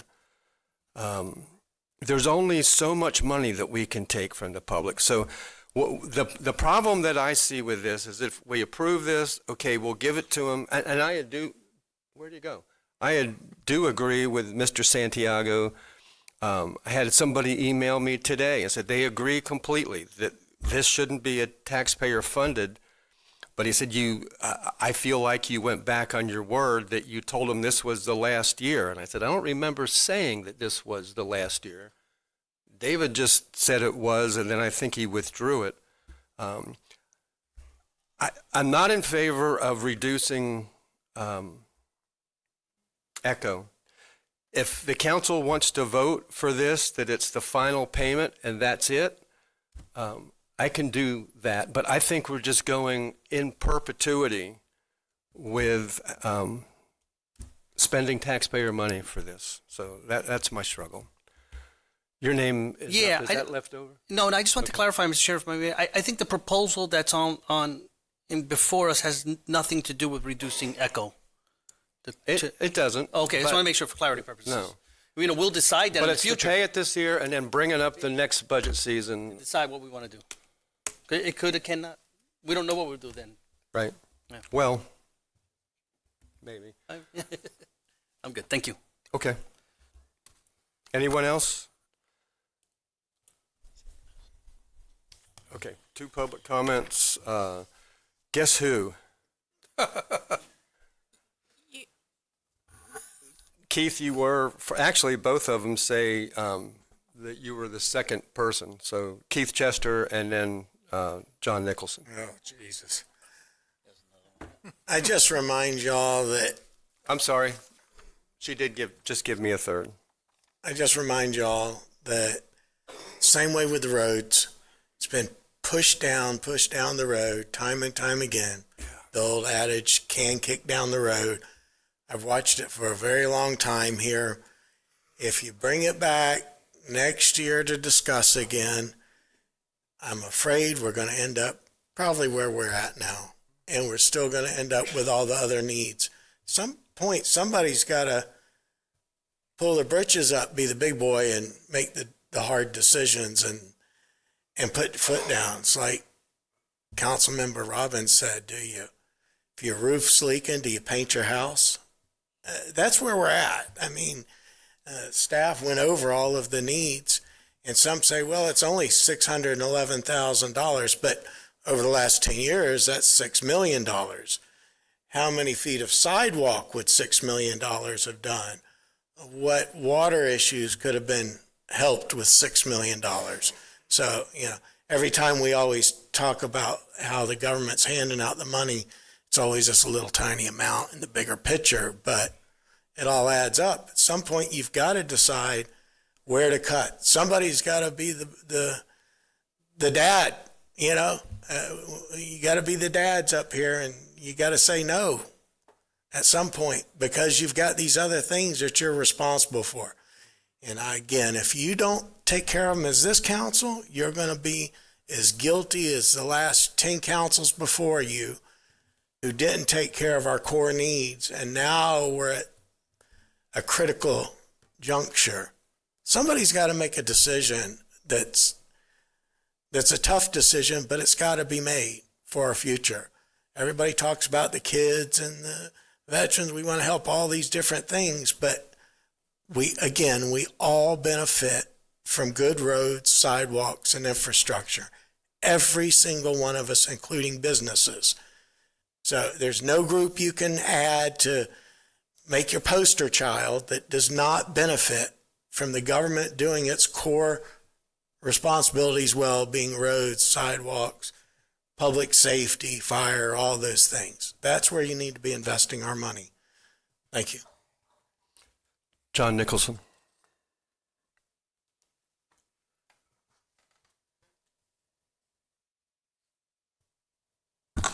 John Nicholson, Beachside. I go back. You've never discussed what core is. You have to determine what your core is. Now, he's saying you shouldn't educate your population. That's not part of your core. No. You're saying we should not educate. We should not have education. Because quality of life is an education. Sports are one part of our quality of life. So is our arts. All right? My proposition is that you've already budgeted this money. All right? You spent it this year. Now, the next budget's not coming till when? October of next year? When is the election next year? A couple of days later. All right? So they can do without for a couple of days. It's on the ballot.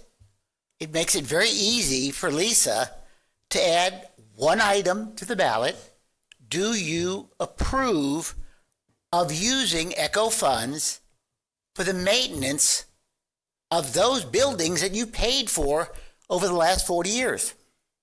To me, if you get 72% of the people saying, you've got excess funds in ECHO right now, what was it, $26 million? You can't give it away. All right? We keep building up this bundle of money to do these brick and mortar, and we're not spending it. That's why we went to two events a year to get this money out. So we have the money.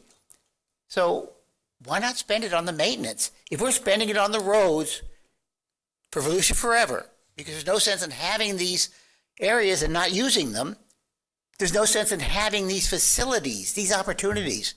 And it is minority children on a lot of these. People that could not normally afford the arts, could not afford music or whatever. It is not a giveaway. It is educating our population. The arts are part of education. So my suggestion is pass it this year. Next year, put it up to the population.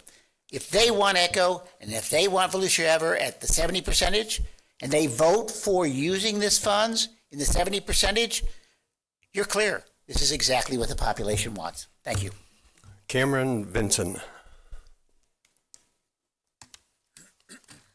Good evening, Cameron Vinson, Art House Executive Director, South Daytona, Florida. I would like to say thank you, sir, for calling it an investment, because that's what it is. Again, we talked about you double your money. It is a 100% return on investment. We're not asking for free handouts. We're using that investment to provide free and reduced programming to underserved and Volusia County residents in our county. So thank you for that. I appreciate it. I do want to talk about the fundraising. We all fundraise. That's what we do. We don't sit around waiting for handouts. Everything we do, every time we speak to someone, every time we talk about our programming, we are fundraising, from scholarship fundraisers to Art House Does the Fun and Funky. We do our street painting festivals. We don't stop fundraising. The problem is the majority of the companies and the businesses that donate to small nonprofit organizations are hurting right now too. This grant allows us to still provide for Art House 217 scholarships for child care and for arts education that are helping families out that are struggling. That's just one sob story of 1,000 with all of our organizations. We're trying so hard. I don't work for Art House for the money. I make less than a Buc-ee's cashier. I have a second job. This is about serving the community and trying to create resources and programming that make us more than just a 2-day weekend trip to the beach that's now disappearing. They come for the beach, they come for the race, they stay for the art, they stay for the culture. We put heads in beds. It is $1.99 earned for every dollar spent on this grant. And on the flip side, not only are we making the county money in tax revenue, we are then providing so much free programming for people that can't afford it right now. We're not asking for an increase. We're not asking you to continue funding us for 1 million years. When you told us, we listened. You said you did not want the money to come out of the general fund anymore. You did not want to pull this money without the taxpayers having a say. As soon as you told us that, we have begun the steps of getting this on the ballot, so that if the taxpayers choose to vote for this, if they choose to make us a part of ECHO or make this a separate issue from ECHO, they can make their voice known. That way it's out of the budget. Please just give us the chance. Reinstate the funding for this year's budget. Please, we need it. Thank you. Jennifer Morano.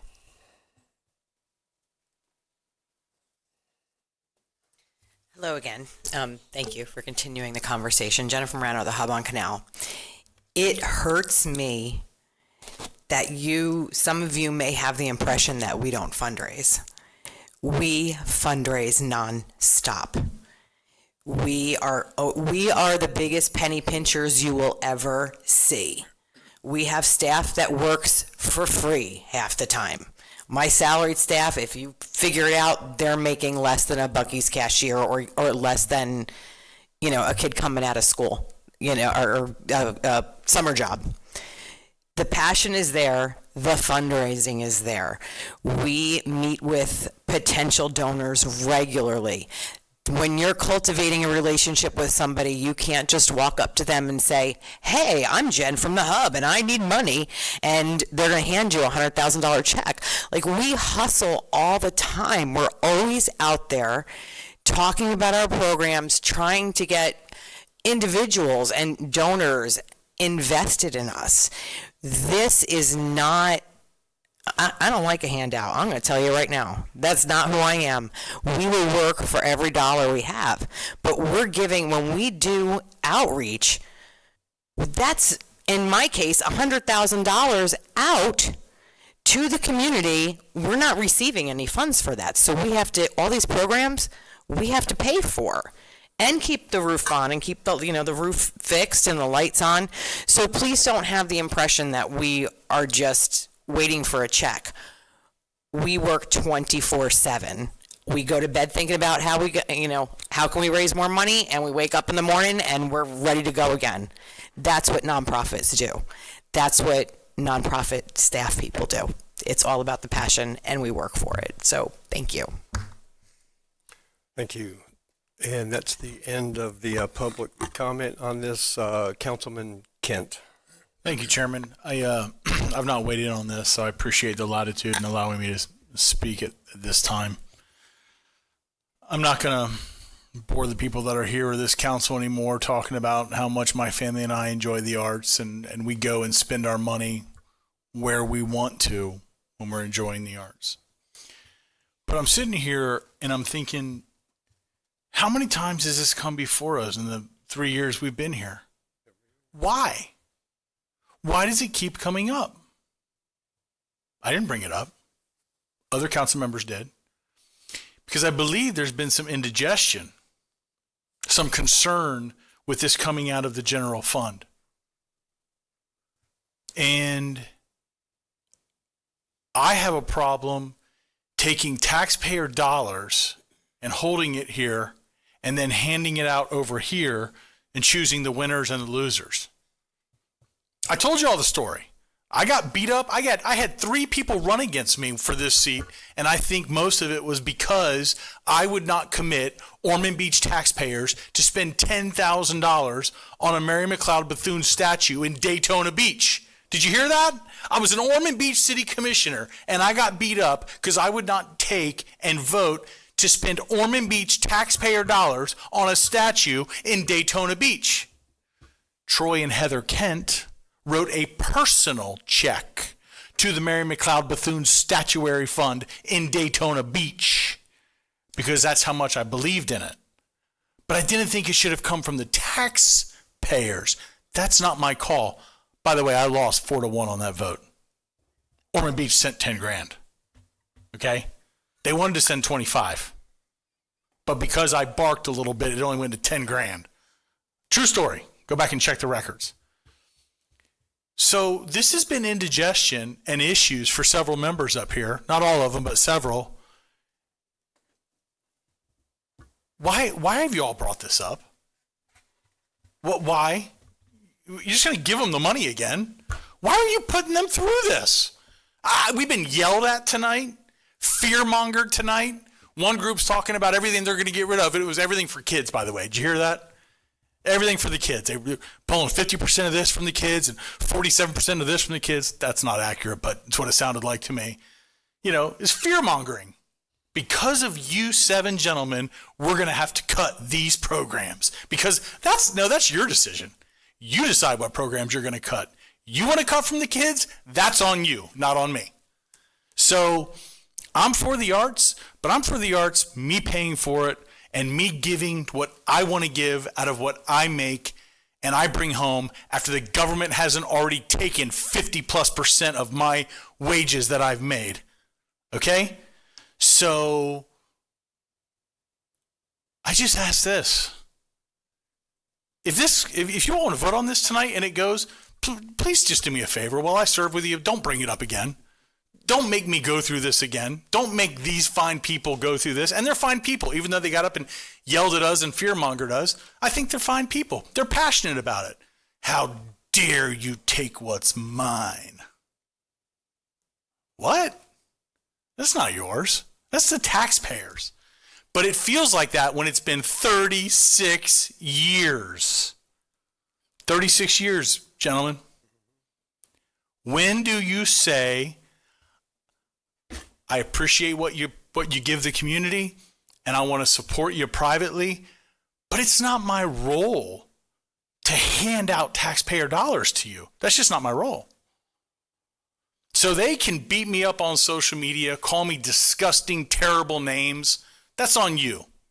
You got to sleep with what you've done to people and what you say to people. But it's not just the arts. I won't take your taxpayer dollars and give it to another group that you don't think is worthy, because I don't think that's my role. So I just ask if this comes, if we vote on this tonight, even though technically we probably shouldn't, the chair's spot on with that. But if we vote on this tonight, just do me a favor. Just while I serve with you all, let's not bring it up again. I'm tired of dealing with this for hours upon hours upon hours when you're going to end up voting for it anyway. Thank you, Chair. Councilman Santiago. Thank you, Mr. Chairman. Thanks, Troy, for your passionate comments and your history lessons on it. Because if to add to that history lessons, if you recall the last 2 years, who brought that up each year? It was myself, right? And I've brought it up, and I've said to people that that supported my efforts during those times. I'll have to be honest with you guys that I largely felt alone, and I took the brunt of all of that for 2 years. Right? It was largely channeled to me. And I didn't bring it up this year for the reason that you just said a few minutes ago, right? I also didn't bring it up because I figured that the last time, and this is where I'm stuck, the last time we discussed it, we said, let's create this new program, right? And I feel compelled to my word. So I have my philosophical fiscal concerns, Mr. Chair. I understand your fiscal concerns. They're very similar to mine. But I also have I'm struggling with my word that I gave that we created this program. Now, I didn't give, my word on the longevity of the program, but people went through the process for this year, and all of us voted for the budget. I think it was 7-0. It was 7-0, and it included that money. So that's where so those two pieces make me struggle. Now, if we had this discussion in the budget, it might be a different position. I probably would have said similar, I gave my word when we created this program. Right. So, but if we want to take it, I don't know where this vote's going to go, to be honest with you. This is one I can't predict, Mr. Chair.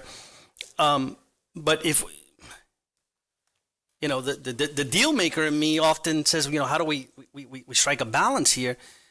Maybe the motion changes and says, and I'm not suggesting this motion yet, but I'll throw it out there, changes and says we fund the ones that are current, the $597,000, and it's the end of the program. I don't know. I'm just trying to strike a balance here, because I know the motion says come up with options for us next year, and I know it's going to happen. You're right. We're going to go through the same thing next year, and you're right, because it's been happening for 3 years. So I'm just trying to be a deal maker here. I don't know if anybody wants a bite on that, but I know we have a motion also on the floor, Mr. Chair. So I just wanted to throw another idea, see if that helps. But it is a hot topic. Well, and thank you for the idea for another motion. However, I'm going to go back to what I said before, that neither one of those should we vote on tonight. According to our rules, if somebody has a motion for a vote, it's got to go to the next meeting. So I think I have an answer for that, Mr. Chair, if I may. I think our rules allow for things to be it can be accepted as a continuance because no action was taken at the last meeting. If we can get a legal opinion, I think we're in safe harbor here as a continuation. And maybe they'll disagree with me. Yeah, I think you're both actually right. You have on many items decided to bring back an agenda item on an issue. This is one you took up last time. I think you're legally allowed to take action, but as the chair has noted that oftentimes you may decide to bring it back in the form of an agenda item as your practice. So. And at the same time, Mr. Chair, do we really want to go through this again for 4 hours? I don't think the body wants to do that. I think we're ready to take action. Yeah, well, I agree with Troy. We're going to go through it again every year because we can't make a decision. And philosophically, as much as I love the arts, I don't want to tell all of our taxpayers that we're going to give their money away for our choice. Okay, so I was going to call the question, but Jake, your name is up. No, so again, sir, we gave the money away when we approved the budget. No, we didn't. And we already assessed the taxes to the people. We should have just not assessed the taxes. Number two, normally we would wait 2 weeks, and I still do agree with you, and I still think it should happen, as painful as that will be. But the reason we do that, I think, is because it doesn't give people an ample time to communicate to us. However, I think you all got the same emails I got. And the people that would argue for it were here. The person that argues against it, at least via email, was here, including us arguing against it because we did once before. So I'd be comfortable either way, but because of the rule follower thing, which, by the way, back to David's point, we did set up a program that we're reneging on. I would like to go to the next meeting and be quick about it. The longer we talk about it, the more doubt gets put in the question, and we just make it quick and vote for it or against it and be done with it and move on. That's all I got. Okay, then I think that the only way that we can get there, Jake, is to deal with the motion at hand, and if it fails, which the motion is to approve a list of applicants this year and then take it up again during budget season, we can vote that down and then bring your motion up to bring it back at the next meeting. I'm not sure although I think you're right, I really do. I don't see I'm not going to. Let's rip the Band-Aid, make a vote, guys. We're in good legal grounds to take a vote today. So let me state the motion one more time, and if anybody thinks I misunderstood it, please, I want to get this one right. The motion is to approve the list of applicants this year for $571,926, and then we will take this up during the budget season next year to decide how we fund it, or if we fund it. Okay, Carissa, that's the motion, and the... Can you advise who seconded the I motion? was just looking for that, and I don't see it. Who made the second? Okay. Matt made the second. David Santiago made the motion. Okay. Would you call the roll, please, Carissa? Mr. Dempsey, No. Mr. Johansson, Yes. Mr. Kent, No. Mr. Reinhardt, Yes. Mr. Robbins, No. Mr. Santiago, Yes. Mr. Brower. No.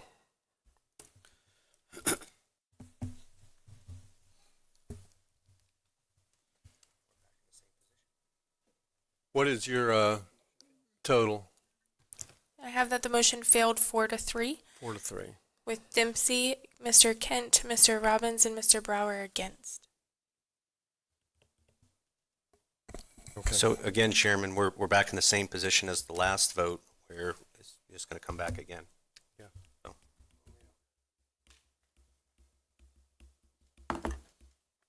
Okay. So the motion fails. You can make a motion of what you want put on the next meeting, but we shouldn't vote on it tonight. If you want to make a motion different than this, okay. So where does this leave us then? We vote.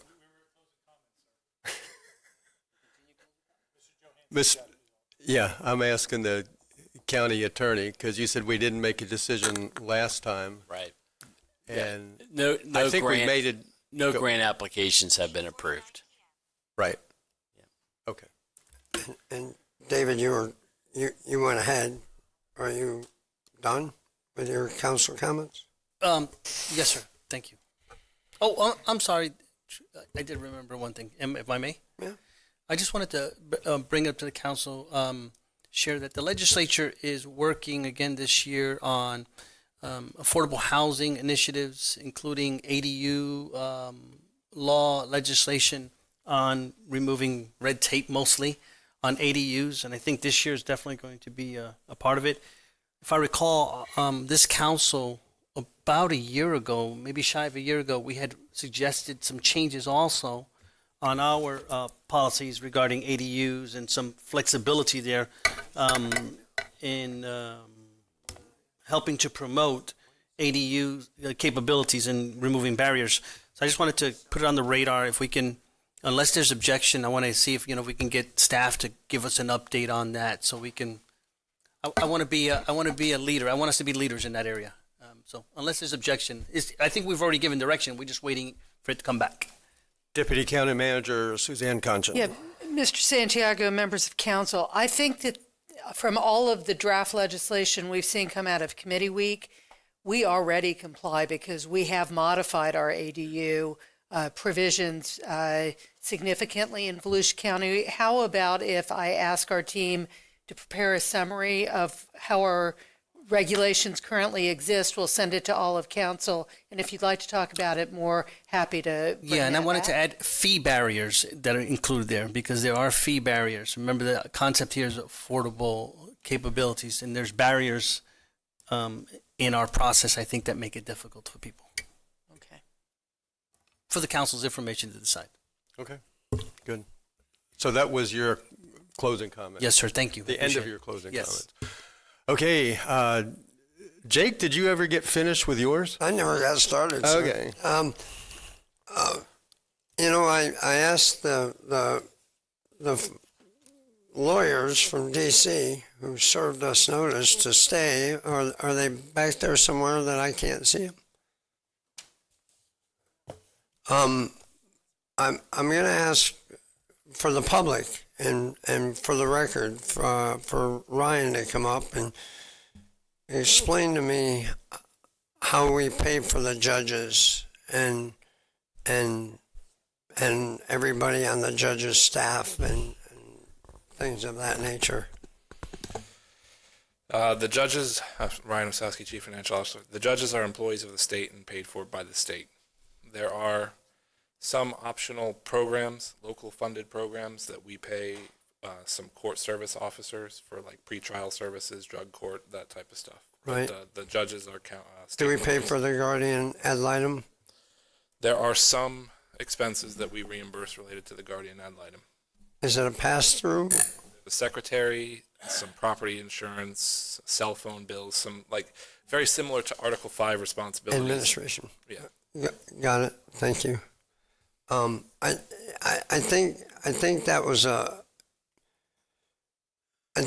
a very important education process for us, that things are happening that we might want to be aware of, but similar to her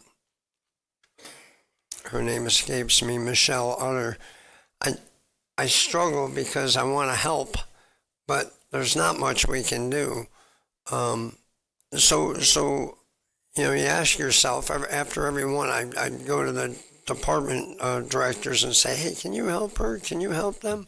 But I don't think we're in a position to help that group with that problem. And I'll pass over to Mike Dyer. Am I wrong, or is there something we should be doing? No, you're correct. We do not direct the judges in how they process their cases. Right. Yeah. And they are separate. We have no oversight other than their That's buildings. correct. The county council is not the right party All to right. be complaining to. All right. Do we need to serve them notice? If that's the notice of the notice, or I hope they're listening. Well, I will be glad. One of us will follow up with the Perfect. gentleman that handed out his business cards to relay that. All right, perfect. Thank you very much. There's a couple things going on in town that might be of interest to council. There's a Southeast Volusia Economic Summit on Thursday. Encourage everybody to listen in or watch. They're pretty interesting, and they're going to be talking about stormwater. We have a flooding subcommittee tomorrow at 2 o'clock at the Dennis McGee room, and public and everybody are invited as well. That's all I have, sir. Troy Kent. Thank you, Chairman. I had just a couple of items tonight. I want to start off with a positive, and George, it's for you. I've noticed on social media, our team is doing a really good job of not only talking about, but showing pictures of the ditch cleanings and the waterways. And that's hugely important. So I know, Mr. Ryan's group is working hard on that and getting that information out there, but that's important for our residents to see. And there's no doubt in my mind that it's helped tremendously, especially with all the rain that we've had. So great job there. I'm glad that the News Journal is still here, because this next one kind of hurts my heart a little bit, but and I say a little bit, but we received an email from George talking about horses on the beach in Ormond by the Sea. And I had a conversation with George about this. And council, I got to tell you, I've probably had, and you've had probably the same, 98% emails against the idea and maybe 2% for the idea. It might be 99 against and 1 for. It's that close. But the location is not feasible. Not only is it not ideal, it's not feasible. And I want to thank you, gentlemen, for hearing me out on that idea. I still like the idea of riding horses on the beach. The location is wrong. So for that location, and since I made the motion, I am now a nay on too soon on the idea. So I'm gonna pull that, and I hope that's okay with the rest of you gentlemen. It's just it's the wrong place. We've got to have a place on the east side of A1A that can handle the trailers, and then I think it's the right place, but it's the wrong place for that. And then I wanted to briefly just talk about, before our meeting today, several of us went to the supervisor of elections ribbon cutting for her building. I still did not get inside. I wanted to make sure I had plenty of time to get back here. But George and Suzanne, I mean, I love seeing some of my colleagues there, but I was most impressed that you two were there. Thank you for taking the time to be there for one of our constitutional officers. And, she has a very positive, good working relationship, I believe, from what I see with this council. And that doesn't just happen. She's worked on that relationship, and she's not been secretive. Not that others have, but she will explain what she needs, the reason why behind the ask, and is always willing to, of course, give money back whenever she has it. And that does nothing but help the investment in her and her program. Somebody mentioned today when they were talking about her level of integrity. And as they were talking, I was just standing there shaking my head, yes, because our supervisor of elections, I mean, she just has the highest level of integrity to do the right thing all the time, even when someone's not watching. And I'm appreciative of that. And I'm appreciative, George, of your leadership working on that relationship with all of our constitutional officers, but this one is the first one we got across the finish line. The building on the outside looks just beautiful, and it serves the purpose. And I can't let the moment go by without saying the county owns the building, and the county at some point in the future will start turning a profit because of the leases that we have there. And whatever we don't have leased out, George, get on whoever and make sure they get it leased out. Get the rest of those spots leased out ASAP. Hope you all have a nice evening. Thank you, Chairman. You're welcome. Vice Chair Reinhardt. Thank you, Chair. I actually expand on what you just said. I did take a tour of the inside, and it's awesome. Great job. Janine Jennings, great job, and she was recognized for that. So one of the things that I was so excited for Lisa to obtain that spot was the fact that she could be inclusive, not having two separate locations, one for warehouse, one for the actual duties. And she took me through the warehouse. That's huge. 3 bay doors. She is elated. I mean, she's definitely one happy lady right now. And I also like the idea that someone gave her the kudos that she deserves with respect to her ethics. And nobody can go against what she stands for, and that is appreciated. So I commend also George for taking the steps necessary to obtain that building. Excellent choice, but yeah, it's in great shape too. The whole complex. So it is, but it was hot. You couldn't do anything about the heat, huh? I noticed your jacket got peeled off too. So Yeah, I had to do that. I was praying for a cloud. Amen. And it did for a little bit. But other than that, I have nothing else. Thank you, gentlemen. Councilman Robbins. Nothing. Thank you. You were done.